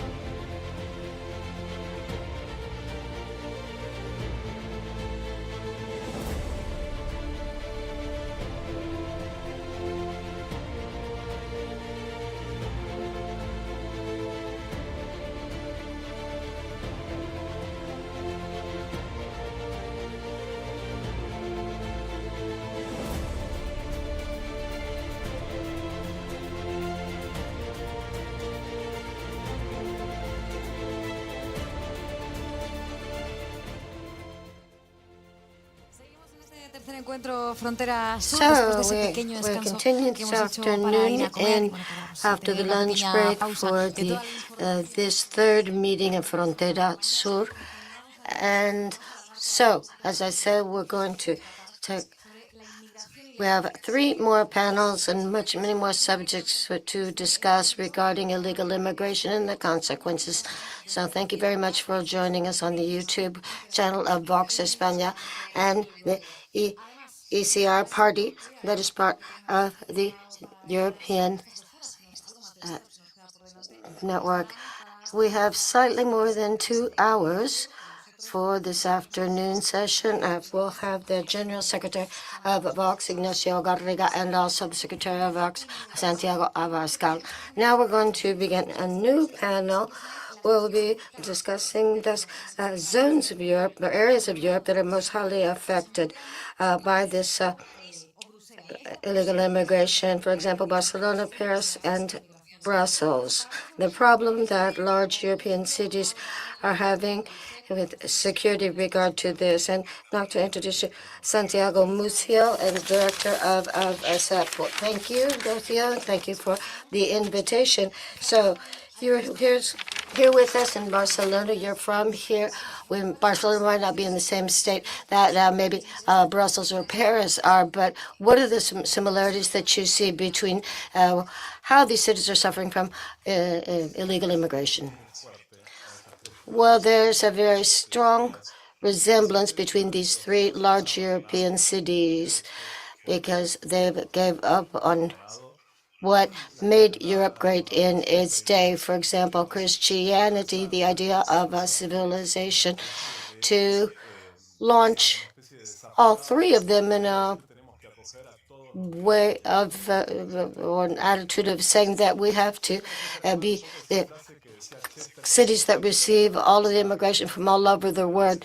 As they used to say, what happened in the modern world, we saw some traits of Christianity, but it has changed. What we have is a bit of the remains of what Christian tradition, basically that people are basically good, and that we have to help everyone who's needy throughout the world unless it's totally impossible. So that brings several consequences, one of which is, I think, sort of the thread that links all of these, and that consequence is this tremendous lack of security and safety. These were magnificent cities, all 3. They continue to be magnificent architecturally, but they are cities that are hard to live in. We saw when your panel on women talked about the difficulty for women to simply be able to walk down the street without fear, or had to wear, sort of clothes to disguise their figures. And so why is this happening in Europe today? I think the reason is very simple, and it's not only a matter of immigration, it's a more deep-seated response than this. The question is, what kind of immigration are we accepting here today in Europe? And if there's something that could be seen as common of all of this migration, is that probably almost all of them, the majority of them, either culturally or the religion itself, their practice is Islam. That's their culture. That is a fact. Now, in Europe, we not really are observant of religions, but all of these immigrants who have come are Muslims there and practicing Muslims. It's not to say that this immigration is bringing violence with them, but what we want to make clear is that the Islam is based on a series of conducts, which is the Sharia law, and there was a decision from the European Court of Human Justice of 2001 that said that Sharia is totally incompatible with the democratic values of Western societies.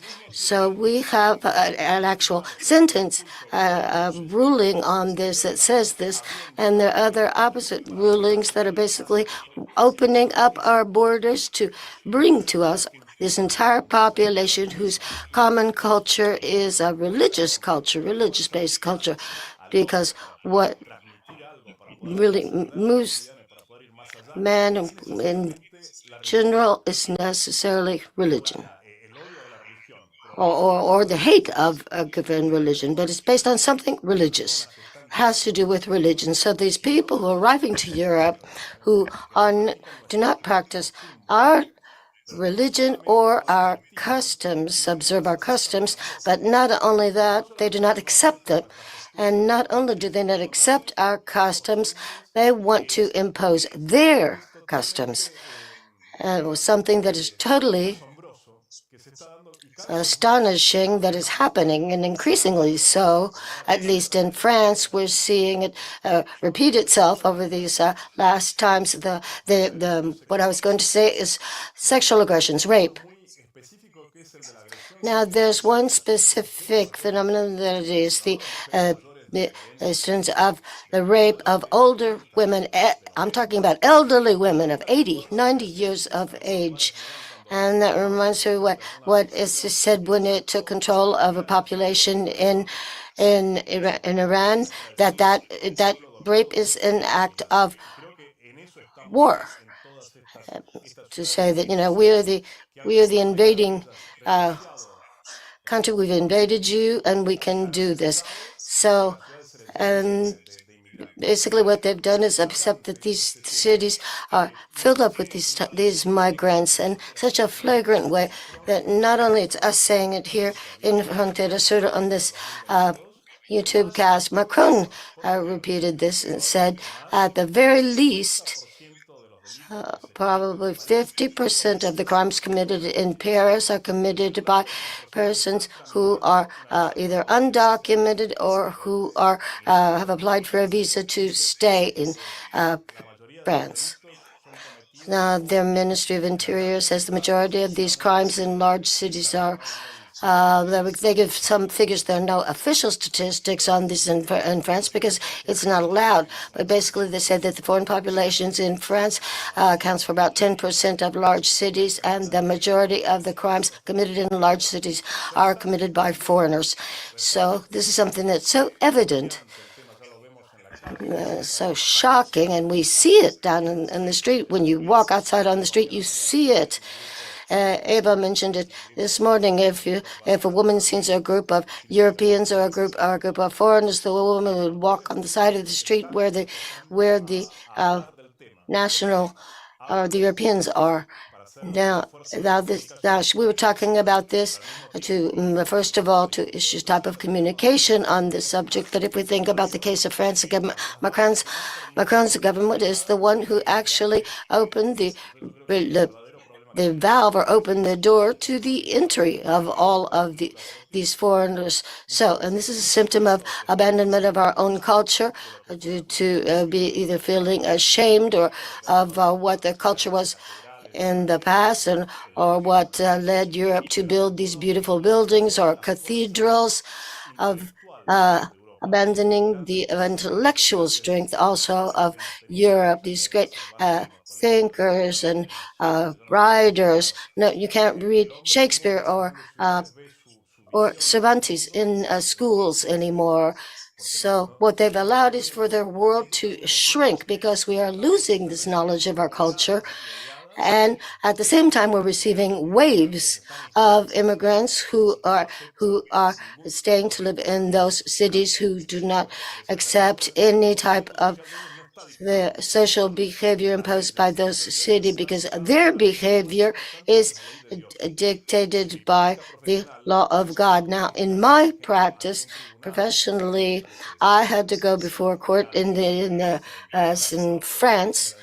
And so this is something that happened to me. I'm not making it up.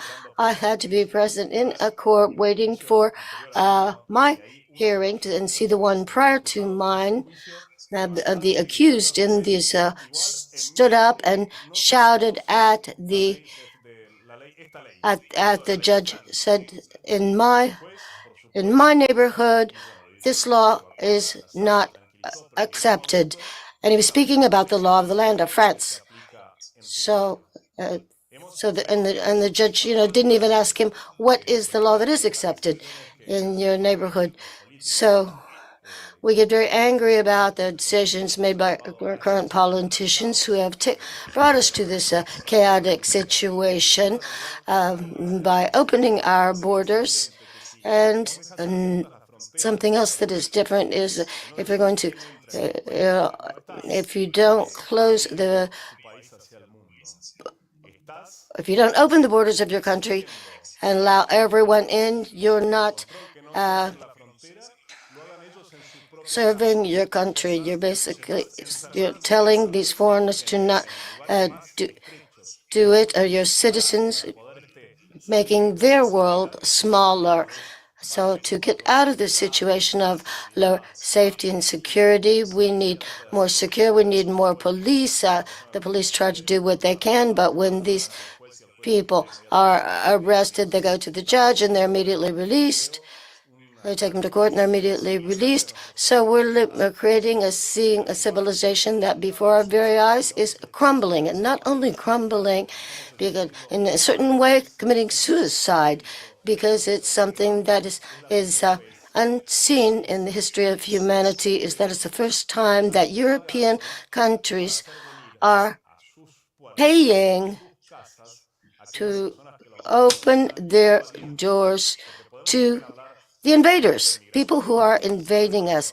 And I'm not only talking about immigration, but invasion. I'm not saying that everyone who wants to come and migrate is not an invader, but there are a lot of people who are coming in and invading Europe. There are a lot of jihadists and criminals, and there's a lot of illegal trafficking.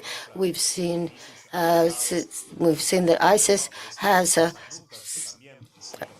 is bringing in people following those routes that you talked about, and the Europeans who are receiving these immigrants are paying the price.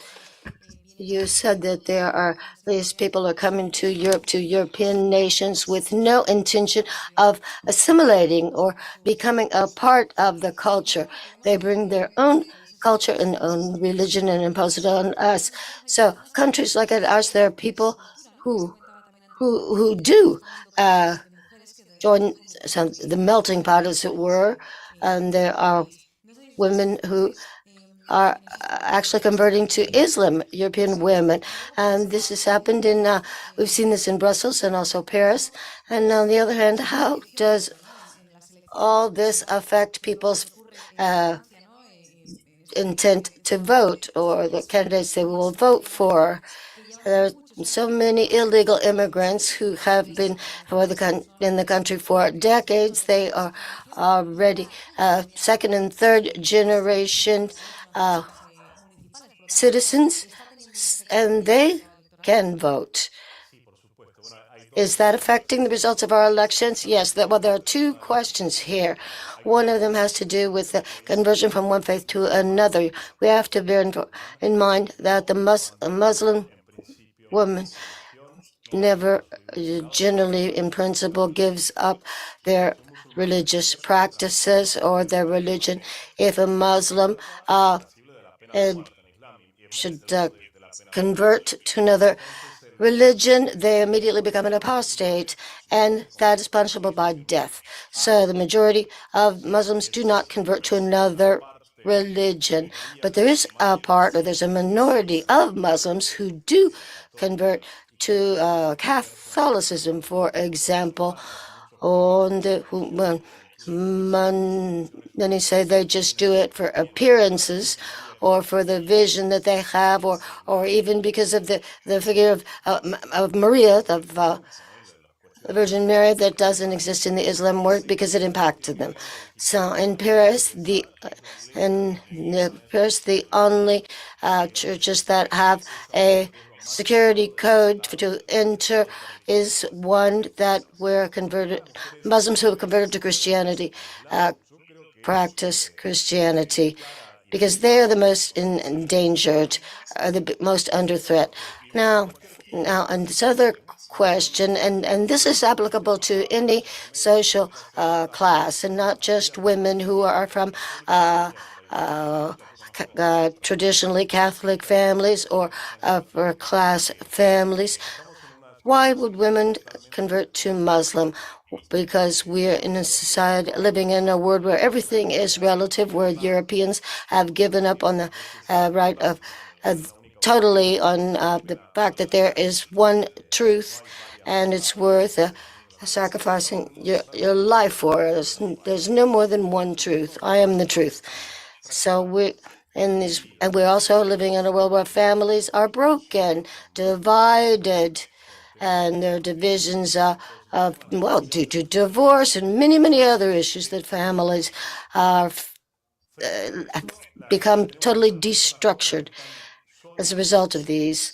And then there's also a world of people who are living alone, who have no strong family ties, who have nowhere else to go, and they are looking at this community that is very religious, a very strong community that believes in God, that they practice the religion, and they impose something else than totally giving up on religion or the type of hedonism existing in Europe today. And this to young people, they're sort of things that are sort of more absolute and eternal are attractive to them. And that's why we're seeing many conversions of young women to the Muslim faith. And they actually become the most radical ones in their practice of Muslim. And we've seen cases of Belgian and French women who have traveled to Senegal or to the war in Iraq. And also there's sort of a dirty type of play going on by, I think it's all of the left-wing parties in Europe that has seen that since the 1990s, there's been a very strong fracture due to the breakdown of family that we've seen, and that immigration has shot up.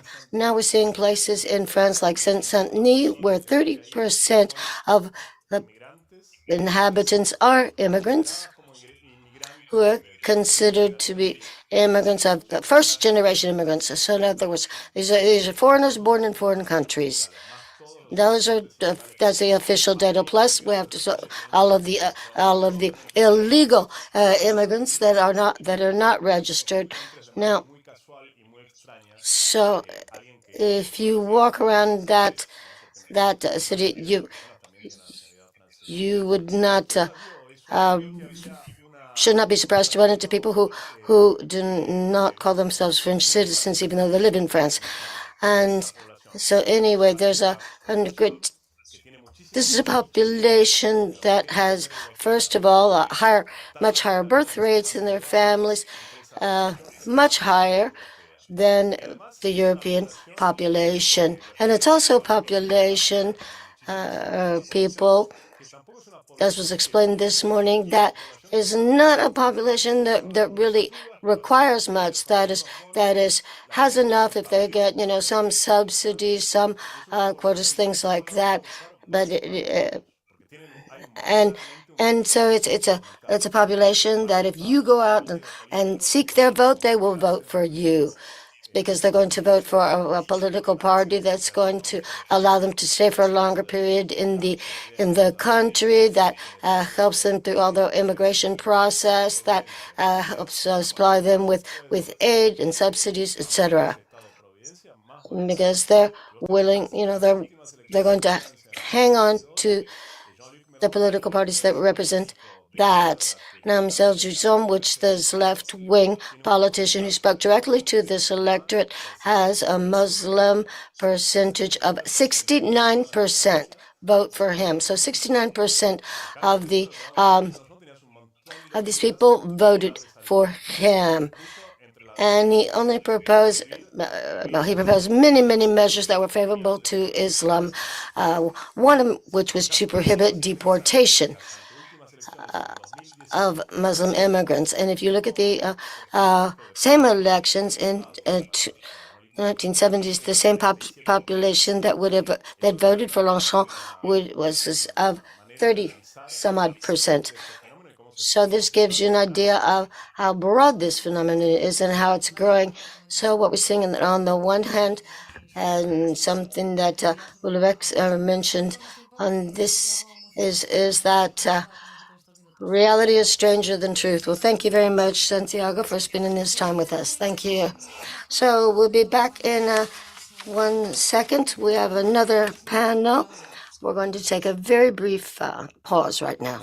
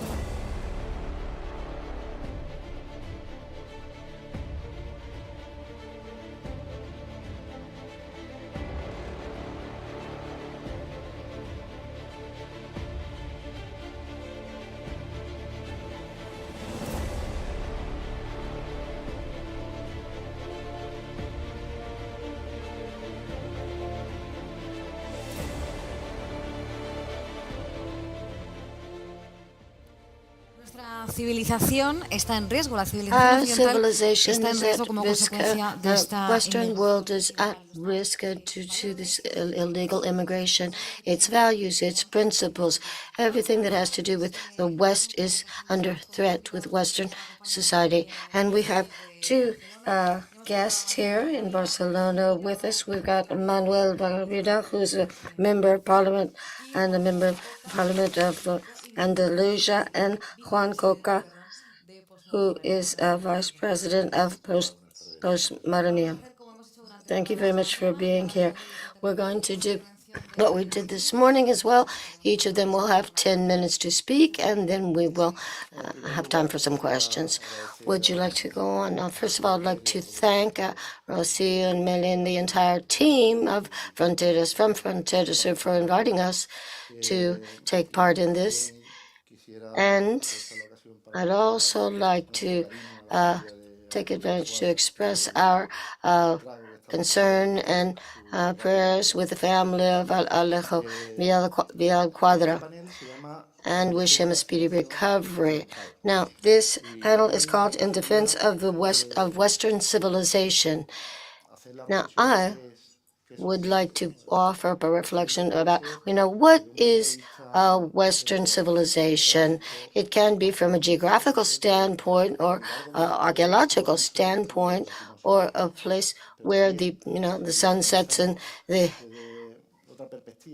the west, or from another perspective. If we focus it from the dialectics of state or of the empires, depending on who we're talking about, we reach the conclusion that the Western civilization has always had two different visions. One had a confrontation of the values of sort of control of the Western values. There's a Catholic vision or cosmovision and a Protestant vision, and Catholic, where the common good is what prevails, and the other prizes more the individualism. And this links up perfectly with the French Revolution, with Kant's philosophy, where he establishes that all men are equal as long as they because they are rational. And this is where the concept of the modern concept of civilization, because all reasonable men realize that they have to solve problems based on reasons.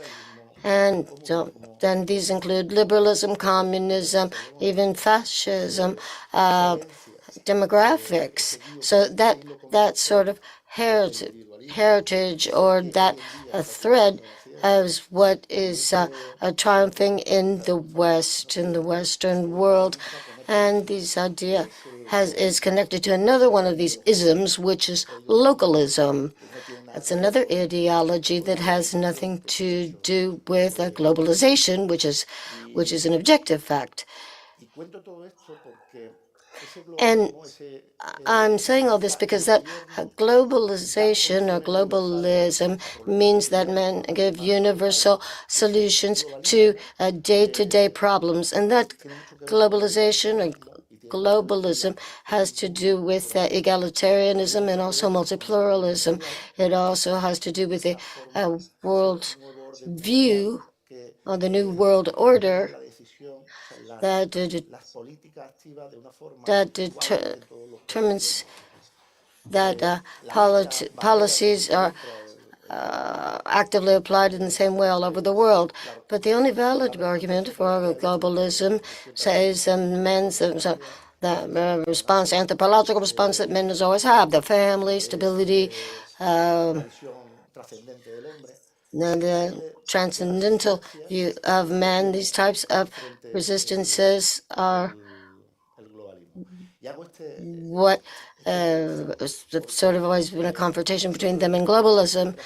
Now, so we from postmodernity, we always do a philosophical analysis and sort of a battle of ideas, because it's important to start there and then ground it in active policies or politics that can help combat. Because we believe that this is a fight for equality or equity, and so comparison with that globalism, these active politics. And the last publication that we made in Postmoderne is basically a statement of the law. It does a full analysis of the situation of Spain's immigration policy and of, for example, of our legal system and of the integral reform, it could be described as a bill or a proposal for an organic law for three fundamental subjects. One is the civil code that regulates and make some amendments to the regulation of how people are can access nationality, also immigration, and also deportation of foreigners. And when we're talking about these, we're also talking about unaccompanied minors. And we need to ask for the reintegration to family or to take back the minors to their countries of origin. And there's a modification of Law 12/2009 from October 3rd relating the asylum right for subsidiary protection, in the sense that it achieves a certain speed in proceedings and the concentration in third-party countries, such as in the case of Italy recently. And then, another essential point dealt with by the reform, which is the foreigners' law, which regulates the eviction, deportation to third-party countries, the hot returns, and the residence permits. So philosophy, and here from the fight of ideas we go to active policy and practical action. We think that's where the battle is nowadays, and that's why we wanted to avail of this occasion to present this report here today. Thanks so much. Thank you, Juanjo. Manuel Gavira, you have the floor. Thank you. Well, when we speak about all this, and when is your last turn to speak, you kind of think that everything has been said. I'd like to thank Frontera Sur for having the kindness to invite me as a humble speaker of a group in southern Spain, in Andalusia. And to be honest, during the different panels, I've been listening carefully, and I've made quite a few notes. I've thought of saying things, even though I might change my plans, but this morning I was listening to the different speakers and I was thinking of our colleagues from those Spanish regions where the former meetings of Frontera Sur have been held. We were thinking of Ceuta, Melilla, the Canary Islands, as well as the situation that they have been suffering lately. And just 2 days ago, there was another attempt to invade the Melilla area, and also what's happening in the Canary Islands.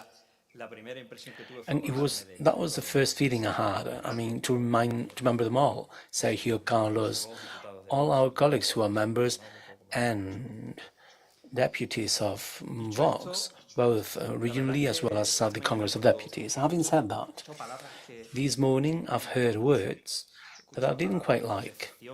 I've heard words such as disappointment, desperation,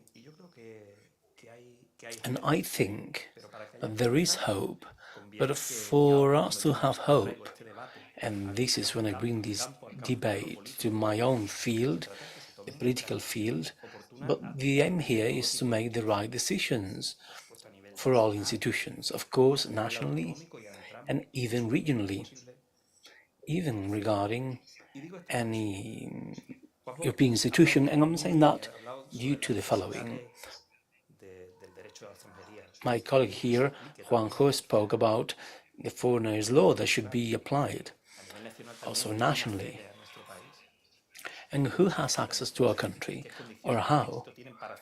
Which conditions or requirements do they have to access nationality? And that's quite important, because in that way, at state level, we can actually regulate somehow what's happening. I'm going to deal with that next.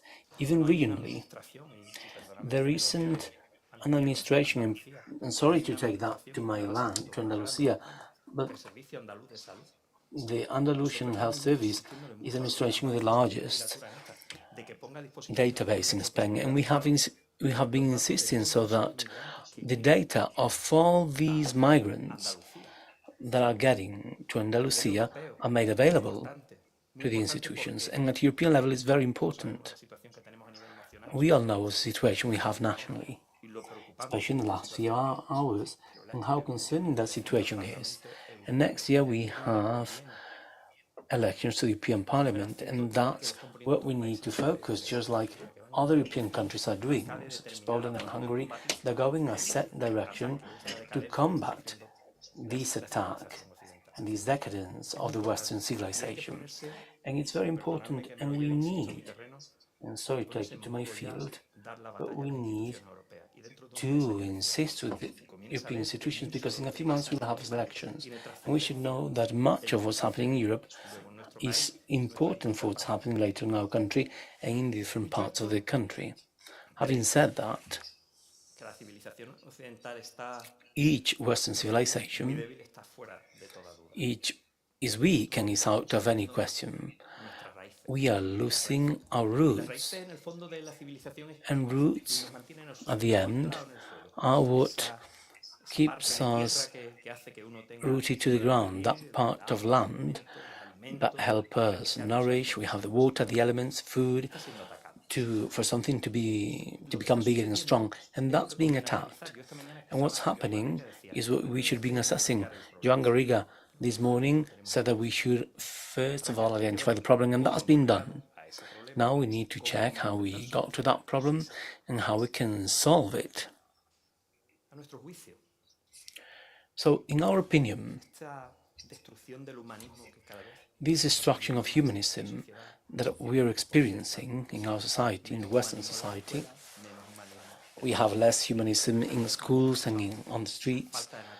And this morning I heard about the lack of births. It looks like they want to combat that with foreign cultures coming from illegal migration. And no birth policies are being created by the administrations, whether it's national, regional or European administrations. And there's a big coalition here. These are not policies just for the left or the Popular Party. They're not doing policies to promote birth increases. That's not true. They use the word, they abuse of it, but that doesn't translate into real births or into the family. There's an evident lack of births, and we have been learning advanced lessons in the last few hours. And then we have the granting of sovereignty. We're granting it to a European institution made up by countries that are totally different. Sweden is totally different from Turkey, or Spain is totally different from other countries, and we're all being treated equally. And that means, eventually, that the Western civilization is collapsing because we're losing values, humanism, and then we have migration that we need to combat, especially, really in all areas, regionally, nationally, at European level, to govern those regulations to prevent this problem from aggravating. And we should not be disappointed. We need to be hopeful and acknowledge we have a problem. And we even need to be responsible ourselves for solving that problem, because at some point people need to be responsible for what's happening. And then we have ideological policies, the walks, or whatever you want to call them, because what they're doing is increasingly limiting and shortening and anesthetizing the space of Western society. Anesthesia does not cure the problem. It kind of makes you drowsy or sleepy, but we do need to make decisions without antibiotics for those things not to happen. And we need to take measures related to this in education, birth, promoting the family, giving more freedom, and also in the fight for granting sovereignty. They should be limited. We're not the same as the other countries in the European Union, and there may be many things in common, and that's where we need to work together. For example, defense. But it's not the same, such as politics, and we are from Andalusia, but the agricultural politics in Northern Europe are not the same one as in Andalusia. And that will be seen in the next elections. And when you assess that, and speak about Western civilization, you even think of the geographical environment where you want to find that battle for these things not to keep growing. On this occasion, I think that Spain should have a leading role regarding the Spanish-speaking countries, and I'm referring on this occasion to Ibero-America. And Spain should be leading that there too. We need to be responsible in Europe and leaders in the Spanish-speaking countries, because what we cannot do is just lower our arms. So to sum up, I insist, we have two kinds of enemies in this collapse and this weakness of the Western civilization. We have internal enemies and external enemies, and we need to battle with all of them, internal and external enemies. We need to be responsible, and we need to fight hard for that. If we get desperate, are not able, or are disappointed, we lose the battle. We can win it, but we should be determined to really be able to avoid that what's happening will increase or extend. So I think we can win this battle, but to do so, we all need to do our bit in all sorts of actions. Thanks so much, Manuel, Gavira. You've both spoken about the destruction of the Western civilization. Manuel has been optimistic in that regard through several measures to change the situation. I don't know whether you can see it the same way, Juanjo, and whether we're in time of recovering and keep defending that Western civilization, or is everything lost?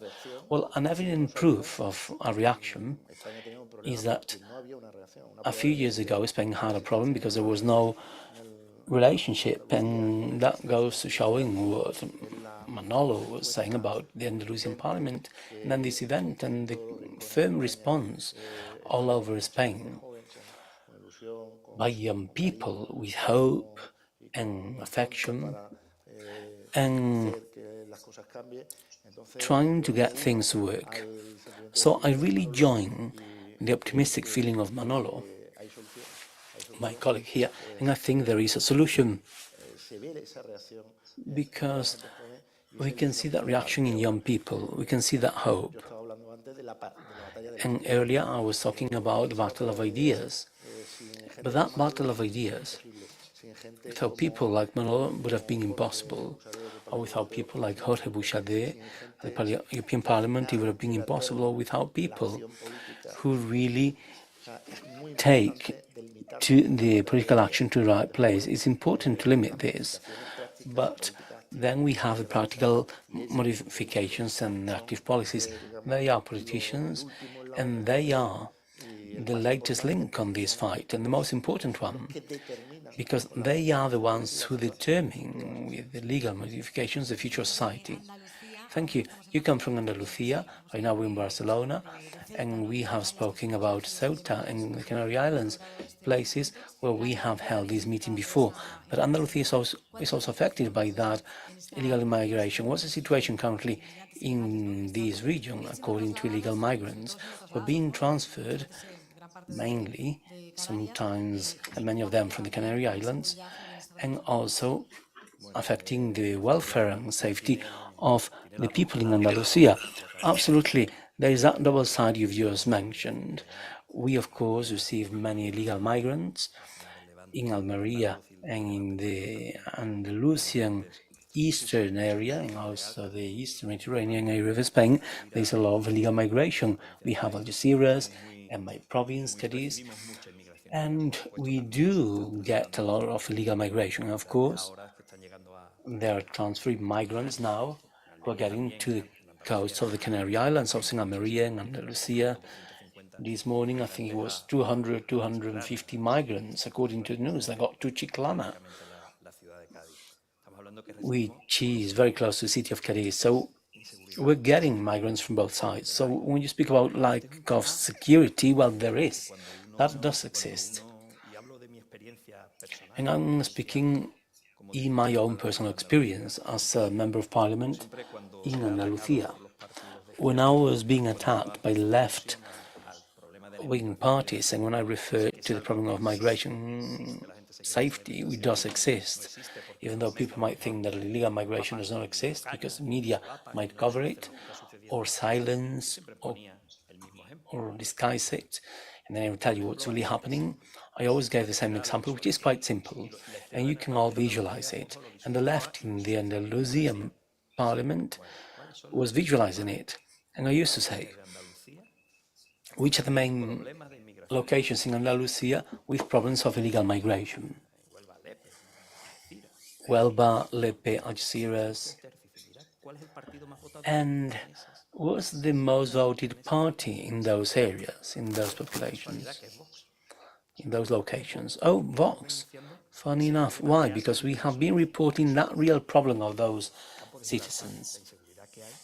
The region of Campo de Gibraltar has a great insecurity in the Algeciras area. It's not just about being cynical and saying that we always link migration to insecurity. We do it because that's what we've been told. And wherever there is legal migration, we have insecurity problems, and no one can contest that. Even when they easily insult you, you might think that those citizens in those locations lie.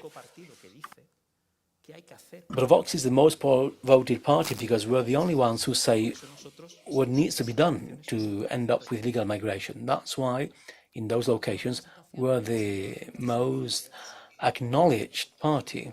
What do you feel, Juanjo? I think there's a direct relationship. And I mean, it's important for neighbors to say it, and statistical data are there. They show a direct relationship between insecurity and migration. And I want to focus on something that Manolo just mentioned, which is that Andalusia right now,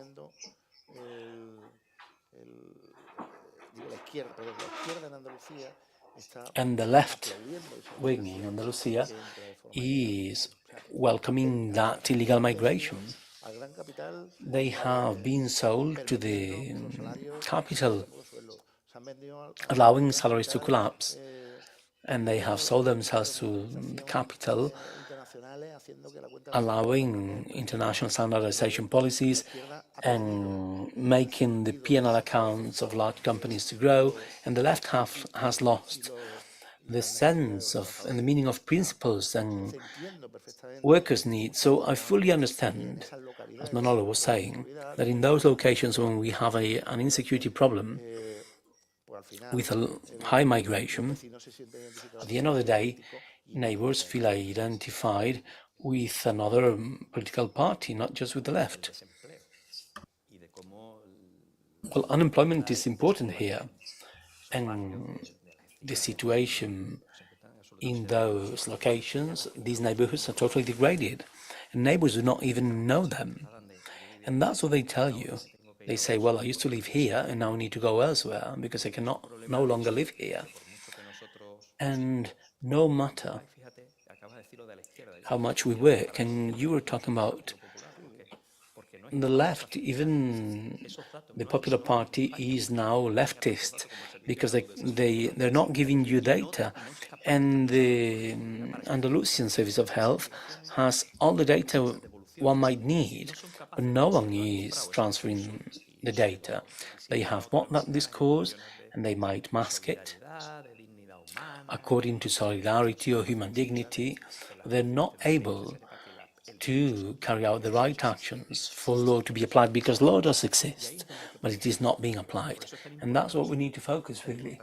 That's why it's so important, and I insist, I bring it to what is coming a few months, and we should understand the importance of the European elections.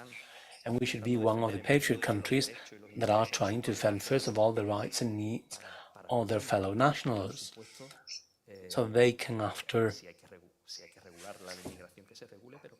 try to either regulate migration and even admit certain migrants. But Spain has that possibility, not to even mention, and I'm going to take this message home, but not to even mention the agricultural, farming and fisheries policies. They're really damaging a big part of the primary sector in Spain, which is being punished by those policies. So we need to try to be responsible. And when we speak about Western civilization, we need to understand that the first step we're going to have it in about 8 months when we have European Parliament elections. And that's when we can begin sowing seeds and do a bit so that this Western civilization, which is getting increasingly weaker, will be increasingly stronger. And certain countries in the European Union, Italy and others, have already begun, and we need to be coherent and have hope, thinking that Spain may be the next country to begin with those policies. Well, thank you very much both, Juan Cococa, Manuel Gavira, for being here with us. Thank you so much. And we continue shortly with more topics. We have already finished the panels, but we still have some interviews coming up. We're going to speak about all this with Jorge Buxade, manager of the Vox delegation of the European Parliament, and we're going to have the General Secretary of Vox, Ignacio Arriga, and of the President, Santiago Pascal. We'll come back just in 1 or 2 minutes. Thank you.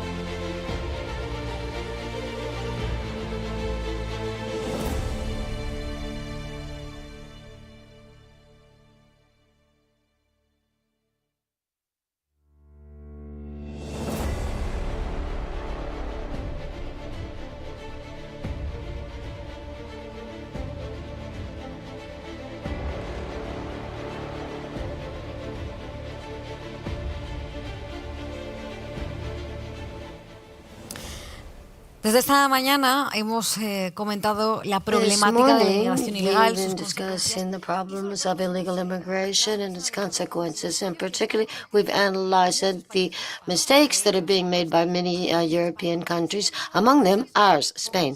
But there are cases, however, of success where the European Union that are in the European Union and where they are doing a good job of managing illegal immigration. We're going to talk about Jorge Buxade. He's the Vice President of Vox currently in the European Parliament. Good afternoon. Thank you very much. Doing very well. enjoyed the streaming up to now. I think that this is one of the most important issues on the European level, aside from the main issues of individual countries. What are the countries that could be said to have a model of success? I think, well, most of us are saying Poland and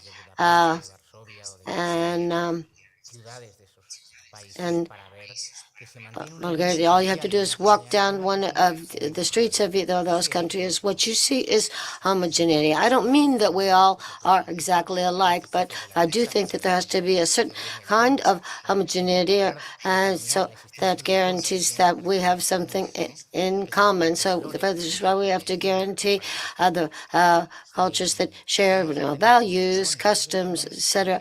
But it's not only Bulgaria and Poland, but there are other things are changing. But outside of the European Union, we have Switzerland, who has a very strict model that protects its borders and protects its labor market. In Switzerland, if you don't have a job, you can't stay in Switzerland. Or other countries like Denmark, where are putting forward some strict measures to control illegal immigration. So the lesson here is it can be done. Illegal immigration can be controlled. So this sort of automatic legalization and thinking that illegal immigration is unavoidable and needed, I think we have to combat those ideas. First of all, illegal immigration may be either necessary or unnecessary, depending on the time. But certainly it is not inevitable in this world. There's nothing inevitable except that one day we'll all die. So it shouldn't be inevitable in legal terms. It's very important to talk about these success cases, Hungary or Poland. And in the case of Spain, yes, it's possible in Spain too, but there has to be political will to do it. The thing is, with each day that goes by, that we continue to do things the wrong way, it's going to be more difficult to turn it around.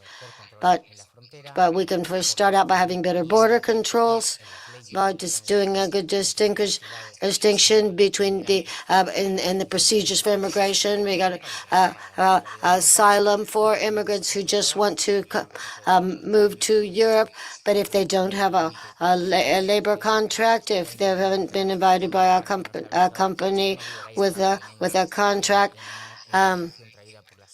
Certainly, if they weren't coming on, if they hadn't come in on, the small launches, etc., or landed at the airport of Barcelona or Madrid and just decided they were going to stay, they shouldn't be able to. But it's more deep-seated than that. If we take a look at the history of illegal immigration in countries like France, Denmark, or Switzerland, one of the most serious thing that has happened as a result of this expansion of uncontrolled immigration are these policies of allowing regrouping of families. It's led to indiscriminate regrouping of immigrants, of families, but who have no means of living, of earning a living. And this just changes the lifestyle of Europeans themselves. And also, they don't pay taxes, they don't pay, in addition to all this, they receive all types of subsidies, etc. So now it makes sense. It makes sense that for someone to be able to collect unemployment if they've been temporarily out of work, that's reasonable to get help from the neighbor, or also reasonable if you've worked your whole life, and it's reasonable for those people to have a pension. They're saying, now's your time to retire, now's your time to rest. But if this has been poorly interpreted and has led to indiscriminate allowances for immigration, and now the The discourse on immigration is they say we need them to pay our pensions in the future. Okay, let's set aside the ideology and to look at the data. It's not true. It's a lie. The unemployment rate among immigrants is much higher than the unemployment rate of the rest of Europe. I have some of the figures here. 26% of unemployment throughout the European Union between European nationals. It turns out there was a moment when both Spain and Greece had the absolute highest percentages of the active population, but in immigrant undocumented people are their unemployment rate is 47%. They've either come to study, they don't have a work permit, and on their applications it just says others, no reason. So what is others? So what's going on here? So we have to combat this with real data and take a clear look at reality. So we have to create policies to ensure that people who do migrate come for the purpose of working and to guarantee that they can. We need to take a new look at our welfare state and just look at common sense ideas that are defended by many social democratic parties throughout Europe, and just say that for the good of the country. For example, in Fratelli and Italy, it's defended in Poland and Hungary and in France. It's very reasonable. I mean, there's no reason to shout this from the rooftops to understand it. Now, so for example, any father of a family understands that first are his children, and then you help the neighbors after that. So that's just what we're talking about, to foster this efforts made to foster this immigration, to increase it. And the same thing happens with unaccompanied minors. We're seeing that there are NGOs or have actually been sent out from the European Union giving recommendations on what these types of immigrants should say when they reach the shores of Europe, when they reach Europe, and a lot of it is reference to whether they are under age, if they're eligible for consent, if they're minors. Now, I'd like to know, Jorge, if you think that any steps are being taken to make it more difficult to judge the status of these migrants. Well, in all of this sort of the whole area of sort of immigrationalism, which is sort of appealing for the types of right to immigration, including massive immigration, and causes all types of fraud. One has to do with the age, one has to do with documentation, and so an immigrant, the person shows up at a border and says, I came from such and such a country, but they have no document. They just write down on the paper, but we have no proof of what country they came from. And so there are frauds like this that has been discovered that has been going through all of these NGOs and lawyers and lawyers firms that teach people how to ask for asylum when they're not deserving of it. Now, this can be done away with very easily. There's a directive that Spain has not transposed yet into law, and along with quite a few other European nations only. So 7 countries of the 27 haven't transposed it. But this was in force. This is a directive that was in force in times of Mariano Rajoy from the Popular Party, and one that has to do with safe countries. In other words, safe countries. If someone shows up and ask for asylum, the NGOs tell them you can go to this country, and no. But if they say they come from Canada, for example, they can say, no, Canada is a safe country, so there's no reason for you to be awarded asylum here, given asylum here. And that's what they're now asking to do in Hungary and in Poland. They can't cross the border, but here they are coming in mass. So almost like, disembarking in Normandy during the Second World War. And I think that this we need to combat. We have many, many regulations. Obviously, the European Commission 3 years ago, van der Leyen put together what was called the Pact of Immigration, which had several different elements. One of these was the project Eurodoc, which had to do with how to identify undocumented minors. So then this was put forward with the leftist parliamentary groups with the support of a certain of the middle and right have blocked this law for years, a directive. Now, in the case of Sanchez, when we've had the cases of these assassinations in Belgium or France, where practically all of the criminals were people who were in that same situation of illegal entry in the country. We need to speed up the processes for deporting them. So we have to, you can't just take and they say that you can't take the biometric data of a minor of below 14 years of age. But whereas we know as Spaniards, if our children want to go study outside of Spain, they have to have their Spanish ID card, or they won't be admitted, or they have to really supply the information to say, all right, if you say I'm 18 years old, and say, all right, well, we have tests to check and see if you are 18 years old. And I think we should just take this as something natural and do it because it's the law and it's also fair. Now, take into account that the national citizens of the European Union receive worse treatment than foreigners or aliens coming to our shores. Now, this makes no sense and is not just or not fair. And also, what you're saying is that European citizens do not receive some of the same subsidies or considerations that these foreigners do. But what does the nationality have to do with it? And what does it happen in cases where these immigrants do have the nationality of a given country, have taken nationality, but they commit a crime? Well, it's hard to say in Spain.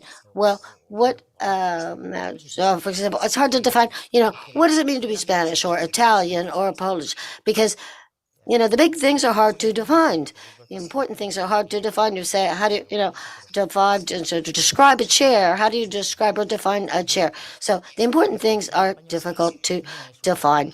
So the thing is that in Spain, Spanish, being Spanish is not simply a bureaucratic procedure. I think it would be personal acceptance of a history, of tradition, of customs, of course, a language, of understanding and abiding by the law, or understanding the principle of equality. That is what it means in Spain. And it happens in Spain and in many other European countries. What has happened is that we have legislation for our legislation for applying and being approved for nationality are outdated. In other words, in some cases in the past, where there were Europeans who went to the Americas, Italians went, and English, even though they weren't in the European Union, then also immigrated, or the French who went to North America. So there was the ideal. These were people who didn't want to lose their nationality or take away the nationality of those who had immigrated outside of Spain. In other words, this legislation promoted, because there was a need for these people, the people to accept, to be awarded nationality, those who came to our shores, because it was necessary. Millions of people were coming legally and illegally to Europe each and every year. Obviously, it means that our legislation, our regulations need to change. Just to give you an example, it's a European problem. Many of you may not know this, but in Spain, there is a position, a way that for someone to get nationality in Spain is for someone who has been married for 1 year with a Spaniard, male or female. And if you want to consolidate a matrimonial relationship, how are you going to consolidate that in a community that has been doing this for centuries? Well, 1 year is enough for this. So I think that in those days, when that when that rule was established, when the divorce did not exist. It made sense because once you got married, you knew you were going to be married to that man or woman for the rest of your life. There was no divorce.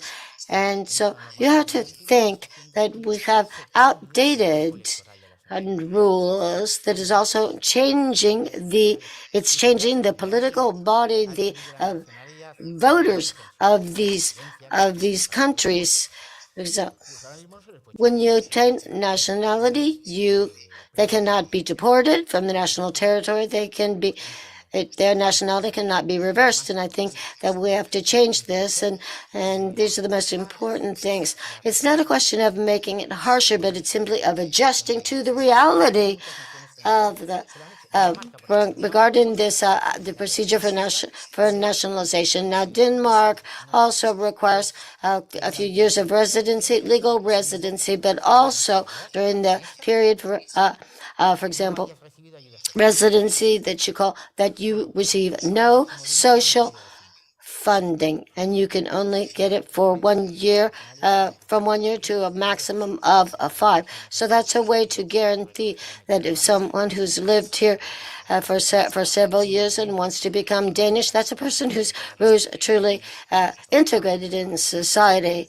Another one is if someone who has a contract or a labor contract is integrated in society, also knowing the language is important. So many things can be done. We can be creative. We can be very respectful of the rights of everyone. But the first ones that we have to, the first rights that we need to respect are those of our compatriots. And as also something, a general who was from Hungary, who was here, who was on one of our previous panels, and he talked about the referendum that Hungary held to ask citizens what they should do about illegal immigration.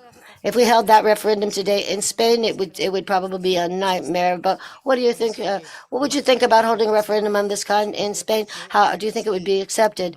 Well, more than a referendum, I think that we know that for over 40 years, that's the time that Spain has been part of the European Union, 38 years.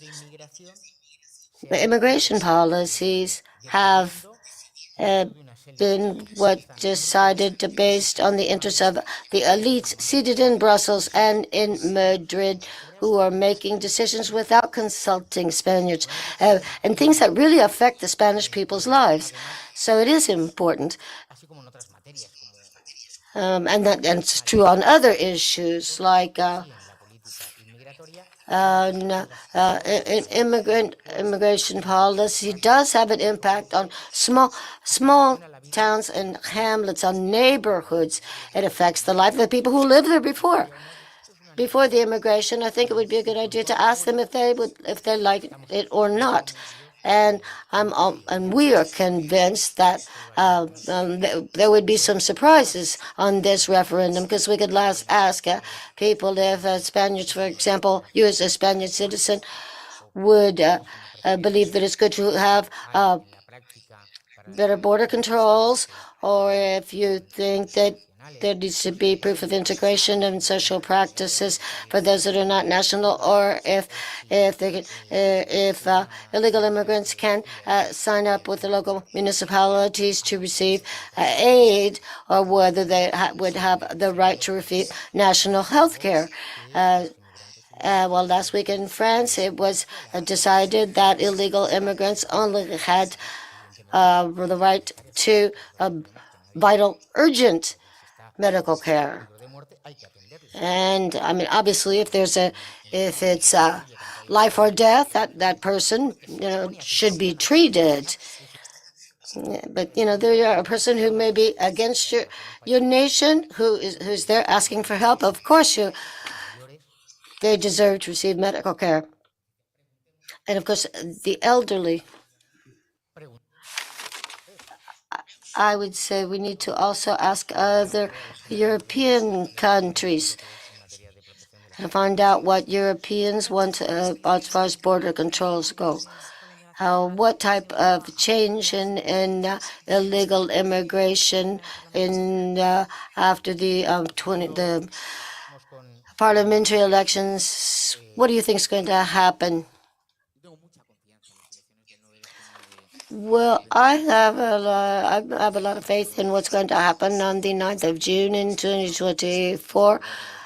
We don't like labels, but the conservative, reformists, Europeanists, etc. But all of the parties who agree on the European consensus on this issue are going to experience major growth. But in the electoral outcomes. But if you take a look at different nations like Germany, they're obviously one of their top parties is not on the left, and it's obvious that if the people that are in some of the other surveys would be on the other side. There's going to be a clear victory of Fratelli in Italy, and Vox is in the European parliamentary. So these are four major nations. I think that we have good possibilities there, and even more. Now, without getting fatalistic about it, over the proof of the last parliamentary session shows that if there is not a radical change on the June 9th elections, and therefore in the European Commission, what it means that the European Union has been in a state of crisis for 20 years.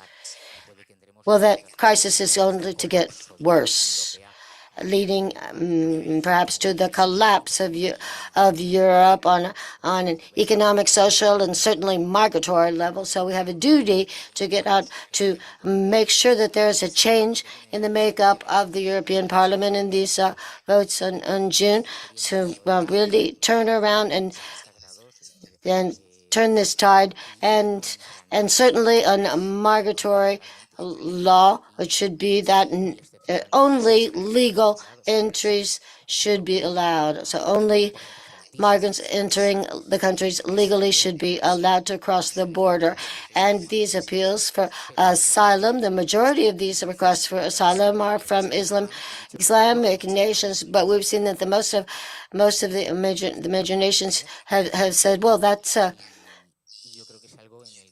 we don't want them. Well, we need to change this and make sure that the majority of European citizens agree with this, and it's our responsibility to reach out to each and every home and explain it to them, because obviously from the media we cannot expect anything. Well, we really hope it's like that, and we'll be telling about our next meeting of Frontera Sur when we hold it next year. So thank you very much. Oh, okay, we're almost at the end of this meeting, but we have some closing remarks of this third meeting of Frontera Sur that's being held in Barcelona. So we're going to be hearing from Ignacio Garriga, Secretary General of Vox, and Santiago Bascal.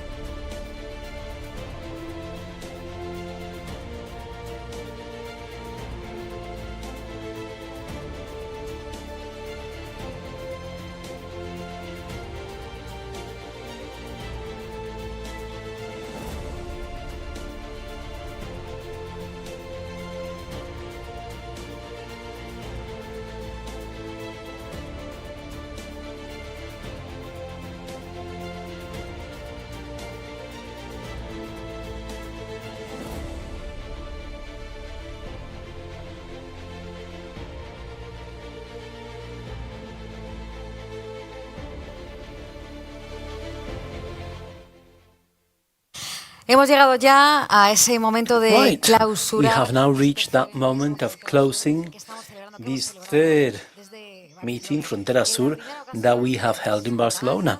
The first time we did it in the Canary Islands, last year we were in Ceuta, this year we came to Barcelona to break taboos that exist in Spain and Europe regarding illegal migration. And for the closing, we now have the General Secretary of Vox, Ignacio Garriga. Good evening. Thank you, Rebecca.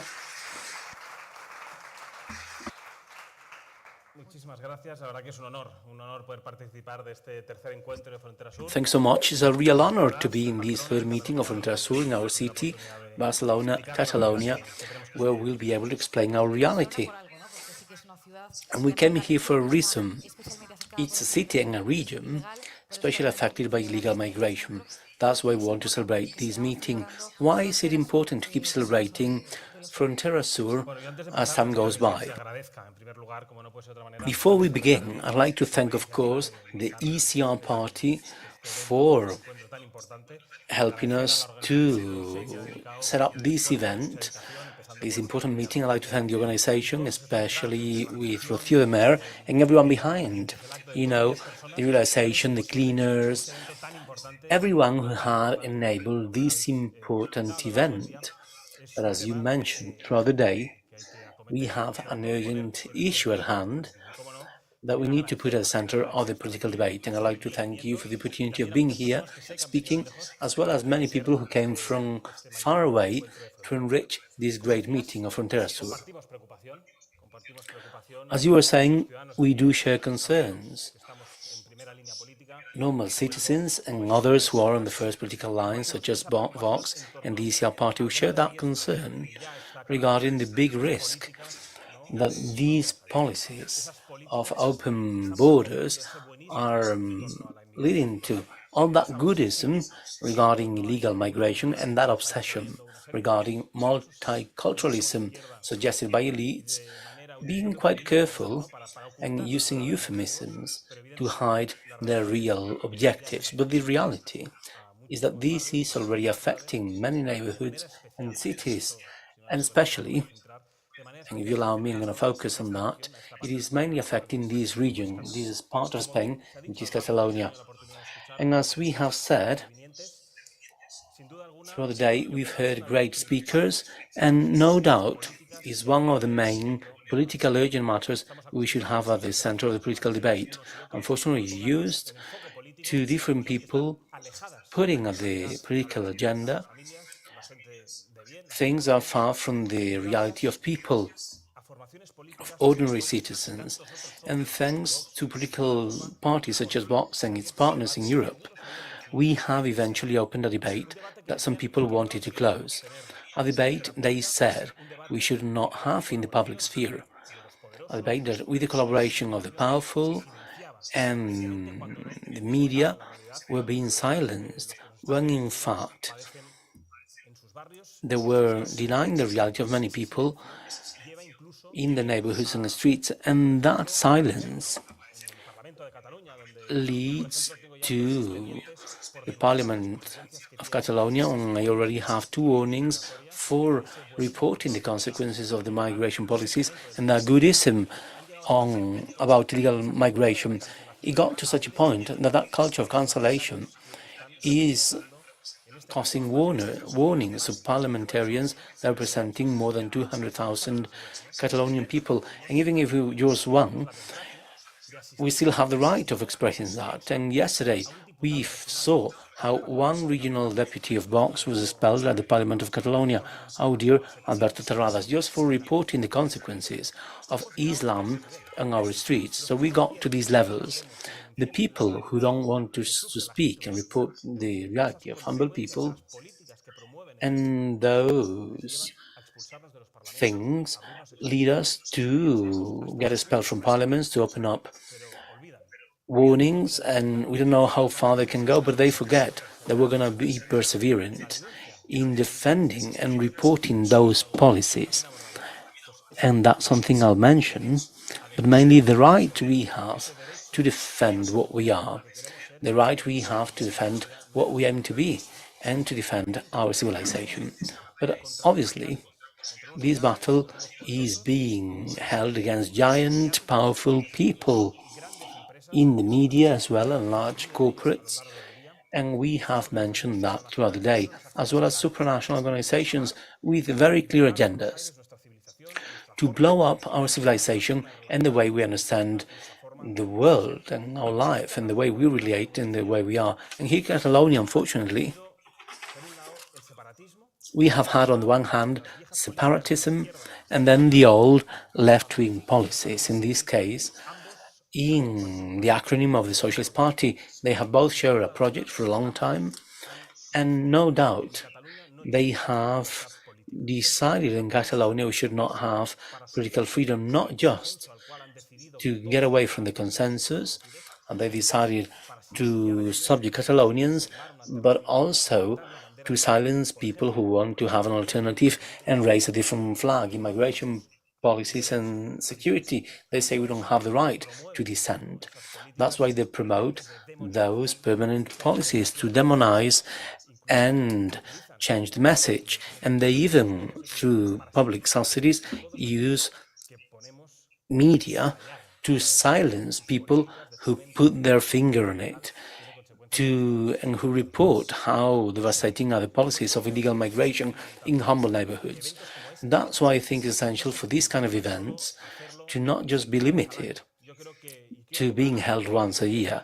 I'd like to encourage all attendees to have a beacon here of something that we all need to defend from our jobs, from our family relations, to enhance and mainly to raise awareness of the importance of protecting our borders, because by doing that, we're also protecting the heritage we got from our grandparents, and we're guaranteeing the future of our children. Therefore, as I was saying, in Catalonia, this is one of the regions that is suffering the most the consequences of open borders. We are suffering the phenomenon of Islamism. Catalonia is the main Islam focus in Europe and criminality in Spain, and that's being permanently silenced. And I've said it before, this is the birthplace of national and European Islamism, and I can refer to the data to prove that. Catalonia last year was the region in Spain that had the most arrests in jihadist operations. Regarding criminality, it's important to highlight the relationship, no matter how much they want to deny it, between illegal migration and lack of security. There's a direct relationship, and I'm referring to data to prove that. In Barcelona last year, the criminal breaches have increased by 20%, robberies by 30%, sexual attacks by 30%. In Catalonia in general, reports for robberies and detentions have increased by 30%, by 60% in comparison to the rest of Spain. And the jail data also show that we have open borders, we have criminals on the streets and jails full of foreigners. In Catalonia, 50% of the prisoners' population are foreigners, and they don't want us to say that. We cannot say that, but we're going to persevere no matter how much it costs. But that means getting a parliamentarian expelled from the Catalonian parliament, or some others getting warnings for that. They don't want us to report the consequences of the policies. They don't want us to be aware of the absurdity of all of this. The fact that a parliamentarian, for mentioning the prisoners' data, was censored. For saying that more than 60% of robberies in Catalonia were provoked by foreigners, he was silenced. For reporting that more than 65% of drug trafficking in Catalonia has the involvement of foreigners, and he was silenced for that. And I'd like to call all Catalonians, Spaniards, and all of our fellow nationals, so that they may be aware of how the media power keeps silencing the reality they suffer. That reality they have been condemned to, the powerful and the politicians who are far from the real problems of ordinary people. And that can be shown in the speeches and discourses they silence the dramatic phenomenon of illegal migration, and they silence how Islam has declared an open war to Europe. We have seen how some neighborhoods, Catalonia, Spain, and the rest of Europe, have already lost that identity, and some of them, or some of us, could play ball in some of the squares, and now some people have decided they want to take that away from us. So it's a fight. On the one hand, to report the consequences of illegal migration and the protection of borders that goes beyond security. It's a fight for freedom, a fight to defend our livelihood, a fight to keep having the right of being who we are. We want Catalonia to keep being Catalonia. We don't want it to become Algeria. And that's something that we're going to repeat no matter how hard it is and no matter whom we bother. And I insist, these debates that we have opened, some of them a long time ago, became open in the way, but I'd like to encourage you all to keep persevering, to open these debates that some people decided that do not fit in the political debate, because that's the way. If we release the cultural war, we'll be able to guarantee where some people do not want us to be. And mainly, and most important, we need to report and contribute to those that are promoting a project of social engineering to try to end up with the pillars of our civilization and subvert the livelihoods and even the laws governing our legal order. At least we should have the ability to persuade an increasing number of Spaniards and Europeans to say that it's time to choose between civilization or barbaric arts, between Christian Europe and a Muslim Europe. And I'm sure that Spain is waking up and that Europe is waking up too. And I'm fully aware and convinced that the truth will reign and will be able to turn around this dramatic situation that some elites have condemned us to.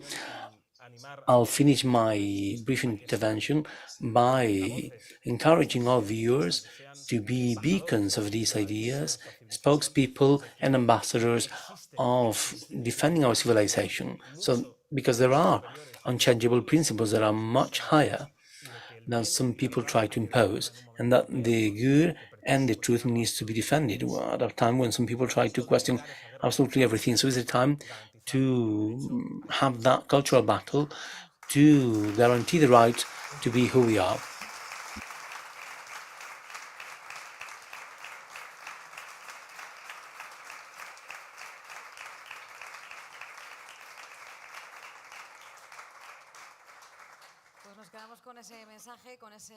Okay, so we'll keep that message. Thank you, Mr. Garriga, General Secretary of Vox. Thank you for being here. So we still need to speak to President of Vox, Santiago Pascal, so please do not move, because in just a couple of minutes he'll be here for our farewell. Thank you.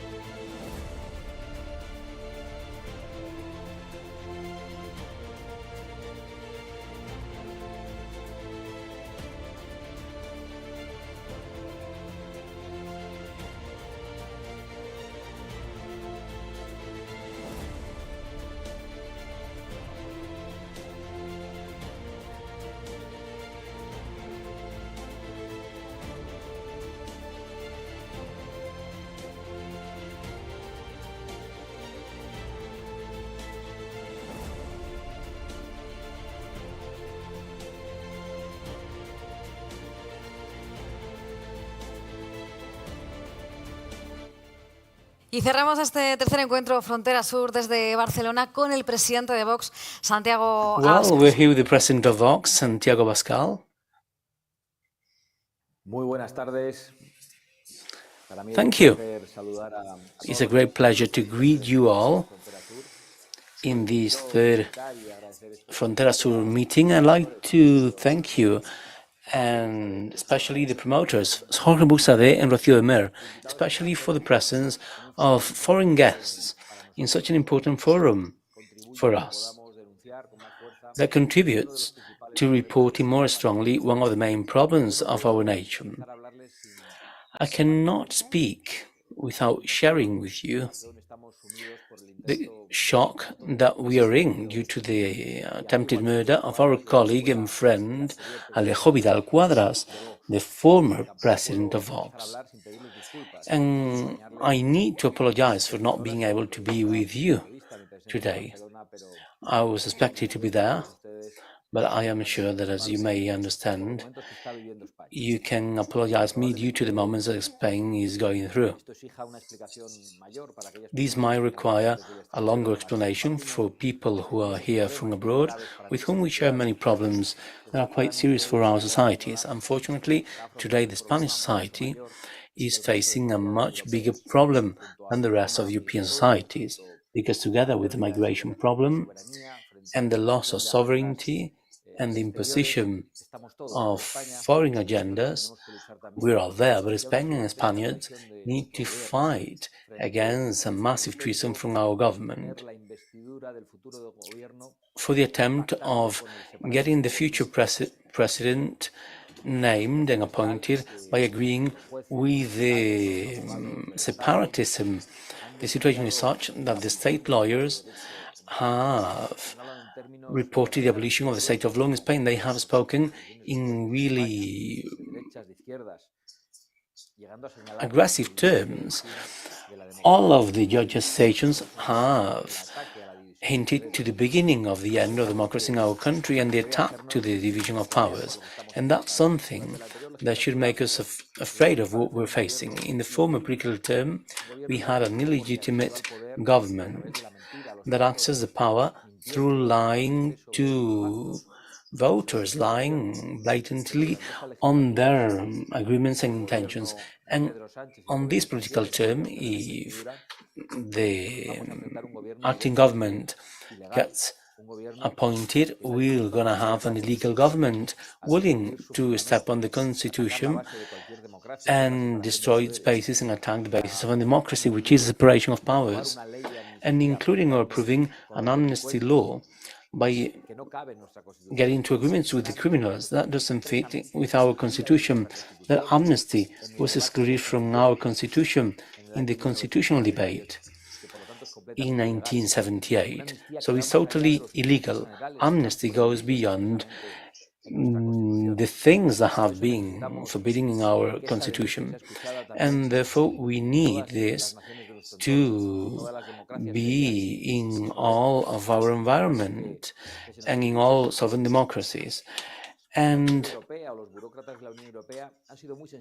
the European Union bureaucrats have been very sensitive to problems in the rule of law, in problems when these problems didn't happen before, like Hungary and Poland, but many bureaucrats are looking elsewhere, when in fact the socialists are attacking the rule of law in Spain, when all the judges and attorneys in Spain are attacking the abolition of the rule of law in Spain. However, we are not hearing the voice of a European Union that should be backing us in defending the rule of law.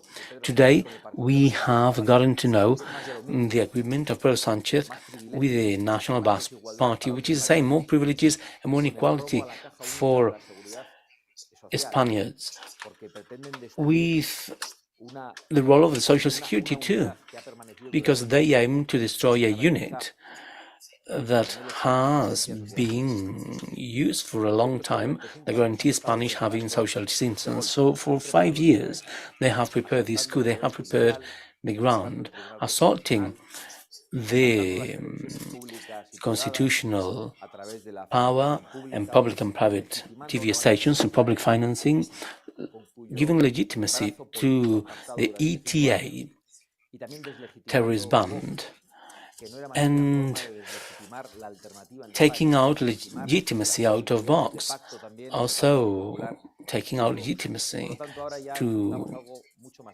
legitimize other things. So we're facing something quite serious. We're not in the term where they have prepared the ground, but rather the term when they aim to provoke a breakup. So here, there is also optimism. Spain has woken up and the whole country has done it, north to south. All the social classes, young people and old people that Spain has mobilized, not just in Ferraz, where the headquarters Socialist Party is. They've done it everywhere, probably never before in the whole democracy in Spain. We saw protests all over the national territory constantly every day, because never before in the whole democracy one person or just a few have stolen from so many, and that's the sovereignty, the freedom and the rule of law, or they're aiming to steal from us. And I can say the Spain and Spaniards will not falter, because our unity and our democratic law is at stake. And our role of social function in Vox as a party right now is to give to Spaniards the instruments to break the coup by Sanchez. For a long time we have reported that national sovereignty is for sale, and many of you are enduring that in your nations. But in Spain, national sovereignty is for sale, inside for separatists and outside for international agendas that no one has voted for. So we have accused President Sanchez of being the last president in the last few years, and we are falling short because national sovereignty has been given to separatism and to a totally suicidal agenda of open borders that is being reported here. So this coup is inseparable in our country, because Sanchez and his partners and accomplices are sharing a position against sovereignty inside the borders and the safe borders we need. People who believe in broken borders and who give the collaboration of NGOs and mafias to traffic with human beings, the people who do not condemn Islamic terrorism, the people who want to hide the cases of violence and rapes due to migration, mainly illegal and mass migration, are the people who are now in government. These are the Basque separatists and Catalan separatists, partners of Pedro Sanchez. And the fact that in the Basque country, Catalonia, societies are enduring mass and illegal migration levels higher than in other places of Spain goes to show how far Pedro Sanchez's partners are against safe borders. And these are some of the main people responsible to jeopardize the societies they say they defend. Finally, I want to say that to me it's an honor, even now, these times of concern, to be able to close the third edition of Frontera Sur meeting that began in the Canary Islands, continued in Ceuta, and now is in Barcelona. So, at the real centers of mass migration in Spain. Barcelona is a city that you have been able to visit and used to be a peaceful city. Now it cannot be recognized as the capital of stealing and insecurity in Spain. When young see Iran in the 2020, we get an idea of how things can get worse and can get worse in a place where we thought the freedoms were conquered and where security and cohabitation were things that we could take for granted, but that we cannot take them for granted. We should remember that, and that's what we're now enduring in the whole of Europe. And the city of Barcelona is a great example. In fact, it's a bad example of the place where progressive politicians can take many cities and societies in our environment. The agenda of mass migration, invasive and legal, has normalized the assault to borders and has created victims and human beings who are victims there, because they lose many of their younger people, and also victims during the journey at sea. Many people losing their lives, and also victims here as a consequences of the incapacity to adapt. And we have also generalized that insecurity and sex crimes that were pretty much unknown in Europe, and the collaboration of mafias with NGOs has been enabled even through public funding. There has been a degradation of public services and social and health services. And the Salafi mosques have proliferated for the people who want to destroy our city, our livelihood, and our culture. So they can do that freely. It's now the time to say stop, to stop that mass illegal migration, stop to the coup d'etat, to the rule of law in Spain, because these are two sides of the same coin. And it's time to say and decide, as our General Secretary used to say, Ignacio Garriga, whether we say yes to Europe or yes to Eurabia. And some of us are saying yes to Europe, to our way of living, traditions, freedom, culture, and democracy. Thank you so much for your attention. It's a pleasure to see you all there, and it's a pleasure to see you all in Barcelona. Thanks so much.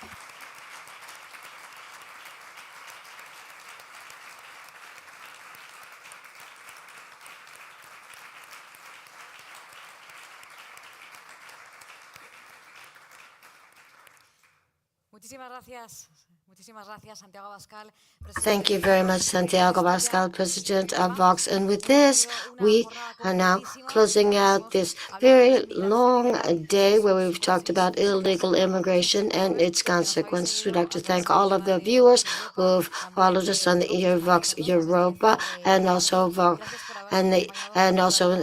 ECR party, and for being with us through this entire day, to all of our panelists and speakers, and to the audience here with us today. We hope to see you very soon in another meeting on Frontera Sur, and we all see together that things are changing for the better. Thank you very much.